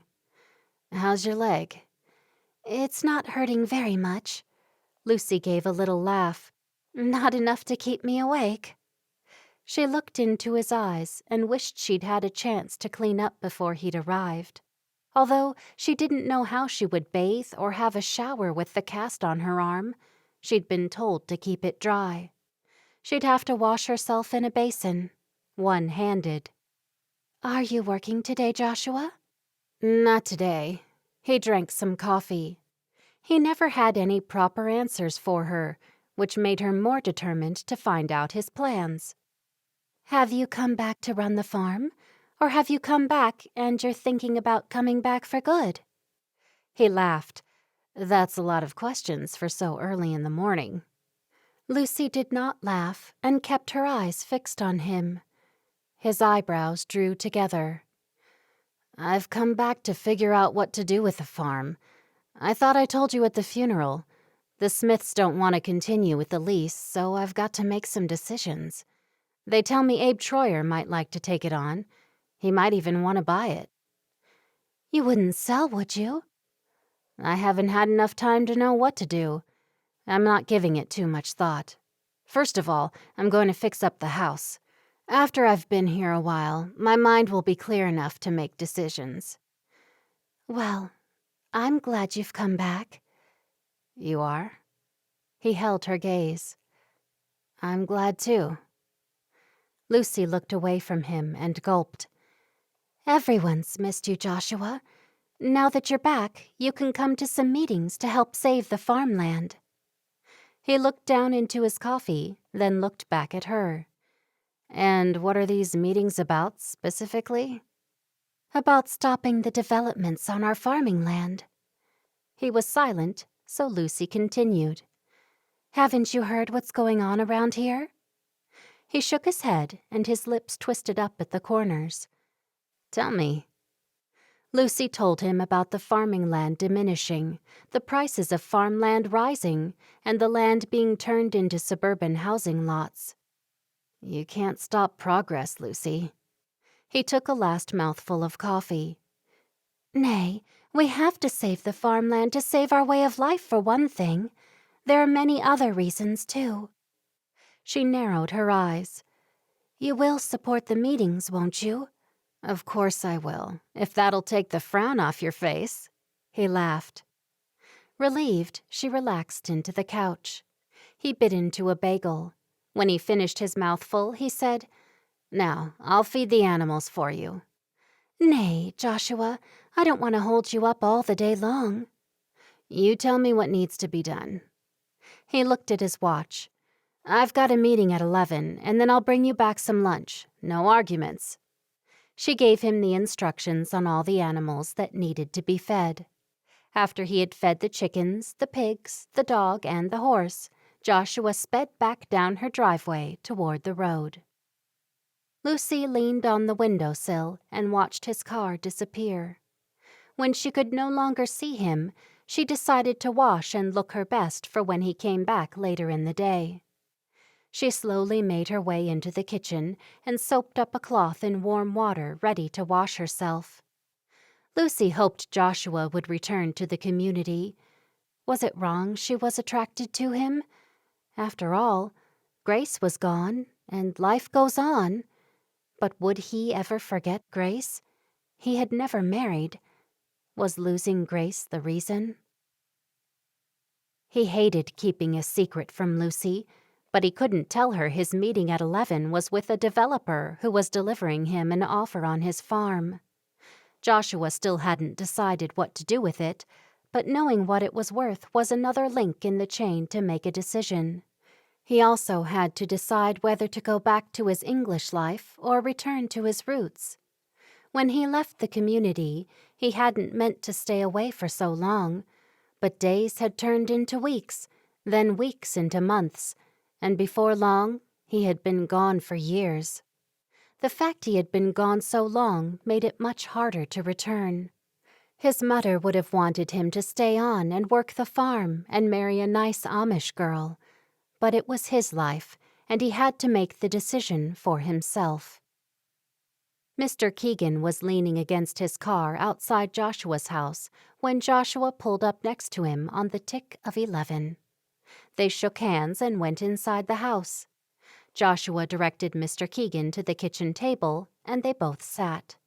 Mr. Keegan had a large collection of paperwork that he placed between them on the table. Mr. Hirschberger, I hope you consider our offer a reasonable one. Before we talk further, I must tell you what I told your business partner. I haven't decided what to do, but I would like to know what I could get if I do decide to sell. Of course, I understand. Mr. Keegan wrote a number on a piece of paper. He slid it across the table to Joshua. Joshua picked up the paper and read the dollar figure silently. His eyebrows raised, causing deep furrows to form in his forehead. As you can see, it's a very generous offer. Thank you, Joshua said. I'll give it serious thought. He rubbed his chin, remembering Lucy's concerns. If I sell to you, what will you do to the land? As you know, we're a construction company. We'll put houses on it, naturally. Joshua grimaced. He thought as much, and what Lucy had said was very much in the forefront of his mind. Does it matter what'll become of the land? With this amount of money, you'll be set for life. You'll never have to work again. Joshua's thoughts swirled. He put his elbows on the table and placed his chin on his fists. He couldn't imagine a life of not working. The work ethic had been instilled into him from childhood and was very much a part of who he was. He did not, however, say as much to the man in front of him. I'll consider it. The man stood and reached out his hand. Joshua shook his hand and showed him to the door. As Mr. Keegan's car pulled away from the house, Joshua knew he had to do a lot of thinking. A movement on the porch drew Joshua's eyes to the left of him.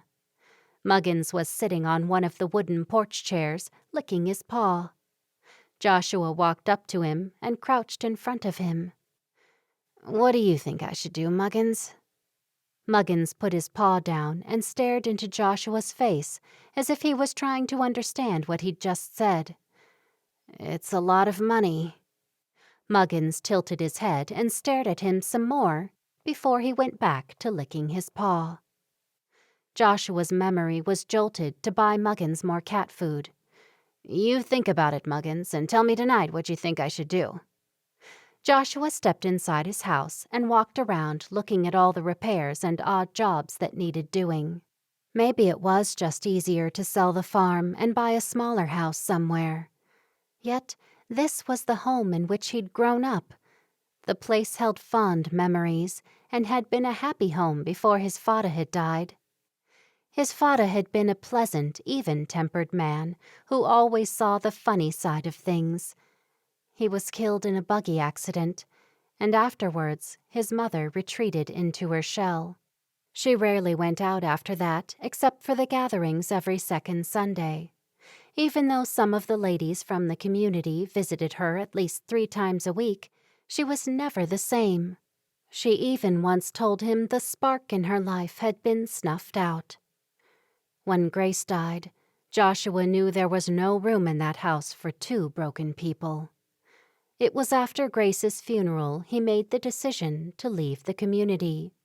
His friend Peter had left the community 6 months before, so he stayed with him until he found work. From there, he drifted from job to job, from town to town, trying to find somewhere that felt like home. But nowhere ever did. The old house was a mess, and every room needed painting. There was damp coming through the ceiling in the corner of the kitchen, which told him there was a leak in the roof. That will be my first priority. Tiles were coming off the bathroom floor, and the boards and the railings on the porch needed replacing. There wasn't a ton of work to do, but there were a lot of small, fiddly jobs. Chapter 19. After Joshua bought groceries and cat food, he stopped in at Lucy's house to give her lunch. "I've got fresh bread, ham, and cheese." You shouldn't have gotten all that, Joshua. I've got meat and cheese here. He chuckled. "I'll make you some lunch. How are you feeling?" It's hard to do anything, but I'm not hurting too badly anywhere. Joshua walked straight into the kitchen, and Lucy heard him rattling around. He called out, "It's Sunday today. Is the gathering on this week or next week?" It's on next week. Why? She was still on the couch. "I thought you might get some visitors wondering where you were if it was today." Would she be able to hobble out to the kitchen to talk to him better? She'd had to manage a trip to the bathroom during the night and had done okay with the crutches then. There'd been no choice. As she was deciding if she had the ambition to get to the kitchen, he brought 2 sandwich rolls out on a wooden breadboard. That's way too much for me. He chuckled. "One's for me." She smiled and took a roll once he'd carefully placed everything on the low coffee table. "Here," he said, passing her a napkin. Thanky. "Lucy, I feel I owe you an explanation for the sudden way I left all those years ago." She wondered why he was bringing the past up all of a sudden. She swallowed her mouthful of food. Nay, you don't, Joshua. Everyone knows you were upset about Grace. He placed his roll back down on the wooden board. "Gott had deserted me, and nothing the bishop said to me at Grace's funeral made sense. He tried to have me look at things in a different way, but all I knew was Grace was gone, and I felt deeply it was my fault." He took a deep breath.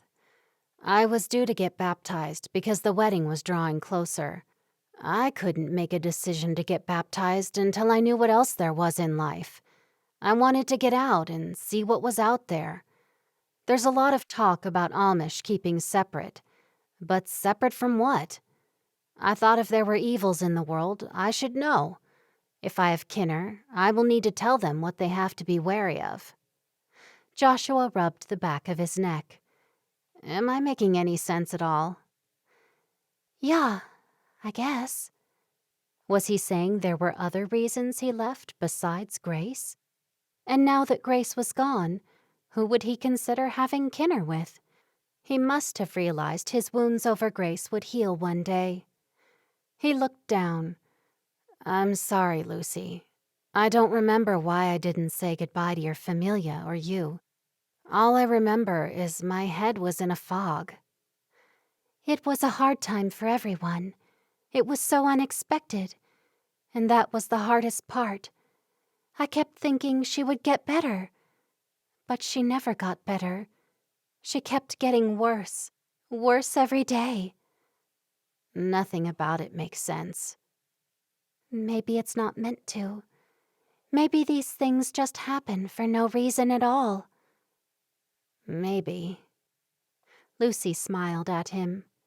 Every time I get sad about Grace, I thank God I had a chance to know her at all. I can see you're still upset about it. I mean, I am too, but I guess I've had to learn to handle it.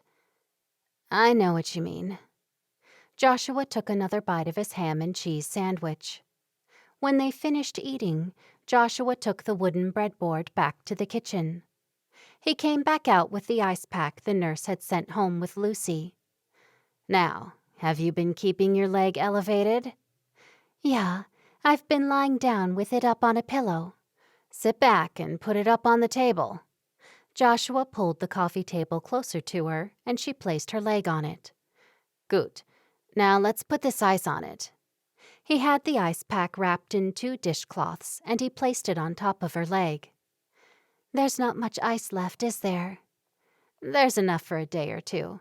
Mostly you'll be able to use this one. They usually refreeze pretty quickly. Lucy bit her lip. I don't know why I haven't heard from Ma'am and Dad. They'll be okay. They'll be having a good time seeing everyone they haven't seen in a while. Lucy nodded. I hope so. Could you get me some water? Joshua went to the kitchen and returned with a pitcher of water and a glass. I should have thought to leave this beside you. As he poured water into the glass, Lucy watched the muscles move in his strong, lean arms. Here you go. He handed her the glass. Thank ye. What about trying those crutches out?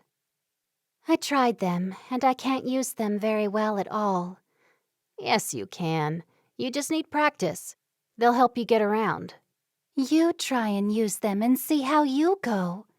Joshua smiled. You used them in the hospital after the lady showed you what to do. Lucy shrugged.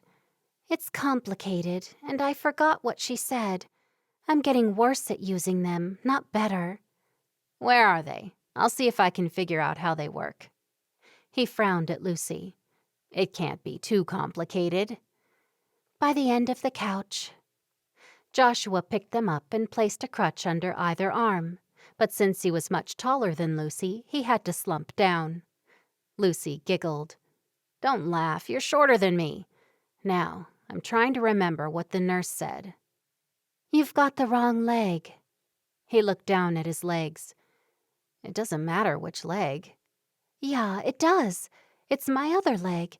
It'll hurt if I use the wrong one. Lucy giggled again as he switched legs and put his left leg in the air. He frowned at her and said, I'm glad I'm providing you with entertainment. See how good you are at using them. She said to put both crutches out in front and then... Lucy interrupted him. The nurse said not to look at your feet. Joshua looked at Lucy. Oh, now you remember what she said. Nay, just that bit. Do I move up to the level of the crutches or slightly past? Lucy shrugged her shoulders. Joshua placed both crutches about a foot in front of him and then hopped his good foot level to them. Ah, that's it. I'm still standing and haven't fallen on my face yet. Keep going faster, Lucy urged. Joshua took another few steps, turned around and took a few more toward Lucy, and by then he'd gotten the hang of it. Easy. Now you have a go. I'm icing my foot. I'll do it soon. Joshua placed the crutches by the couch near Lucy and sat down in an armchair. What can I do for you now? Nothing today, but you could do something for me the day after tomorrow. What is it? There's a town meeting on at the local community center. It's about land preservation. Can you come with me? Okay. Really? Of course. I'd like to find out more about it. Lucy frowned. You would? She was used to her friends telling her she was worried about nothing. At last, someone was interested. When is it scheduled? 7 o'clock on Monday night. I'll drive you there. Lucy smiled, pleased someone she knew was interested in the same things as she was. Wait, today is Sunday, isn't it? Yes, so tomorrow is Monday. Ugh, yeah, I'm getting my days mixed up. He gave her a cheeky grin and shrugged his shoulders. After 20 minutes had gone by, Joshua mentioned she should try the crutches. Okay, but don't laugh at me if I fall, and you'd better be there to catch me if I do. Joshua moved the table away from the couch. He stood guard as she used her good arm to push herself up from the couch. Once she was on one foot, he handed her the crutches to put under her arms. Now, put the 2 crutches out in front of you. Then lean your weight on the crutches and move your good foot forward, level with the crutches. Lucy did what he said and walked a few steps, helped by the crutches. She looked up at him and smiled. I'm doing it. He clapped his hands. Yes, quite nicely. Now, back to the couch. You don't want to wear yourself out. While I'm up, I'll use the bathroom, then back to the couch. She did so, walking carefully there and back. He clapped his hands again at how well she'd done, put his arm around her, and lowered her onto the couch. Closing her eyes, she breathed in his warm masculine scent and pretended he was looking after her because he was her boyfriend. "Leg up." His order jolted her from her daydream. He wasn't her boyfriend, and he just ordered her to put her leg back up on the table he was pushing closer. She obeyed his orders once more, and he placed the cold pack back on her ankle. "I guess I should make more ice. I'll dump what's there into plastic bags, ready for you to use. It should only take a few hours for the next batch to freeze." Yeah, you could do that. I'll put this thing back in the freezer and use the ice the next time around. This is pretty convenient. No melting water to drip. He walked into the kitchen.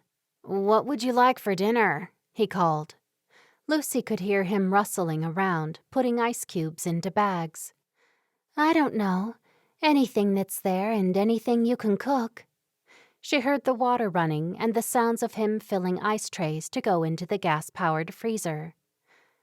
Well? She asked. "Pizza. I'll be back with pizza." Lucy laughed. You can't cook.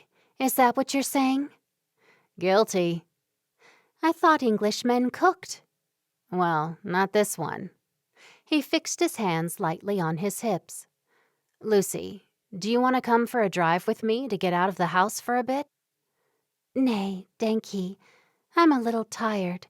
You can bring my needlework to me. "Yeah, I can do that. Where is it?" In the top drawer of the bureau in the corner.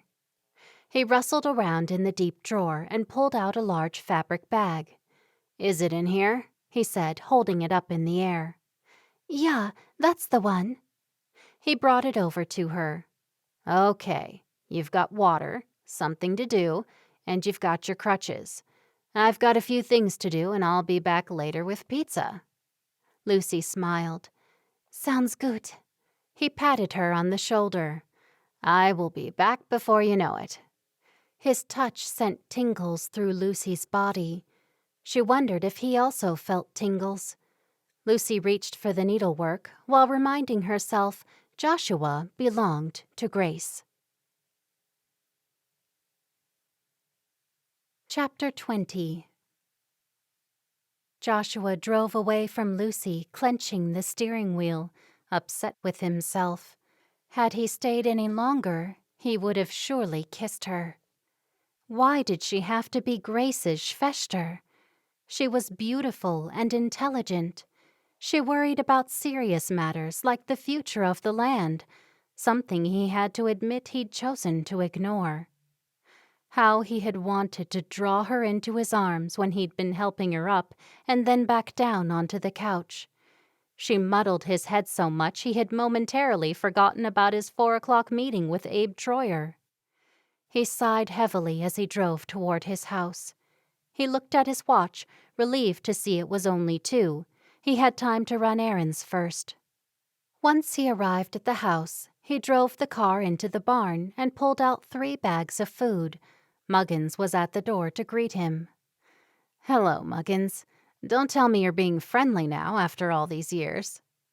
Muggins looked up at him and meowed. "Yes, I've got your food." He turned the front door handle and kicked the door open with his foot. After he unpacked the food, he filled Muggins's bowl up with dry cat food and filled his water bowl up to the brim. Then Joshua filled the kettle with water and put it onto the stove. He'd come back to the community for his mother's funeral and had pretty much decided to sell the family home and their acres of land. But now he'd talked to Lucy, and she had told him about the problem with the decreasing land. So how could he sell? How could he be in part responsible for the decreasing of the traditional Amish way of life? He'd get a larger amount of money by far, but it was money he didn't really need. Mr. Keegan had said he'd never have to work again, but he wanted to work. All he wanted was to have enough to get by and some left over to help others in need. He knew he had gotten those values from his parents, and the values were ingrained. The whistling kettle took his attention. He unscrewed the coffee jar and spooned 2 spoonfuls into his mug. He never normally had instant coffee, but it appeared there was no stovetop percolator in the kitchen like there had been at one time. Joshua watched the boiling water dissolve the grains, and then he added a dash of milk. After he had taken a sip, he wondered what he should do. If Lucy were not Grace's sister, he would surely stay and see more of her. But he had a good construction job waiting for him, and lived in an apartment which suited a single man such as he was. Could he keep his house and farm, or should he lease the land and stay on in the community? He took another mouthful of coffee and thought again about Lucy. She couldn't have had a boyfriend. At the funeral, she was with Olive and Olive's brooder, Elijah. Elijah was a good friend of his and was set to marry Jessie, so he knew Elijah and Lucy weren't dating. Besides, if she did have a boyfriend, he would have been around to visit her, today being Sunday, and Lucy would have wanted Joshua to contact him to let him know of the accident. Nay, she can't have a boyfriend, I'm certain. What would Lucy think of him if she knew he had been considering selling to one of the developers she was so concerned about? He figured she would never have to know. Joshua stood up and ripped open the packet of chocolate cookies that he'd just bought. What does she think of me? He sank his teeth into a cookie. At 4 o'clock, he heard hoofbeats, and then Abe Troyer knocked on his door. "Come on in, Abe. Can I make a cup of coffee for you?" "Nay, danky. I just had some at home." The 2 men sat, and Abe put forward an offer to buy the farm and an offer to lease. As Joshua knew it would have been, the offer to buy was considerably less than Mr. Keegan had already offered him. He kept quiet about the other offer because he did not want talk to get back to Lucy. "What if I want to lease you just the land and not include the house and barn, the same as the Smiths were doing?" Abe put his head down and worked out some things with the pencil and paper he'd brought with him. "It would be $400 less per month." Joshua nodded. "Can I have time to think on things?" "Yeah, of course. Take all the time you need. But it would be good if you could decide before the next planting season," Abe said. Joshua nodded. He knew Abe grew corn, and the optimum time for planting corn was usually around middle to the end of May, depending on the frosts. Since it was November, that gave him nearly 6 months. "I'll make up my mind well before then. I'd reckon I'd only need a few weeks. Either way, I won't be farming the land, but I might stay on in the house." Abe nodded and stood up. "I'll leave it to you." Joshua walked him out. "Danky for your offer, Abe." He leaned against the doorpost and watched Abe drive his buggy away from the house. Now it had become real. He had to make decisions. He scratched his head. "Pizza. I've promised Lucy pizza." Snatching the car keys off the kitchen table, he said, "Don't wait up, Muggins." It hadn't taken long before Lucy had had enough of doing her needlework with only one good hand, and her dominant hand sore and restricted by the cast. So she placed the project back in her sewing bag and buttoned it. She heard clip-clopping of hooves. It wasn't Joshua because he would have driven his car. Lucy pushed herself to her feet, grabbed the crutches, and looked out the window to see Olive, and then sat back down. When she heard her walking up the front steps, she yelled, "Come in, Olive." The door opened, and Olive looked around the room until her gaze landed upon Lucy. "Lucy, what's wrong?" She walked closer and saw Lucy's bandaged foot and the cast on her arm. "I had a little bit of an accident." Olive gasped. "What happened? Are you badly hurt?" "I fell off my bike. Joshua Hirschberger was there and took me to the hospital. I've got a broken wrist and a sprained ankle." Olive's eyes glassed over, and she tugged at the strings on her prayer cap. "It's nothing to be worried about. I'll be fine. Joshua's been bringing me food, and he's coming back soon with pizza." "Are you sure you're okay? Why didn't you call me? I could have looked after you. Come back home with me." "Nay, don't worry about me." Olive sat on the couch next to her. "So, Joshua's been looking after you, has he?" Lucy giggled. "Stop it. I've come to tell you some exciting news." "Go on." Lucy was glad to have some distraction. "Claire and Donovan are getting married this Friday. Have you forgotten?" "When?" "This Friday at 4 o'clock. They're getting married at the B&B Donovan's mother owns. We've all been invited, if you'll remember." Lucy grimaced. "I said I'd go, but I hadn't heard the date was finalized. I'm glad you came to tell me. Are you going?" "I'm not sure if Jesse or I will be going. Elijah doesn't want me to go, and I'm sure he'll not want Jesse to go. I know Mam and Dat wouldn't like me to go since Claire's marrying an Englisher." Lucy tapped a fingernail on her teeth. "I'll go because I said I would. I'll see if Joshua will take me. He's got a car. My familia will still be in Ohio, so they won't know where I'm going. Thank you for reminding me. I would have forgotten." "It'll be sad for Claire. I don't think any of her familia's going, and you'll be her only friend there." "What about Amy?" Lucy asked. "I haven't spoken to her yet, but you know what her father is like." "Yeah." Lucy nodded while thinking of how strict Amy's father, the community's deacon, was. "It'll probably be just me." Lucy looked at her leg. "Olive, can you tell her I'll be there for certain? Someone should be there for her. If Joshua won't take me, I'll get a taxi." "I will. How much longer before you get better?" Lucy shrugged. "I have to go back in 2 weeks for them to see how I'm getting along." "When can you work?" "I'll have to get better at using these crutches. Maybe in a few days I'll be okay to help Julie again." "Can I do anything for you?" "Yes, you could braid my hair for me. My brush is in my room." Olive came back with the brush. Lucy turned her body to the side, and Olive sat behind her and brushed out her long, dark hair. "So, when are you and Blake getting married?" Lucy asked. "It'll be sometime next year, hopefully early next year, but the bishop said 6 months after he joins us at least. I guess March or April. It'll be past the traditional wedding season, but since he's not a traditional Amish man, it probably won't matter." Olive smiled. "Are you sure I can't get you anything?" "Nay, I'm fine." Olive continued to brush Lucy's hair. "I feel bad I came up with the idea of us all being maids. I never would have met Blake, so it's good in that regard. But what about Claire?" Olive shook her head. "There's also Jesse." "Yeah, but Jesse and Elijah would have gotten together eventually. It was just a matter of one or the other making the first move."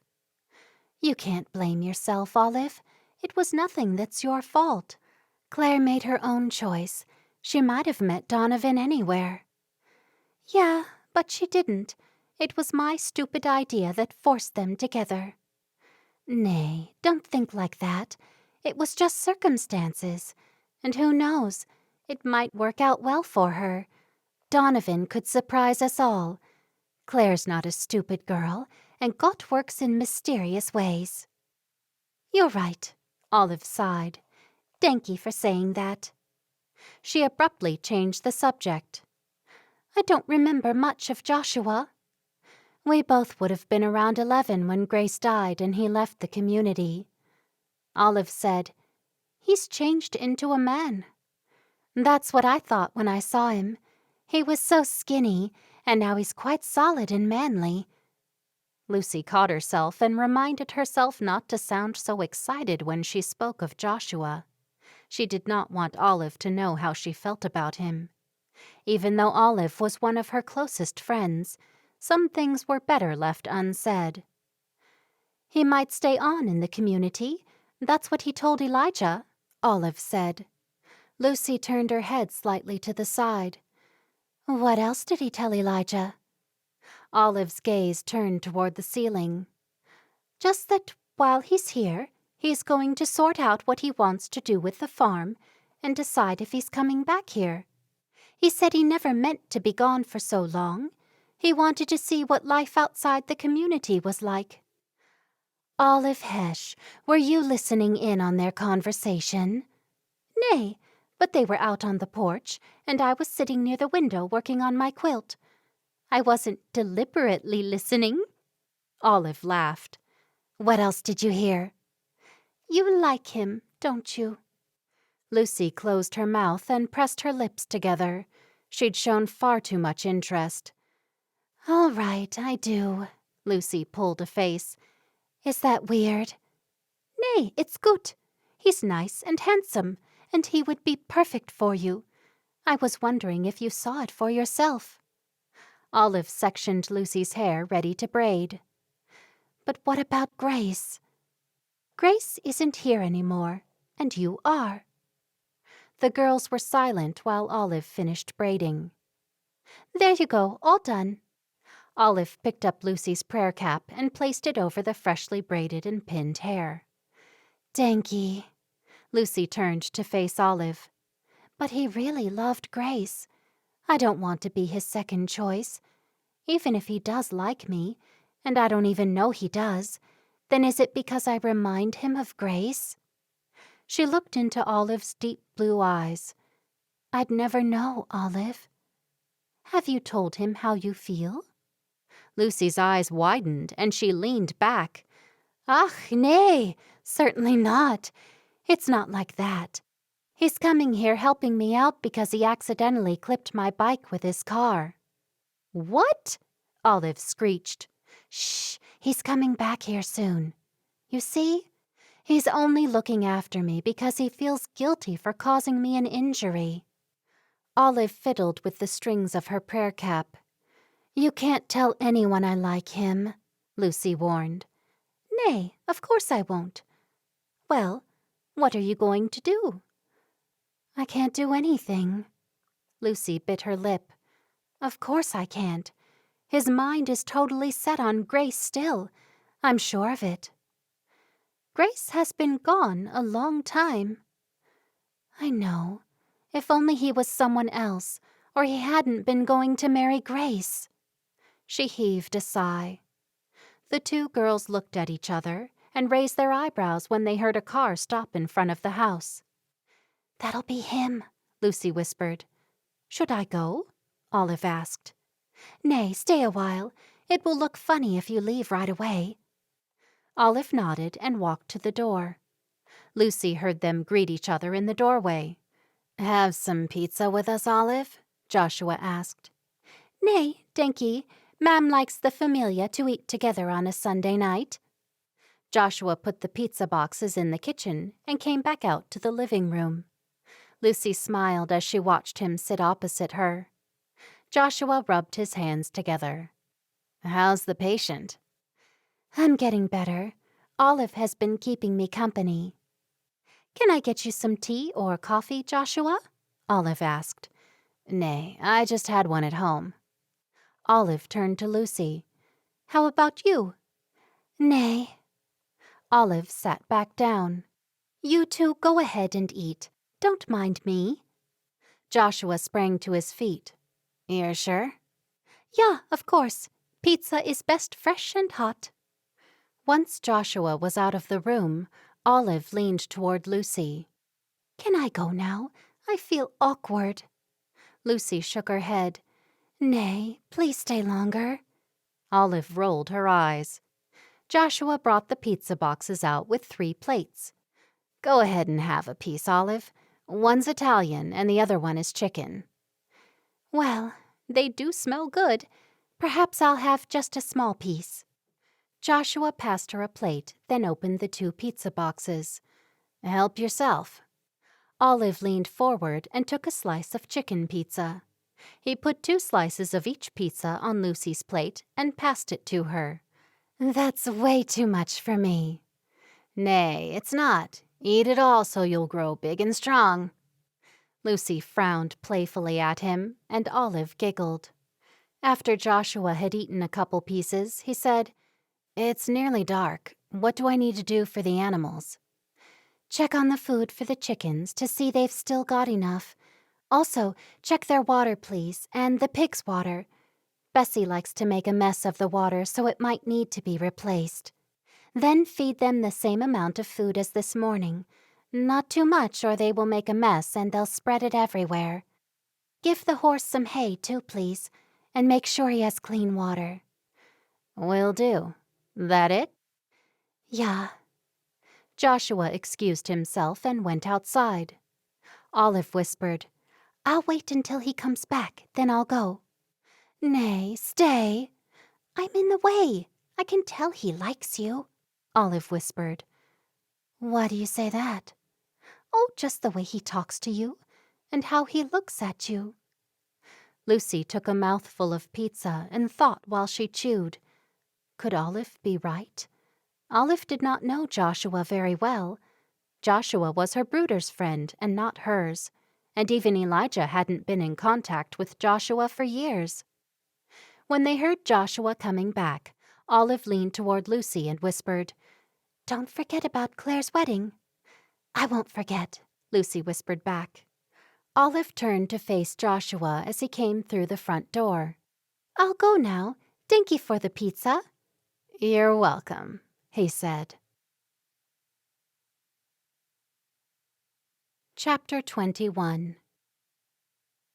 I've got a favor to ask you, Joshua. Yeah? Would you go to a wedding with me on Friday?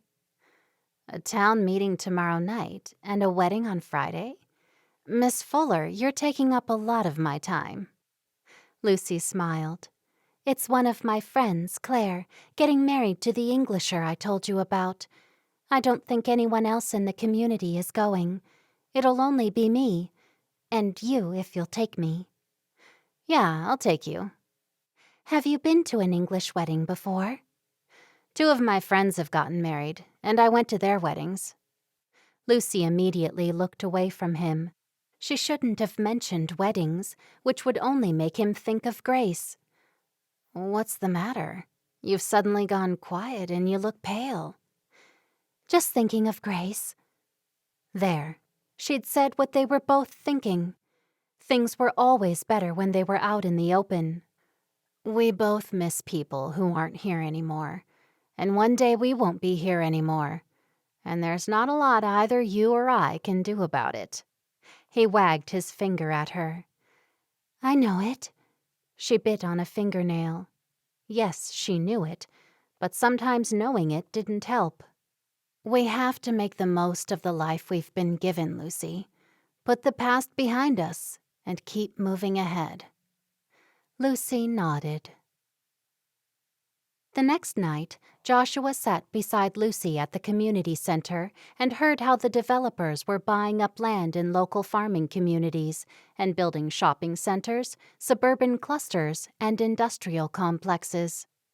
All of these changes were impacting the pastoral life of the Amish and other plain-sect farmers. Even traditional English farmers whose land had been passed down through their families. The lifestyle these farmers had passed from generation to generation was slipping away. Some of the most fertile farming land was now intersected with homes and industry. The farms were getting smaller, forcing many of the farmers to leave the area. Some of the industries were noisy or smelly, negatively impacting neighboring farms too. And they created heavier traffic, a hazard to horse and buggy travelers. A college professor showed projections of what the area would probably be like in 10, and then 20, and then 30 years. The farmland was going to be depleted. Even Lucy, who was well informed, was shocked. Joshua knew he had some big decisions to make. He had the realization of what would happen to his farm, and how it and the area around it would be ruined if he sold to the wrong people. Joshua also had to face the problem that he was falling in love. All the things that were said at the community center played over in Joshua's mind. His land was a considerable acreage, and the developers could divide it into many lots, which meant a sizable amount of money for him. But that would take prime farmland away from the Amish farmers. As Lucy kept saying, what would things be like 20, 30 years from now if farms were continually sold to developers for suburban lots? The Amish would have to divide into smaller groups, and more would be forced into occupations other than farming. He could already see the impact just the 10 previous years had made on the community. When he'd been a child, most of the Amish people were farmers, and they lived mostly off the land. Now, many of the Amish folk had diversified into other businesses, many of them catering to the tourist trade to sell handmade furniture, Amish-style food, quilts, and handcrafted items. He could not let Lucy know he'd already had an offer on his land from one of the developers. Did he care about the future of their farmland? Or would he take Mr. Keegan's lucrative offer, or one from another of the developers, and continue his life away from the Amish and the memories that caused him pain? As they walked to his car after the meeting, Joshua said, "Come and take a look at the house, Lucy. I need a woman's opinion." I've seen your house, Joshua. When was the last time you saw it? It would probably be some months back that Ma'am and I visited your mother. I'll come and get you in the morning. That is, if you don't have any other plans. She had nothing to do and was limited in what she could do with an arm and a leg out of action. Nay, I don't. But could we stop by Julie's house? I want to see when she wants me back. Do you think it's a good idea? The doctor said to rest. I think you should have a good week off at least. I'd just like to visit and see if she and the children are okay. Maybe we could go early before they start school. I'll pick you up at 8. Perfect. When Joshua took Lucy home, she stayed by the door and watched his bright headlights as they traveled back up the darkness of the driveway. She lit a lamp and made her way into the dark kitchen, where she flipped the switch of the gas lamp. She pulled out a chair and lowered herself into it. What was she going to do? She was falling in love with Joshua. What if he left the community? He had said on more than one occasion he hadn't made up his mind. Lucy made her way up the stairs, her first time with her crutches, slipped into bed with a deep sigh, and it wasn't long before she was asleep. Joshua was there very early the next morning to feed the animals. He had said he'd fetch her at 8, but he was already there at 7. Lucy heard his car stop outside the house. She stepped out of her cotton nightdress and pulled her dark green dress over her head, followed by her over-apron. Keeping her sore hand very still, she managed to braid her hair and place her prayer cap on her head. She had no hope of tying the strings, however, so she left them hanging. She was too scared to go down the steps with her crutches, so she slid the crutches down and then scooted down on her bottom, one step at a time. Once she reached the bottom step, she collected her crutches and pulled herself to her feet. Just as she did so, Joshua opened the door. "Ah, you're awake. I was coming in to fix you some breakfast." I was just on my way to do the same. There'll be some eggs to collect. Good. I'll make us omelets. Lucy giggled and was glad he hadn't come inside a few seconds earlier to see her sitting on the steps. After a breakfast of omelet and toast, Lucy visited Julie before the children were to be at school. The children heard the car and came running out of the house to see who it was. Lucy's bandaged foot and the cast on her arm fascinated Liam and Tia.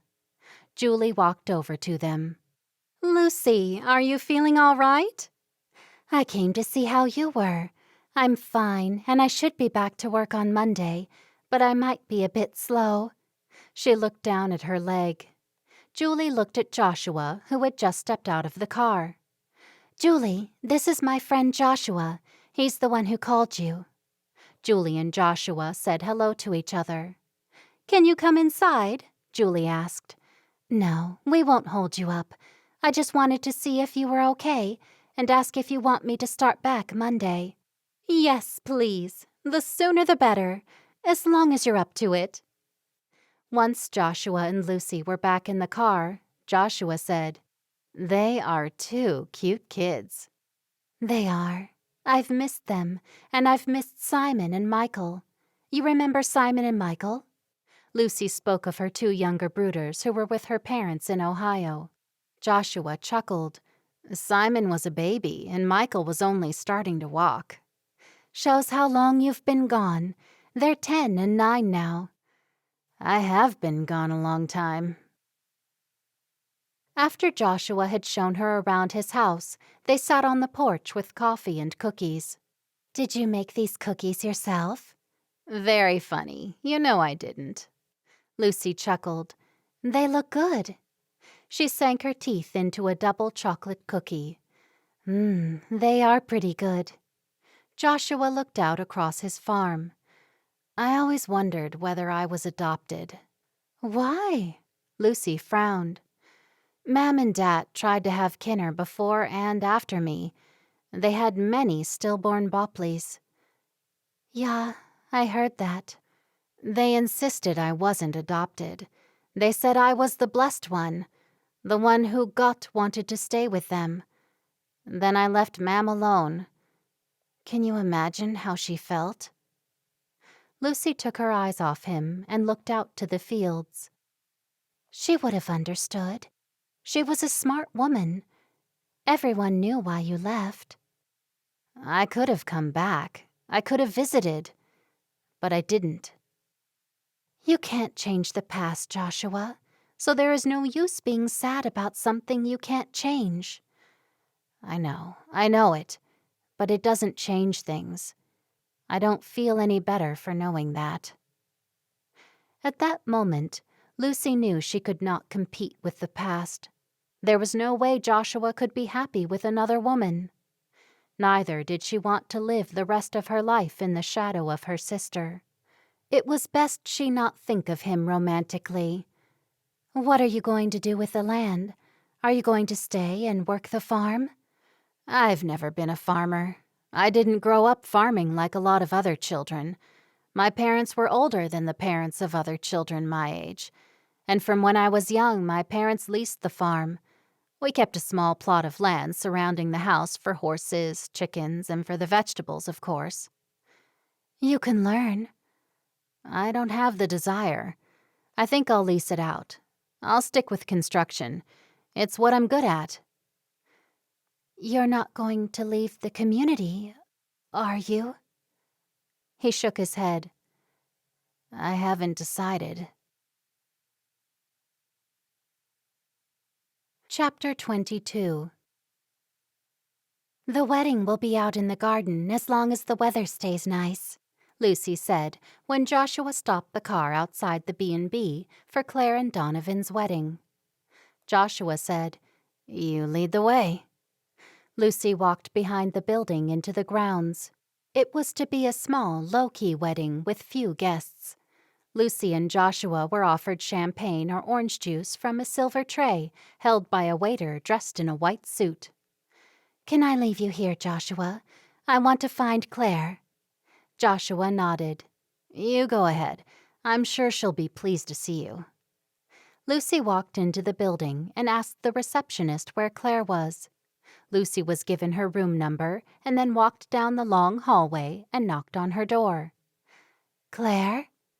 Claire opened the door, and delight spread across her face. "Lucy!" The girls hugged each other. "I'm so pleased you're here. The other girls couldn't come." Claire looked down at Lucy's crutches, the cast on her hand, and her bandaged foot. "Ugh, what have you done?" "Long story involving falling off my bike. Anyway, I've got a broken wrist and a sprained ankle." Lucy looked at Claire's dress. "Your dress is so pretty." Claire smoothed her hands down her sleek, high-necked dress. "It's satin and lace." Claire spun around. "I love how it only just touches the ground. It's English, but still modest." "It's beautiful." Lucy had heard none of Claire's familia would attend the wedding. She desperately wanted to ask if they had changed their minds, but dared not in case they hadn't. "I'm so happy for you, Claire. You look as though you are the happiest woman ever." Claire smiled. "I'm happy to have found Donovan. I didn't like him when I first met him. That first impression I had of him was totally opposite to the person he truly is. He did tell me he had changed." Claire glanced at the digital clock radio. 15 more minutes, and I'll be Mrs. Donovan Billings. That's exciting. I should tell her now before she sees him. I'm here with Joshua Hirschberger. That was nice of him to bring you. I was sorry I couldn't go to Mrs. Hirschberger's funeral. Lucy nodded. Joshua was kind enough to drive me here. He's been doing things for me since I hurt my leg because all my familia are at Auntie Becca's wedding in Ohio. Claire sat on the bed. I miss the news and knowing what's going on in the community. Lucy sat next to her. Do you think Donovan might join with us like Blake has? I think he might, but it's going to take some time. Even if he doesn't, he said we'd never move far from here. We both like it here. That's good. All the girls miss you. It's not the same without you. I know, but I don't want to get anyone into trouble because you're not supposed to be too close to Englishers. Claire smiled and looked down. That's why the other girls couldn't come today. I'm here. Thank you, Lucy. There was a sharp knock on the door before it opened abruptly. A well-groomed lady poked her head around the door. Are you ready, Claire? Almost, Mrs. Billings. The woman looked Claire up and down, then left without even acknowledging Lucy's presence. Lucy looked at Claire. Who was that? Claire whispered. My mother-in-law-to-be. You call her Mrs. Billings? Yeah, she hasn't said to call her anything else. Lucy grimaced and then quickly smiled when she saw the worried look on Claire's face. She approves of the wedding, doesn't she? Lucy asked. I guess so. She does want grandchildren, and she has been nice to me. As long as you and Donovan are happy, that is all that matters.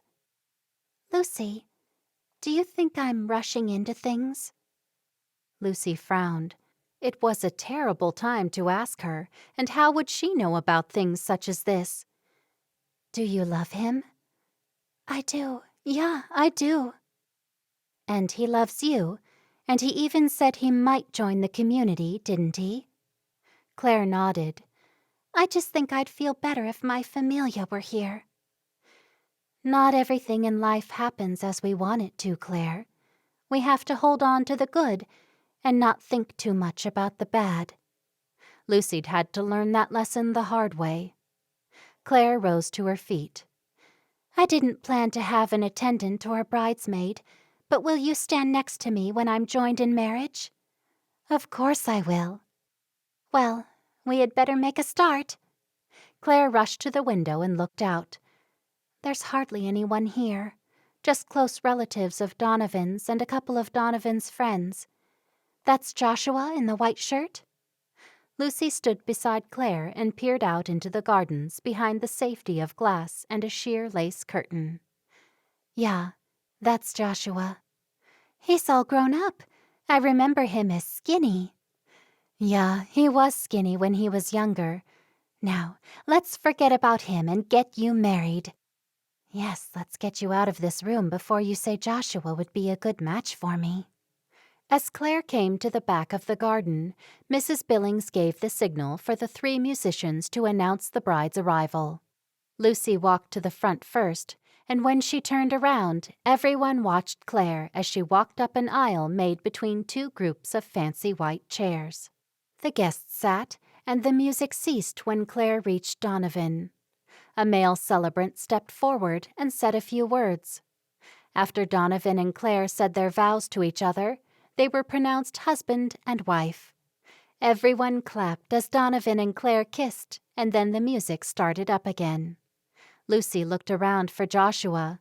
He caught her attention by raising his hand. From his pleasant expression, he hadn't minded too much that she had practically ignored him the whole time since they'd arrived. I'm sorry, Joshua. I got talking to Claire, and she asked me to stand with her. I didn't mean to leave you alone." "I'm all right. I'm glad to be here with you to see one of your friends get married. There's so much unhappiness in the world. I like to be amongst happy people." Lucy hoped he wasn't making himself sad again by thinking about Grace. "Looks like you're getting the hang of those crutches." "I'm becoming an expert on them. I can go quite fast sometimes." The celebrations went into the night, and when Joshua and Lucy got in the car to go home, it was well past midnight. Lucy looked at her house as they approached it from a distance. "I thought I saw a light in the window of the house, and now it's gone." Could have been a reflection of the headlights.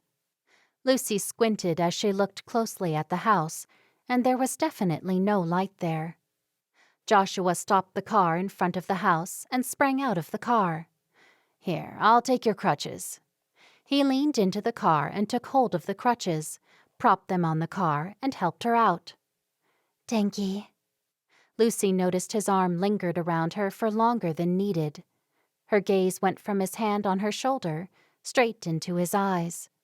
Their eyes locked, and in the moment, she knew he had the same feelings for her as she had for him. A swirling trail of chilling air engulfed them, causing Lucy's body to shiver. "You're cold." He drew her into his arms. She closed her eyes and melted into his hard chest, protected by his love. A sudden noise from the house caused them to jump apart. Their eyes flew to the front door to see the looming figure of Lucy's father in the doorway. "Dad, what are you doing here?" "Perhaps saving you from doing something foolish." "Mr. Fuller, I can explain." Joshua stepped toward him, and Lucy took hold of her crutches. Mr. Fuller looked down at his daughter's foot. "What's happened to you?" "I fell off my bike." "Go to your room, Lucy," Mr. Fuller said. Lucy looked up at Joshua and then walked past her father and into the house. She had never seen her father not happy to see Joshua. She climbed the stairs slowly, and once she was in her room, she looked down at the two men through her window. She opened the window a crack to listen, hoping she could hear what they said. "Joshua, I'll have to ask you to keep away from Lucy." "I don't know if I can do that." Lucy saw her father looking at Joshua's car. "Are you coming back to join us?" "I'm not sure what I'm doing. I need some time to sort a few things out." "What are your intentions toward Lucy?" "I've fallen in love with her." Lucy gasped at hearing him confess such a thing to her father. "Are you going to change your mind about Lucy the same way you changed your mind about Grace?" "What?" Lucy nearly spluttered and covered her mouth with her hand just in time. He'd changed his mind about her sister? She listened hard as her father continued. "Her mother thought that was what brought her sickness on, and that was what killed her." Lucy put her hand to her heart as it thumped harder than ever. They were blaming him for Grace's death. Joshua's hand flew to his head. "It wasn't like that with Grace. It's what both families wanted, and we both just went along with it. I'm sure Grace felt the same." Her father shook his head and looked down at the ground. Lucy knew her father would think a man should not go back on his word, no matter what the circumstances. He was disappointed in Joshua for breaking Grace's heart. It all made sense. Joshua was a man of indecision. He couldn't decide about the farm or coming back to the community, and he had changed his mind about marrying Grace all those years ago. Lucy chewed on her lip. Joshua had told her father he was in love with her. She looked down at the two of them. Their voices were quieter now, and she couldn't hear any more. She watched Joshua walk to his car. The headlights beamed. He turned his car around and drove to the road. Lucy watched until the car disappeared. Lucy wondered if her parents disliked Joshua so much they had ignored her message about his mother's funeral. The front door shut firmly, and her father's footsteps headed toward the stairs. "I'll be taking you to work and back from now on, Grace. I mean, Lucy." Lucy rolled her eyes. "Danke, Dat," Lucy called out. Her parents often called her Grace, and she rarely corrected them. Sometimes it annoyed her, but she was used to it. Lucy slipped between the warm covers of her bed, and the conversation between Joshua and her father replayed in her mind. Why hadn't Joshua been in love with Grace? Everyone loved Grace. Her father was not happy about the idea of Joshua and her together, and it was clear he never would be. Her stomach churned. She had wanted to kiss Joshua, and might have if her father hadn't been home. Now things had become impossible between the two of them. She could never marry a man without her father's consent. She wasn't as brave as Claire, and now Joshua had as good as said he hadn't been in love with Grace. He'd never have her parents' approval. How would she put him out of her mind? It was something she simply had to do. She couldn't put her trust in a man who didn't know his own mind. Grace must have been devastated to find out he didn't love her. From what her father had said, Joshua had called off the wedding. No one had ever told Lucy the wedding had been called off. Joshua must have fled the community through shame and guilt rather than heartbreak. Lucy put her hand to her head. Her stomach churned, and she knew she had a migraine coming on. She needed to wrap ice in a cloth and put it on her forehead, but she couldn't go downstairs and face her father, not when he was in this mood. Still unable to sleep because of the headache, Lucy clunked downstairs with her crutches after she heard her father walk up the stairs and close his bedroom door. After drinking a large glass of water, she unfolded a clean dish rag and placed cubes of ice in it, then made her way back up to her bedroom. The ice eased her sore head once she was lying back in bed, but her body was full of annoying tension, gripping her shoulders like a vice. What would she say to her father tomorrow about Joshua? She sent up a silent prayer. She didn't want her parents to be upset with her, and she didn't want them to feel anger toward Joshua. Joshua drove away from Lucy's house, upset at having had unpleasant words with her father. Mr. Fuller had always been like an uncle to him. He would never be able to be with Lucy, and without her, there was no reason to stay. How could he stay here with Lucy's parents blaming him for Grace's death? If he married Lucy, it would rub salt in their wounds. Besides, Lucy's father had asked him to stay away from her. Everyone would be better off if he left. Once back at his house, Joshua opened the door and walked to the center of the darkened room to flick on the overhead gaslight. A meow from Muggins came from the direction of the back door. Knowing he'd filled his food bowl twice already, Joshua went to see why Muggins was meowing. "Hello there, boy. I hope your day was better than mine." Muggins had enough food and water in his bowls, so Joshua walked back into the living room and threw himself heavily onto the couch.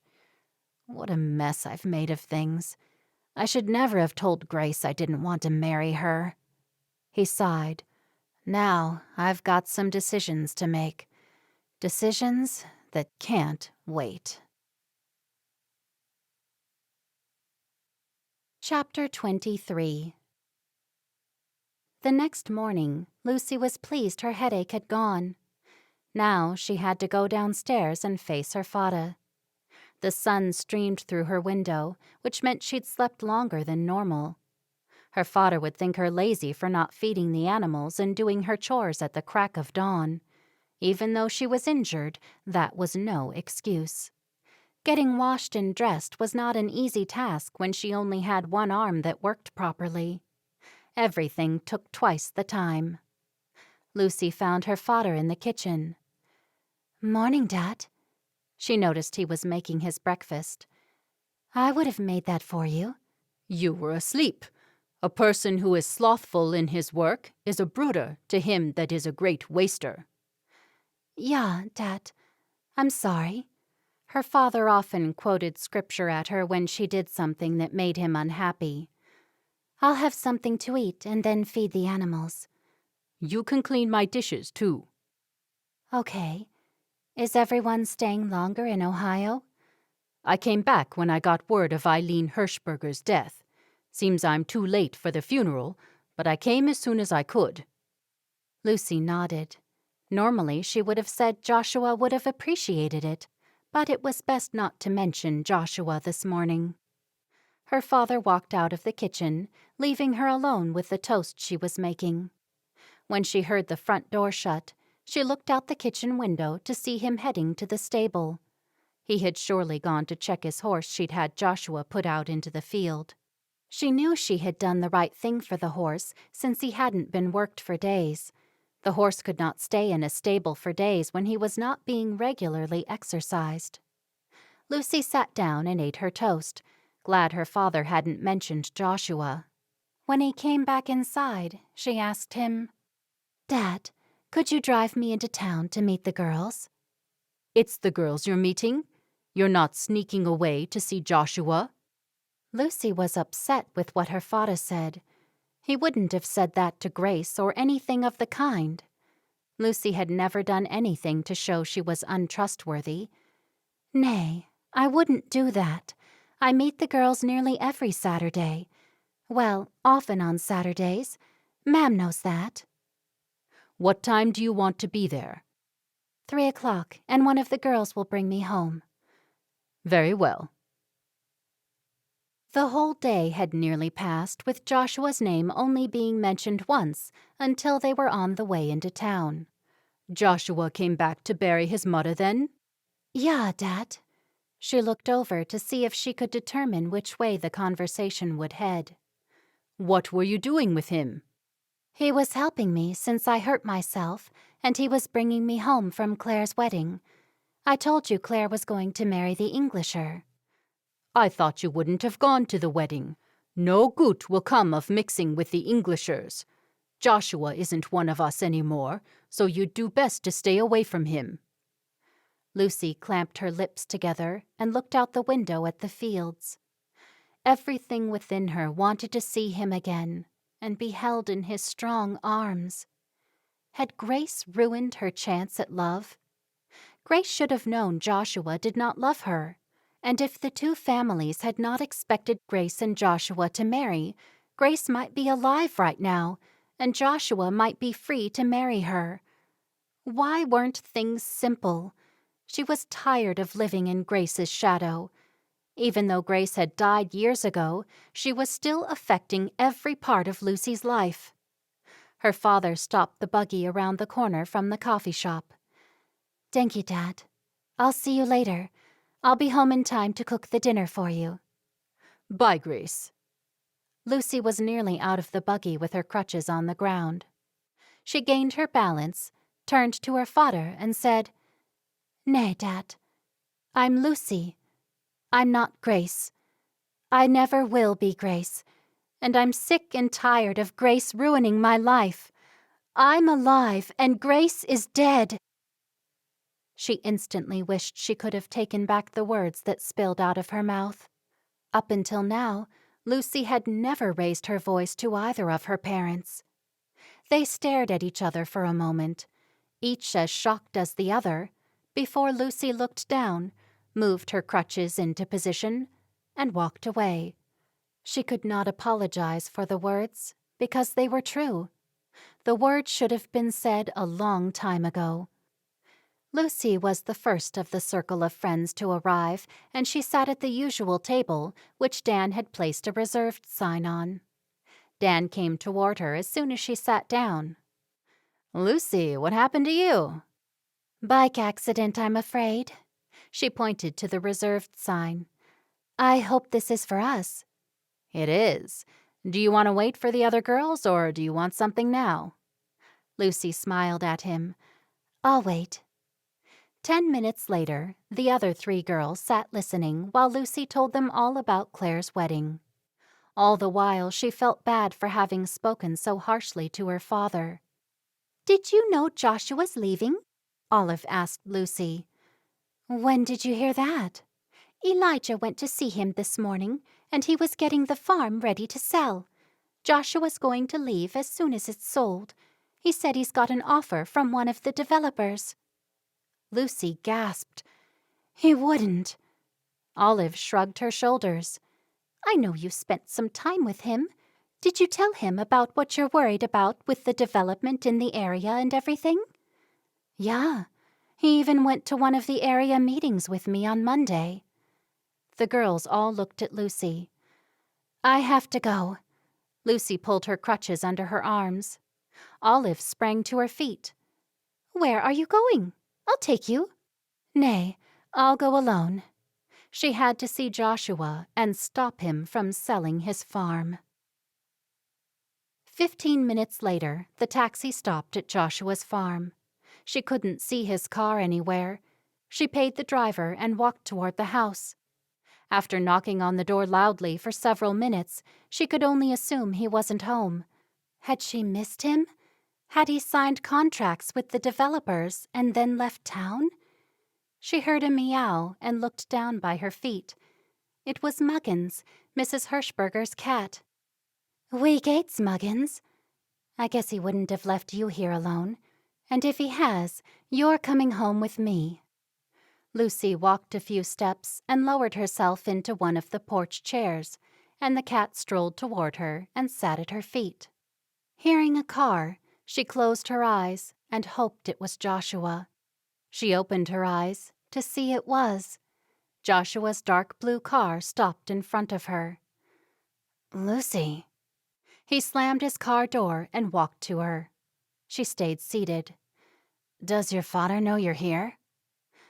Joshua, is it true you're only here to sell your farm? I told you I came here not knowing what I was doing. I had hoped that time here would help me figure things out. I heard you're selling your land to one of the developers, Keegan or Ryan. I worked for Mr. Keegan once. I was considering it. Yeah, it's true. But now I've taken into consideration everything you're concerned about. It's not just me who's concerned. It's thousands of people. I've already made application for an easement, so the land of my familia will never be sold or used for anything other than farming. Relief covered her like a warm blanket. You have? He rubbed his chin. Did you come here to stop me leaving? Nay, I was having coffee with my friends when Olive said you were leaving and selling your farm. He kneeled down in front of her. You didn't want me to go? She looked away. I didn't want you to sell the farm to a developer. He picked up her hand and held it in his. I had words with your father last night. He's not happy about the idea of the two of us. I know I haven't said any of this to you, but I said something about how I feel about you to him. What did you say? She had heard most of it, except for the low-pitched words they had spoken to each other at the end. He smiled and pulled her to her feet.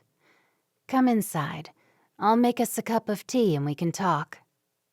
She stood and took hold of her crutches and made her way into the house. He pulled out a chair for her to sit on. Just as he had the kettle under the tap to fill it, he said, "Looks like your father heading here, to the house." Then she heard a buggy. Really? Ach, nay. He asked me if I was coming to see you, and I said no. He'll never trust me now. You stay here. I'll see what he wants. He might not come inside. Lucy stayed in the kitchen, tracing the grain of the wooden table with her finger. If only she could hear what they were saying. All she heard were mumblings and could not make out the individual words. She drew some comfort from the fact that they weren't yelling, although she'd never heard either of them raise his voice in any situation. She listened as Joshua came through the front door, and then he stood, smiling, in front of her. Then her father joined him. "Dad, I didn't know I was going to come here. I didn't lie to you. I was at the coffee shop." He walked toward her and sat opposite her. Joshua stayed standing. "I've made my apologies to Joshua, and now I'll make them to you. I'm sorry if I made your life any less when Grace left us." Lucy hugged her arms to her chest as she listened. Then her father continued. "I'm sorry I called you Grace." "Dad, you and Ma'am call me Grace all the time. Sometimes I felt like you would have preferred I was the one to go." He looked down. He was not a person to show his feelings or emotion of any kind. "Grace has left us, but I'm here," Lucy said. "I hear what you're saying, Lucy." Mr. Fuller looked at his daughter. "If you both want to continue seeing each other, I won't stand in your way." He turned to Joshua. "I think you should have kept your word about marrying Grace." Joshua looked at the floor. "I know." "You'll be returning to the community then?" Mr. Fuller asked Joshua. Joshua looked at him and gave a sharp nod. Her father fixed his eyes on Lucy once more. "Joshua said he'd bring you home later." He pushed his chair out and stood up. "Not too late, because your mother and your brooders will be home tonight." Lucy smiled.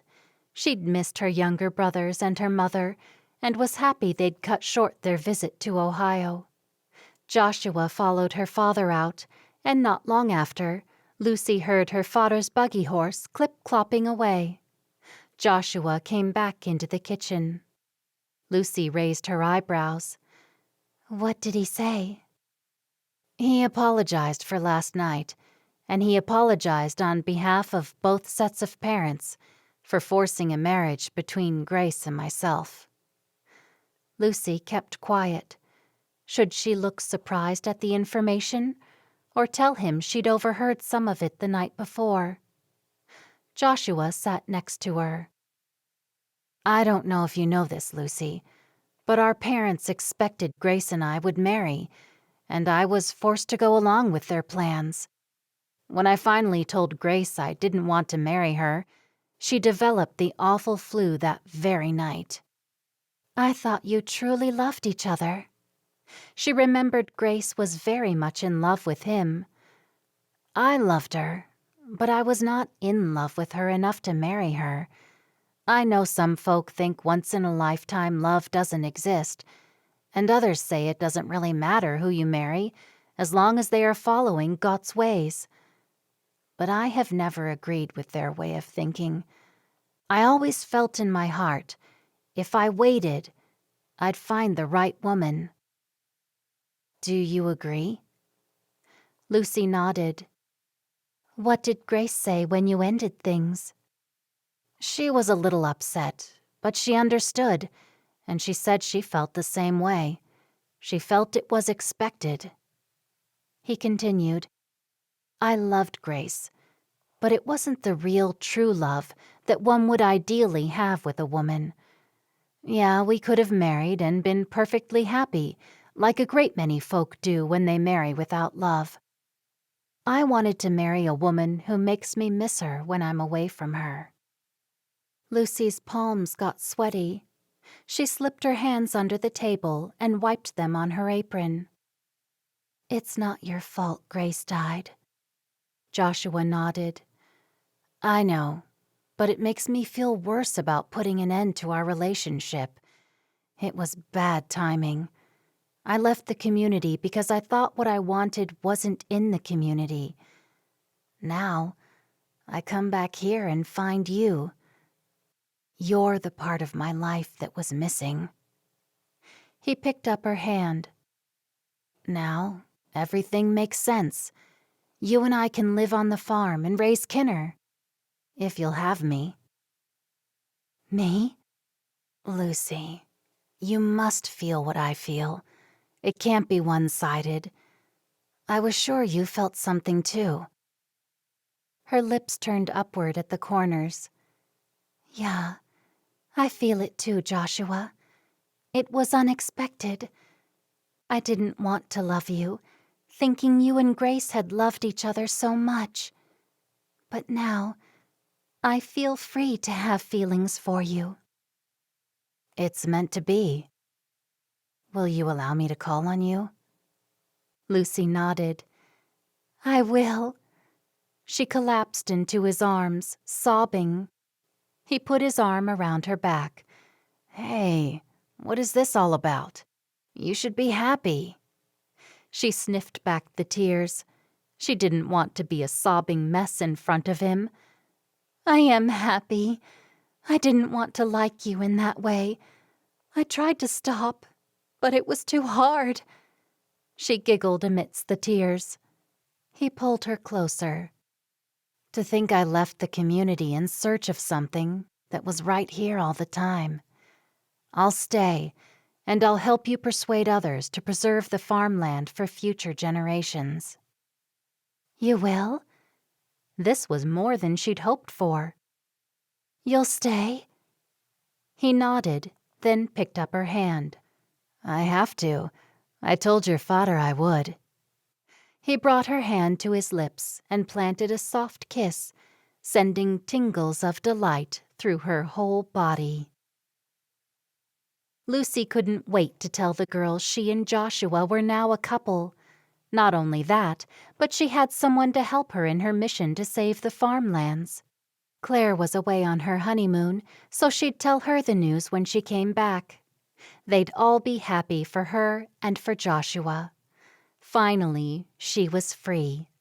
Her father had apologized, and she'd learned the truth about Joshua and Grace. She'd no longer be living in Grace's shadow. Out of the 5 girls who'd taken jobs as maids, only Amy, their Amish deacon's daughter, was left single. It hadn't been their plan to find husbands when they'd embarked on their journey, but all the same, Lucy couldn't help but wonder what God had in store for her sweet friend Amy. She had a feeling it was something special. Thank you for listening. This has been Book 2, Amish Maid's Trilogy, The Amish Maid's Sweetheart, Amish Christian Romance, written by Samantha Price, narrated by Cecily White. Copyright 2018 by Samantha Price. Production copyright 2020 by Samantha Price.